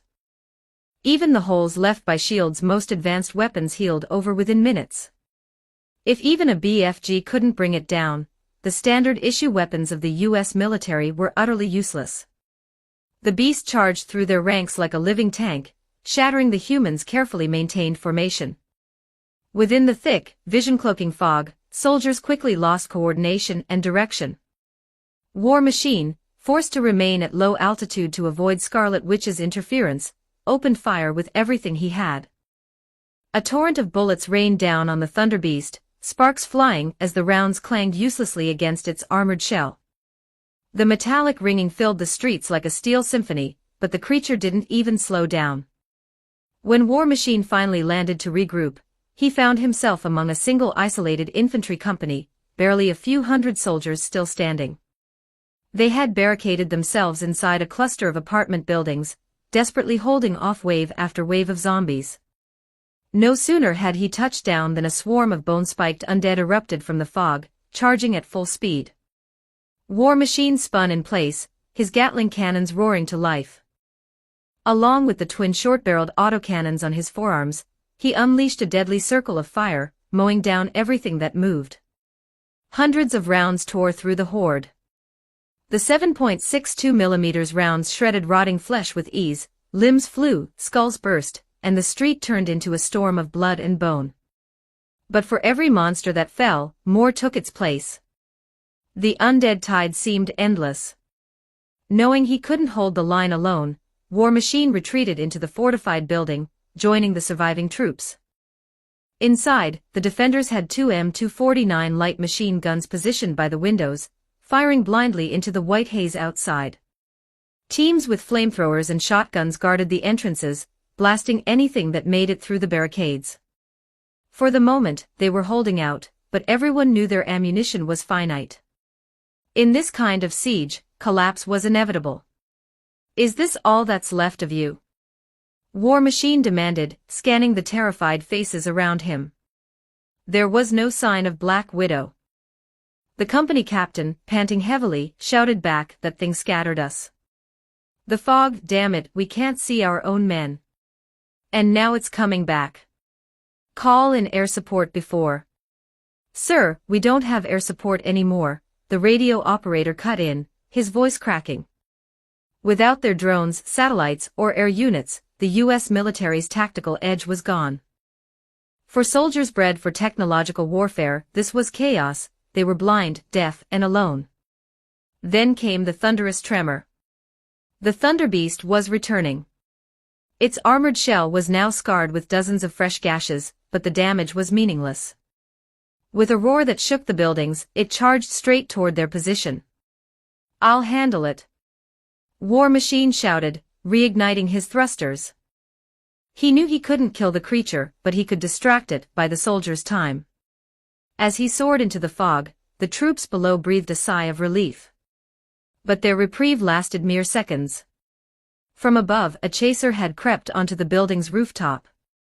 Over 3 meters tall, its grotesque, mutated body supported a right arm fused with a multi-barreled Vulcan cannon, a weapon that would normally require a truck mount.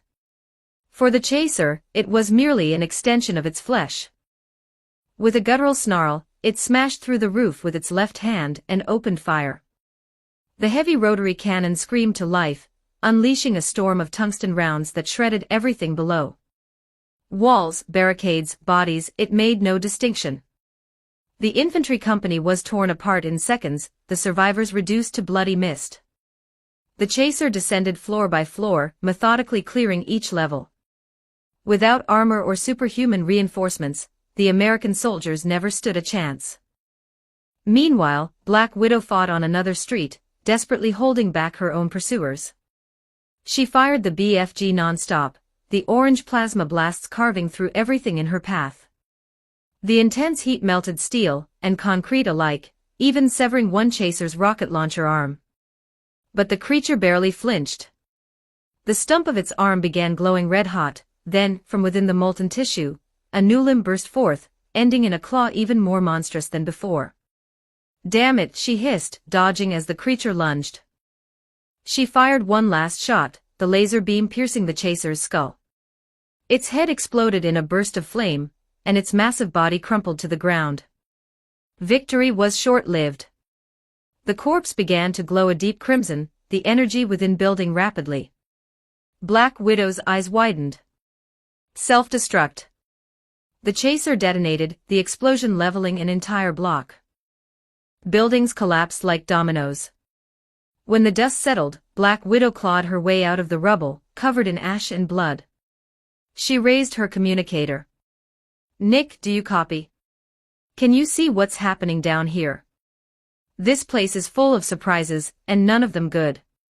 Fury's voice came through, low and grim. "I saw the explosion for a moment, but the fog's blocking everything else.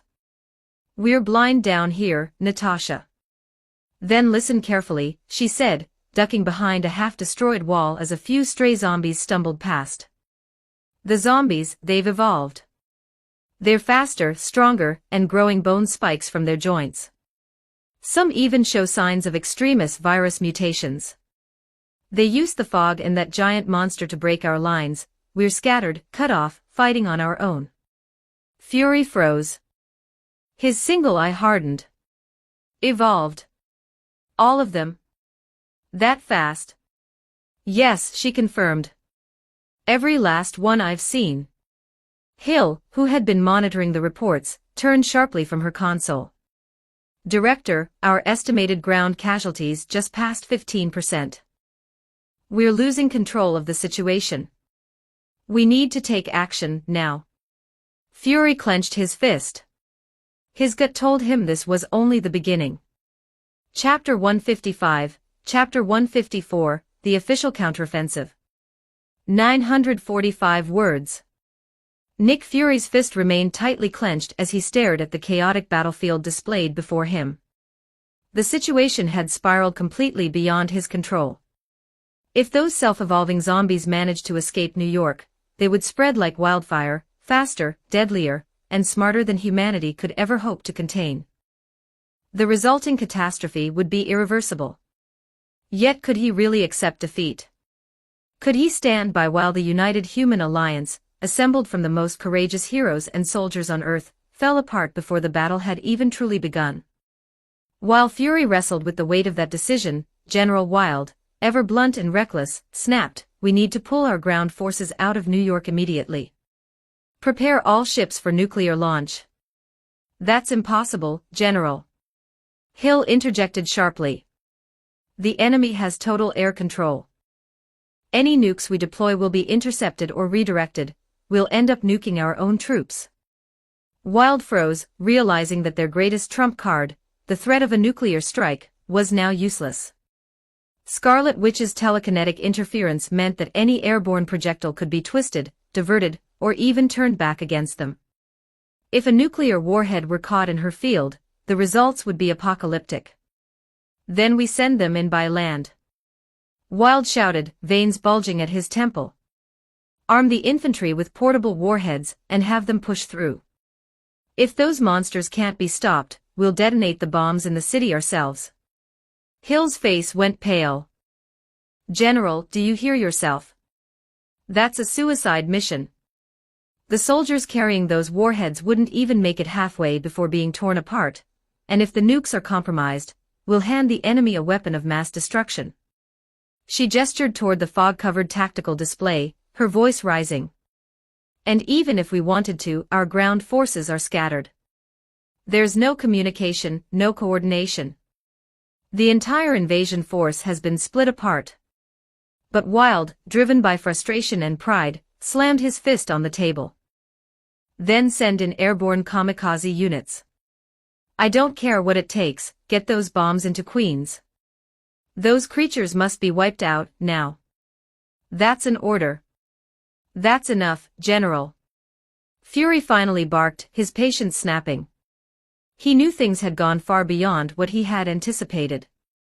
After the Sokovia incident, he thought he understood Hydra's power, that he had seen their worst. But this was something else entirely. And that was because he had been wrong from the start. This wasn't Hydra. This was Marcus Vale. And Marcus was on a level of his own. Wild suicidal plans might have been the only strategies left from a military perspective, but this wasn't a war that could be won with brute force anymore. And Fury wasn't alone in realizing that. "Nick," came a steady, commanding voice from behind. Fury turned, and the captain himself stepped into the command center, shield in hand, his expression calm but resolute. Behind him followed a group of figures that drew every eye in the room. One by one, the heroes of Earth entered the chamber.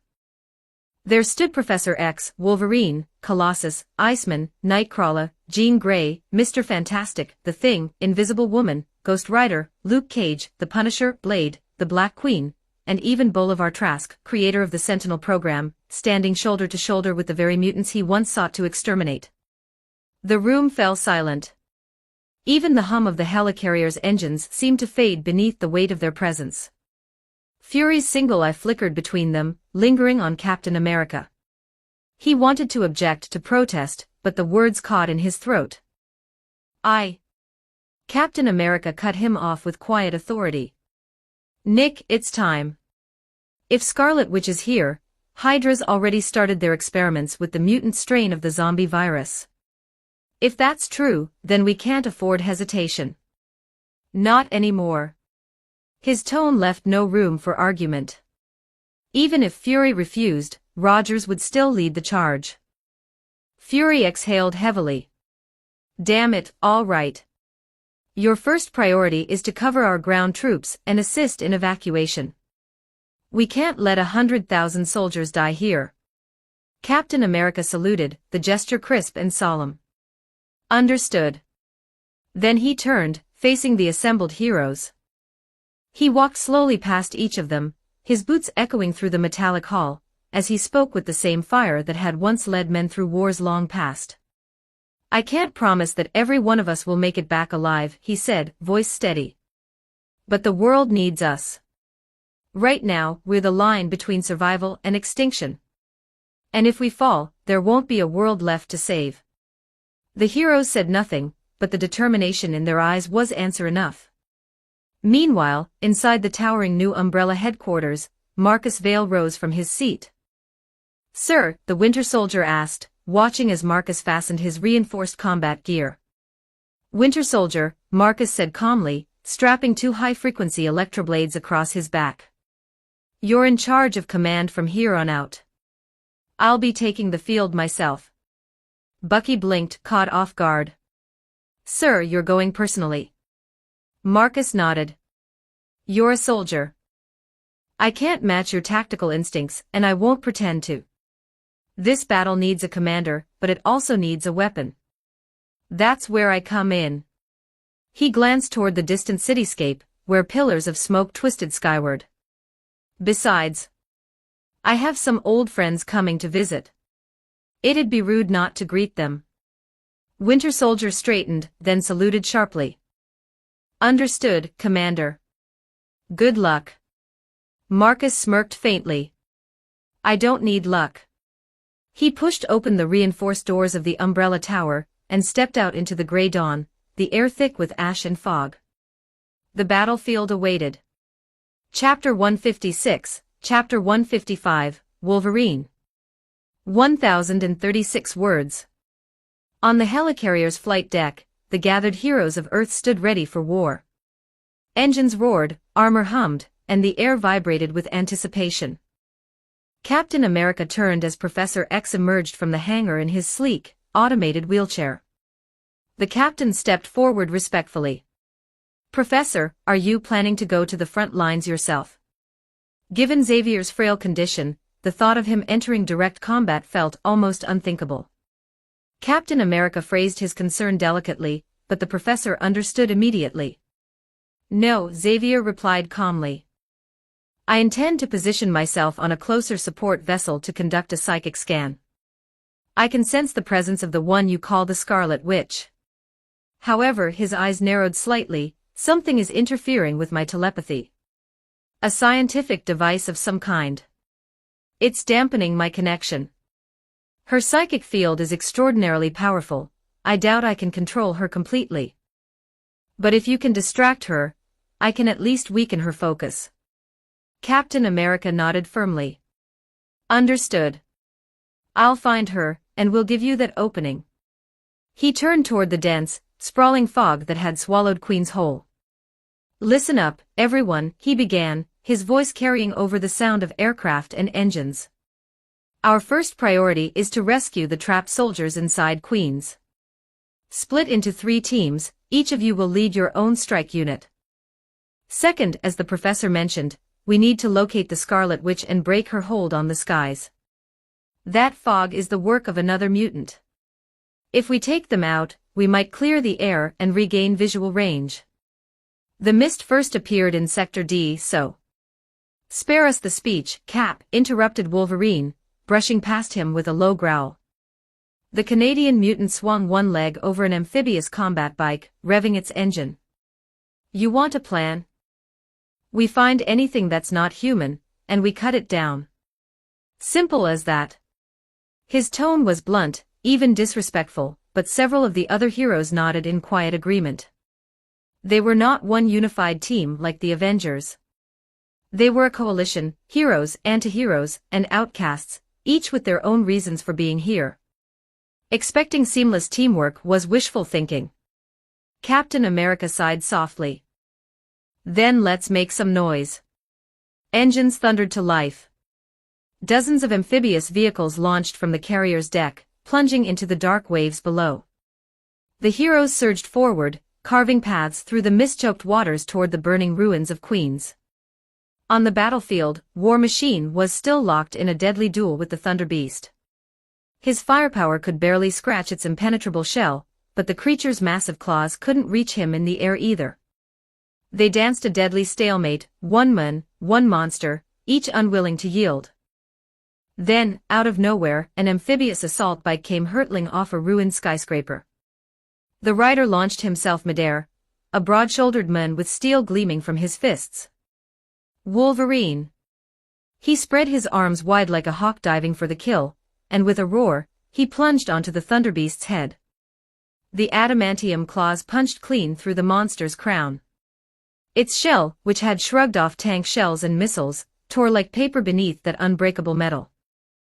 The beast howled in pain, thrashing violently to throw him off, but it was too late.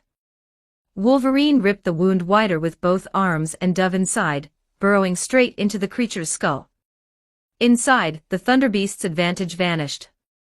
Every organ was vulnerable, every nerve was exposed. Wolverine tore through its insides like a living chainsaw, ripping out hearts, shredding lungs, slicing through arteries. In minutes, the monster's internal systems were a pulped ruin. Even the Thunderbeast's fabled regeneration couldn't keep up. Every time a new organ began to heal, Wolverine crushed it again. Its vast energy reserves burned away uselessly in a desperate struggle to survive. Finally, there was only one thing left it could do, its final, fatal instinct. "Logan, get out of there!" War Machine shouted, noticing the sudden orange-red glow spreading through the creature's body. It was building energy, fast. "It's gonna blow." But his warning came too late. Wolverine barely had time to curse before the world exploded around him. Boom! The detonation ripped the street apart. A blinding mushroom cloud climbed into the sky, devouring the nearby blocks. Buildings crumbled like sandcastles. The shockwave hurled War Machine across the city, his armor rattling as he tumbled through the smoke. When the flames subsided, all that remained at the blast center was a crater, and within it something gleaming. A skeleton. It stood slowly, each step echoing on the cracked earth. Its frame was solid metal, adamantium, the unbreakable alloy that no fire or force could destroy. Then, from the skull downward, red tissue began to knit together. Veins crept like vines, muscles twisted and formed, organs pulsed to life, and skin regenerated over bone. Within moments, the figure of Wolverine stood whole again, steam rising from his skin. He flexed his hands, the metal claws sliding out with a familiar snick. "You got a cigarette?" he asked casually, stepping out of the crater. War Machine landed beside him, still stunned. "Survived that?" The blast should have vaporized everything within 100 meters. Wolverine shrugged, glancing down at the tattered remains of his uniform. "I've tried dying. It doesn't stick." Without another word, he walked over to a fallen soldier, pulled off the man's trousers, and put them on. Logan, the Wolverine. The mutant with an adamantium skeleton, and the legendary healing factor that made him virtually immortal. The same regenerative gene that gave Deadpool his powers originated from him. His resilience was so absolute that even Jean Grey's Omega-level telekinesis once failed to disintegrate him entirely. If Deadpool was a cockroach that refused to die, Wolverine was the unbreakable monster who taught the cockroach how. From the fog behind him, two more figures emerged, Colossus and Iceman, fellow X-Men who had come to back him up. Together with War Machine, they prepared to advance deeper into the city. _________T/N.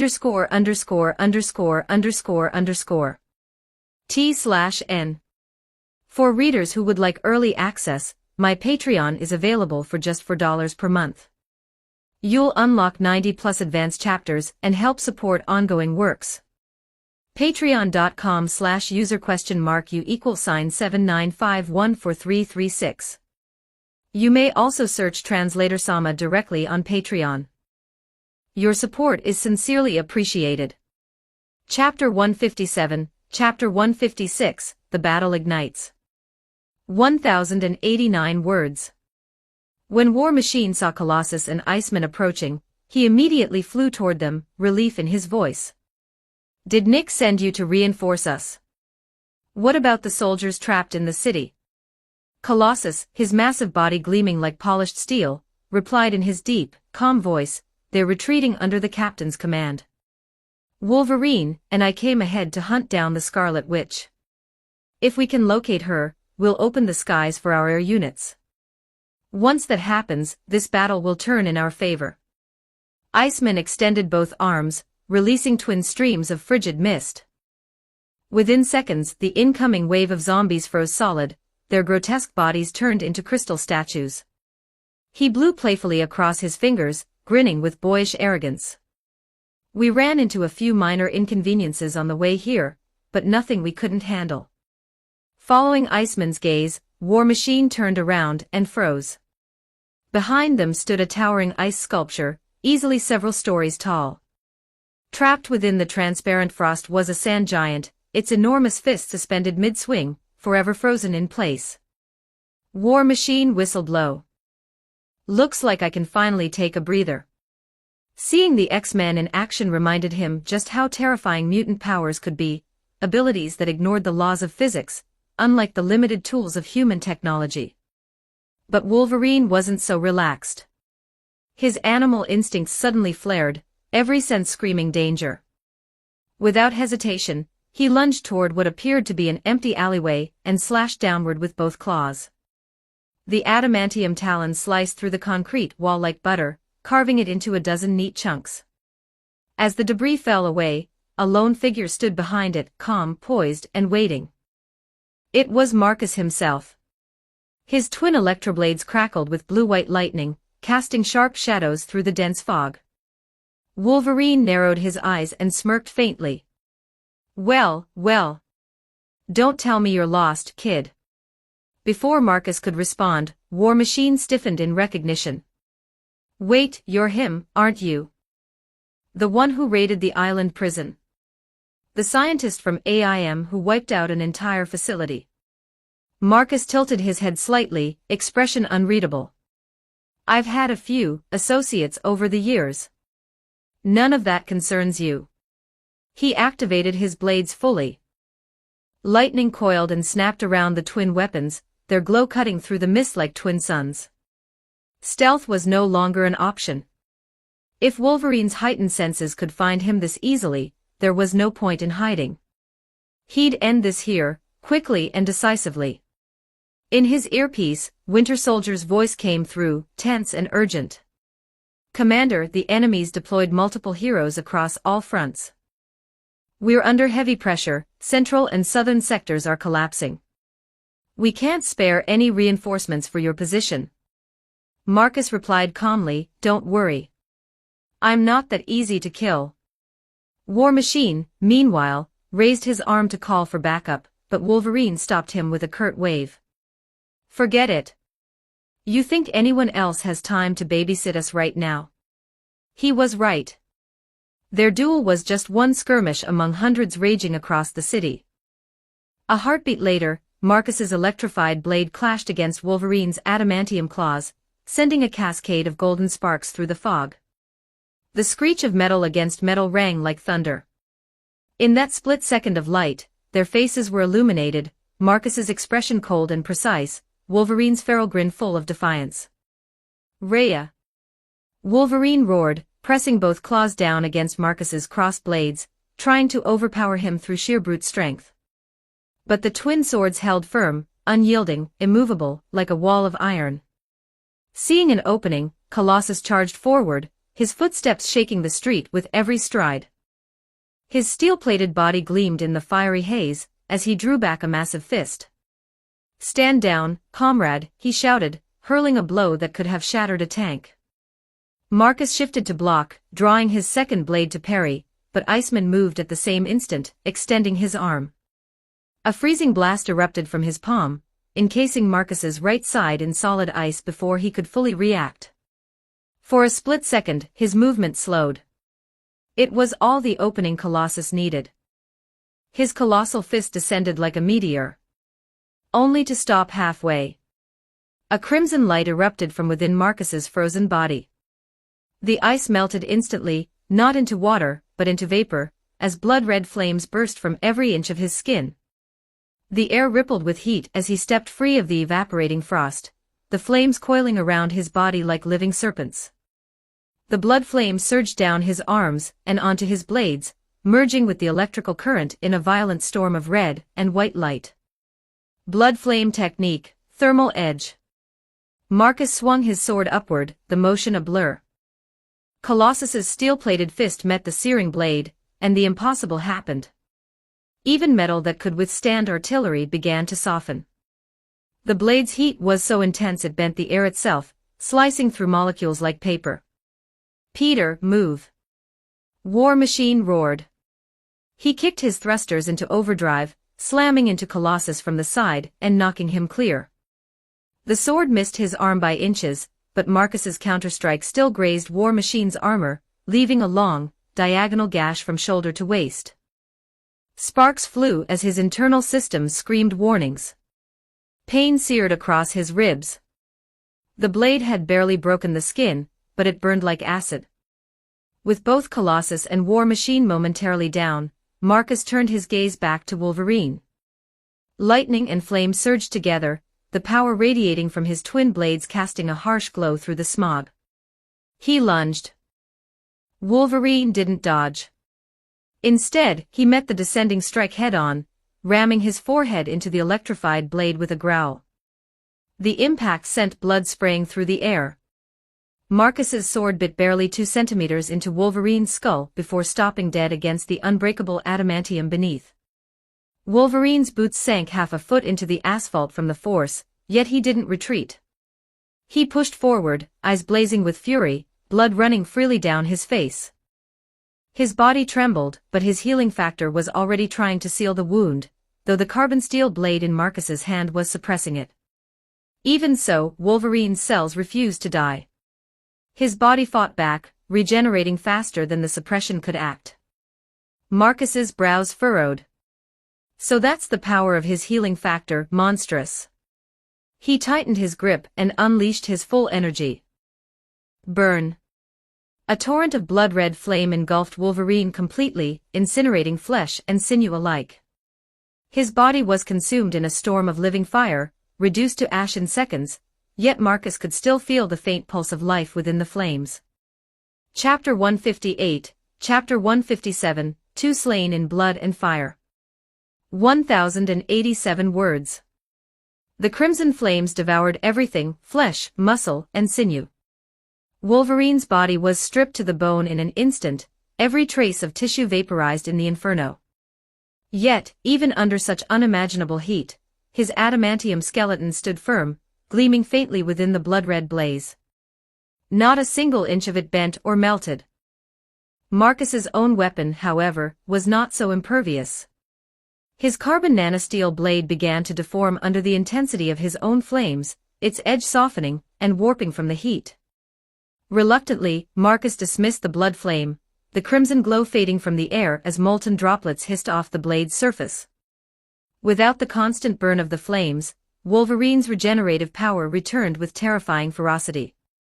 From the back of his skull, veins and tendons sprouted like wild vines, weaving over the silver metal bones, regrowing muscles, arteries, and skin. Within seconds, a living body once again stood where moments earlier there had been only a skeleton. Wolverine was whole, and by the speed of his regeneration, he was angrier than ever. Marcus, though calm, had seen enough to understand. The source of Wolverine's regeneration was in his cerebellum, shielded by the unbreakable adamantium skull. Every cellular revival radiated outward from that point. It was a weak spot, but an impossible one to reach. Even an Omega-level mutant could not break through adamantium to destroy Wolverine's brain. And even if someone could, whether that would truly kill him, not even Wolverine himself knew. Marcus's plan to vaporize his brain through heat alone had failed. Before he could act again, a sudden hailstorm of ice spikes rained toward him, sharp as daggers, freezing the air as they fell. The message was clear: Wolverine wasn't his only opponent. The Iceman had entered the fight. His entire body had turned to crystalline ice, his form glowing a faint blue beneath the fog. He swept both arms outward, freezing the ground as he skated fluidly across the newly formed ice. In a flash, he grabbed Wolverine's arm, pulling him away from Marcus, and regrouped beside Colossus and War Machine. Marcus stepped forward, but Iceman slammed a hand onto the ground. A thunderous crack split the air. From the earth itself, a massive wall of ice surged upward, thick as a fortress, stretching so far that its edges vanished into the mist. It cut Marcus off from the others completely. The air dropped in temperature until every breath came out as frost. Part of Marcus's arm was caught in the rising ice, freezing solid. He tried to melt it with bloodfire, only to find, to his shock, that this ice was different. The flames touched it and froze. For the first time, his crimson fire turned to cold glass, trapped in ice that refused to melt. He's awakened it, Marcus realized. This wasn't the power of a low-tier alpha mutant anymore. Somehow, in that moment, Iceman had tapped into his dormant Omega potential. His freezing ability now defied physics entirely, freezing even energy itself. The effort, though, left him gasping. He collapsed to one knee, his breath misting in the air. He had no idea how to sustain this newfound strength. His body had acted on instinct. Just like the Scarlet Witch before him, Iceman's true potential had begun to stir. If he had time to grow into it, he could one day freeze entire universes. But in this moment, his control was fragile, and Marcus could not afford to wait for it to stabilize. He had to end this now. War Machine, are you still with me? Colossus shouted, kneeling beside his fallen ally. The armored soldier groaned weakly. Beneath his cracked chest plate, scarlet flames writhed within the wound, flames that refused to die. Damn it, it won't go out. Colossus slammed his metal hands against the flames, trying to smother them, but the fire only clung tighter, burning brighter. It wasn't normal fire, it was blood flame, consuming War Machine's blood as its fuel. Let me try. Iceman staggered forward, pressing his frozen palms against War Machine's armor. A wave of cold surged over the wound, encasing the burning metal in a crystal shell of ice. For a moment it seemed to work. The glow dimmed. But under the surface of the ice, the crimson fire still flickered, alive, untouchable. Son of a, what is this stuff? Iceman shouted, his voice trembling with frustration. He had seen mutants control flames before, but never one that refused to die, even under sub-zero temperatures. Colossus clenched his fists, his metallic face grim. We can't stop it. He's too badly hurt. We have to pull back and get him medical help, now. Fine, Wolverine growled, stepping forward, his shirt already burned to tatters again. You two get him out of here. I'll handle the bastard. He stared at the flickering crimson glow through the ice wall, his claws extending with that familiar metallic snict. Colossus and Iceman exchanged a worried glance. They knew how reckless Wolverine could be, but there was no time to argue. Iceman finally exhaled sharply. Colossus, take War Machine and fall back. I'll stay and back him up. He took his place beside Wolverine, his body still gleaming like glass. Together they faced the blood-red glow burning through the ice wall ahead. Colossus hesitated, then nodded.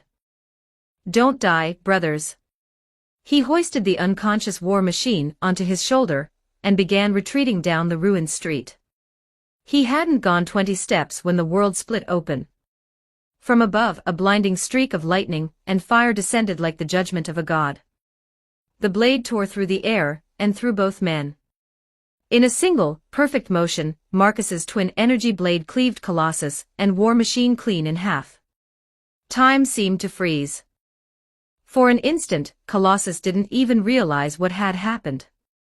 Then his upper body slid from his lower half, metallic blood spilling out in torrents of silver and red. War Machine's sundered armor sparked violently, collapsing beside him in two molten pieces. And through the rain of blood and fire, Marcus Vale stepped forward, emerging from the crimson haze like a phantom of war. His armor gleamed wet with gore, his eyes cold and steady. Across the shattered street, Wolverine and Iceman stood frozen in disbelief. The glowing shape they had seen behind the ice wall wasn't Marcus's true body at all. It had only been his severed arm, still burning with blood flame, a decoy to mask his approach. Now the real Marcus stood before them, his blades dripping red, his aura blazing with power. The battlefield fell silent. Two heroes were dead. Chapter 159, Chapter 158, The Terror of Iceman. 1076 words. No. Iceman screamed in anguish as he rushed toward the bisected corpses of Colossus and War Machine, but before he could reach them, Wolverine, ever the soldier in chaos, kicked him aside. The blow sent Iceman sprawling across the ice, just as Wolverine turned to meet Marcus's descending blade head-on. Steel clashed with steel once more, adamantium claws versus adamantium forged blade. Sparks scattered through the mist as Wolverine gritted his teeth, straining with both arms, but Marcus's strength was monstrous. The impact forced Wolverine back several steps, his boots grinding furrows into the concrete before Marcus's second strike came down and tore a deep gash across his abdomen. But something felt wrong. Marcus drew back his weapon, inspecting it mid-stance, and frowned. Along the razor-sharp edge of his adamantium katana, he noticed small fractures, thin but spreading. Then, the realization struck him. He recalled the weapon's description from the day he'd acquired it. Name, adamantium katana. Material, adamantium alloy, purity 54.7%, tempered cobalt steel. Length, 1.1 meters. Weight, 0.8 kilograms. Description: a sword forged from the leftover adamantium used in the Weapon X program, originally intended for Deadpool. Though less pure than Wolverine's full adamantium skeleton, it remains a weapon capable of slicing through diamond with ease. Marcus narrowed his eyes. Of course, his sword wasn't made of pure adamantium. With only 54.7% purity, it could withstand nearly anything, except Wolverine's unblemished claws. Every time their weapons clashed, it was his blade that suffered. If not for the high-tech modifications by Whiplash, the weapon would have shattered long ago. And without something stronger, breaking through Wolverine's skull, the fortress of his healing factor, was impossible. His second weapon wasn't much better. Name, carbon steel katana, prototype. Description: an experimental weapon designed after Deadpool's escape from the Weapon X facility. The metal suppresses regenerative factors, slowing healing dramatically.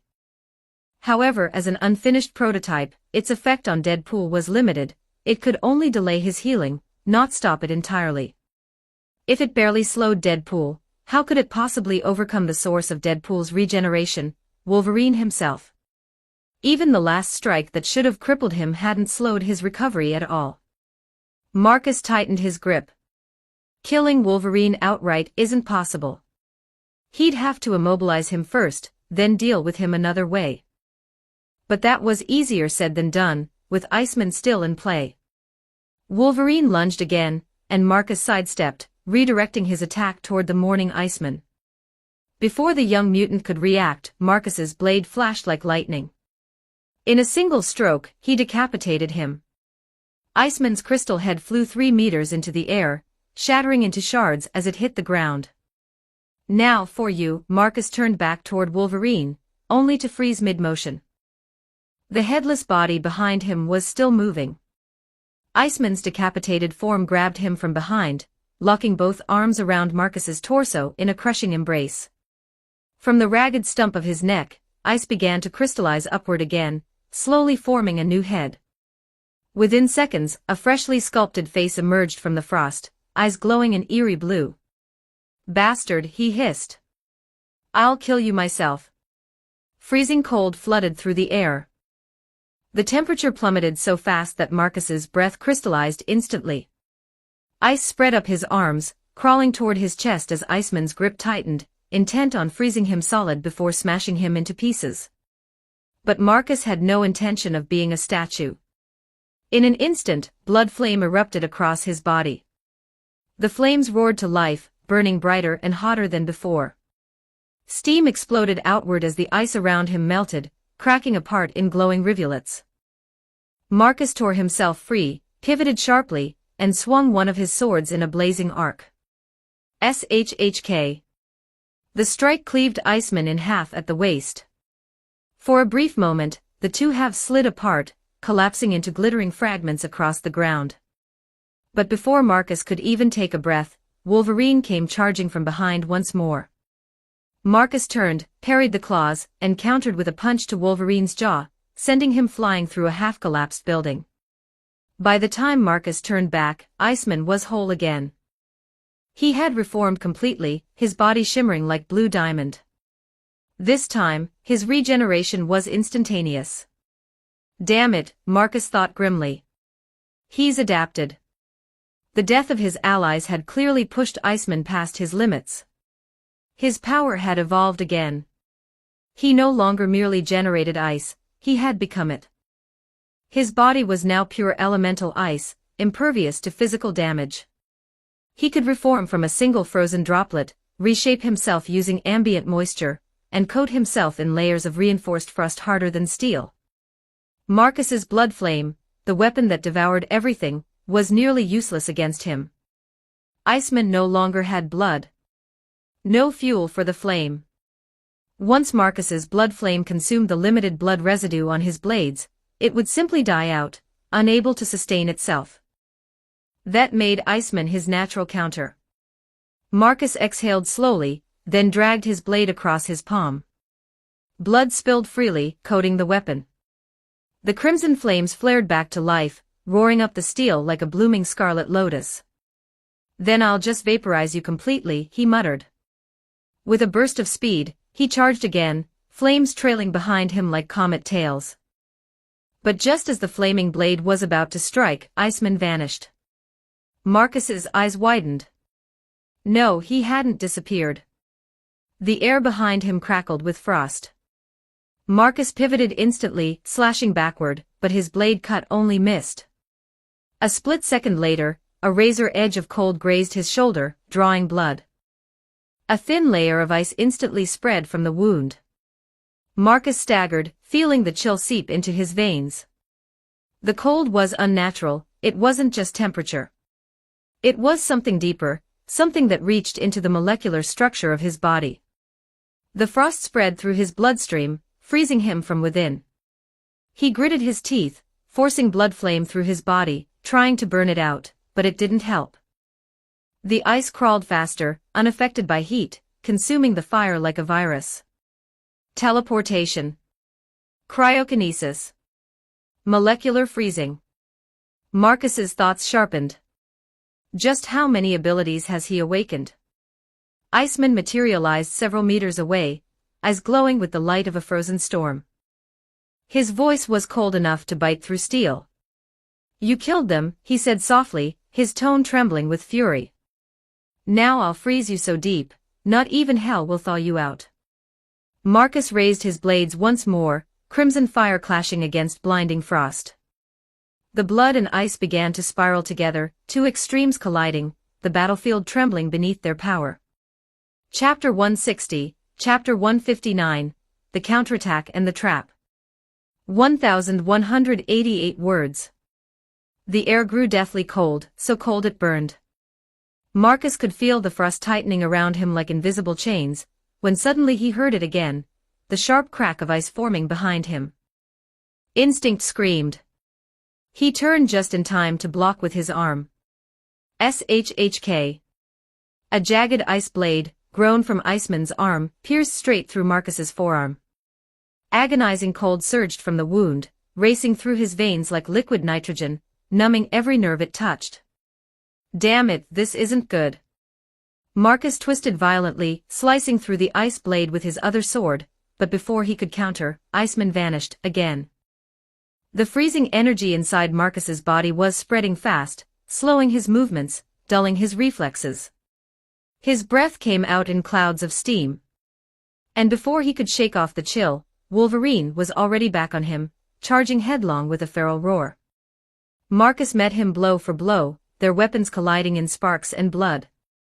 Wolverine's claws tore through the air like lightning, forcing Marcus backward. Each time Marcus struck him down, the mutant's body stitched itself back together in seconds, his regeneration relentless and obscene. The fight was dragging on too long. The blood flame that fueled Marcus's strength was burning away his stamina. His opponents, on the other hand, could fight indefinitely, one immortal, the other elemental. He couldn't win by endurance. He needed to think. Iceman's teleportation. It isn't true space jumping. It's molecular travel, Marcus realized. He's not disappearing, he's moving through water. As if to confirm his thought, there was a faint splash beneath his boots. The ground was slick with shallow water from their ongoing clash. The fusion of flame and frost had created a thin sheet of melting ice that spread across the entire area. Marcus's eyes narrowed. He could see the faint shimmer of frost rippling across the puddles, like veins of light moving through glass. So that's it. He's merging with the water, using it as a medium to phase through space. Without hesitation, Marcus thrust his blood-flame-wreathed blade into the ground. The sword's heat exploded outward, vaporizing the puddles in an instant. Steam rolled through the battlefield, blanketing everything in a hazy red mist. From across the street, the thin film of water began to hiss and crack apart, retreating into nothingness. Then, in a surviving pool of water at the far end of the street, Iceman's crystalline form burst forth, reforming from the liquid. His transparent eyes locked onto Marcus like daggers. Marcus grinned coldly. Got you. But victory was far from certain. Iceman raised a hand, and from his palm erupted a storm of frozen mist, 1,000 shards of frost spraying toward Marcus like bullets. Marcus raised his sword to block, the blade's flames flaring bright red as they intercepted the cold torrent. The two powers clashed violently, ice melting into steam, steam freezing into snow. The ground hissed and bubbled beneath them. But as the water pooled again, Marcus realized he'd walked straight into a paradox. Damn. His own heat was helping Iceman. Every drop of melted ice became new ground for the mutant to phase through. Iceman smirked, spreading his arms. You can't stop me. As long as there's moisture, there's nowhere I can't be. Marcus's patience finally snapped. Then I'll just burn the sky itself. He triggered his armor's nanometal integration, summoning a new shell of silver armor over his body, a sleek, enhanced version of Iron Man's design crafted by Whiplash. The chest plate sealed shut, and the thrusters on his back flared to life, propelling him skyward out of Iceman's domain. But Iceman wasn't about to let him go. The ground beneath him rippled, and a massive sheet of ice erupted upward, lifting him high into the air like an ascending glacier. He shot forward, skating up his own frozen highway toward the flying Marcus, his entire body glowing blue-white. Freeze! His shout echoed with double meaning, an order and an attack. A surge of frost spiraled toward Marcus, coating his thrusters in a layer of solid ice. The engine sputtered and stalled midair, encased in frozen steel. Marcus ignited his blood flame internally, melting the frost enough to regain lift, but the momentary delay was all Wolverine needed. With a snarl, Wolverine leapt from the rooftops, his claws digging into the walls like climbing axes. In seconds, he was level with Marcus, and then he pounced. The two collided midair and tumbled downward, crashing through layers of debris and rubble before slamming into the ground with a deafening boom. A storm of dust exploded around them, swallowing both men from sight.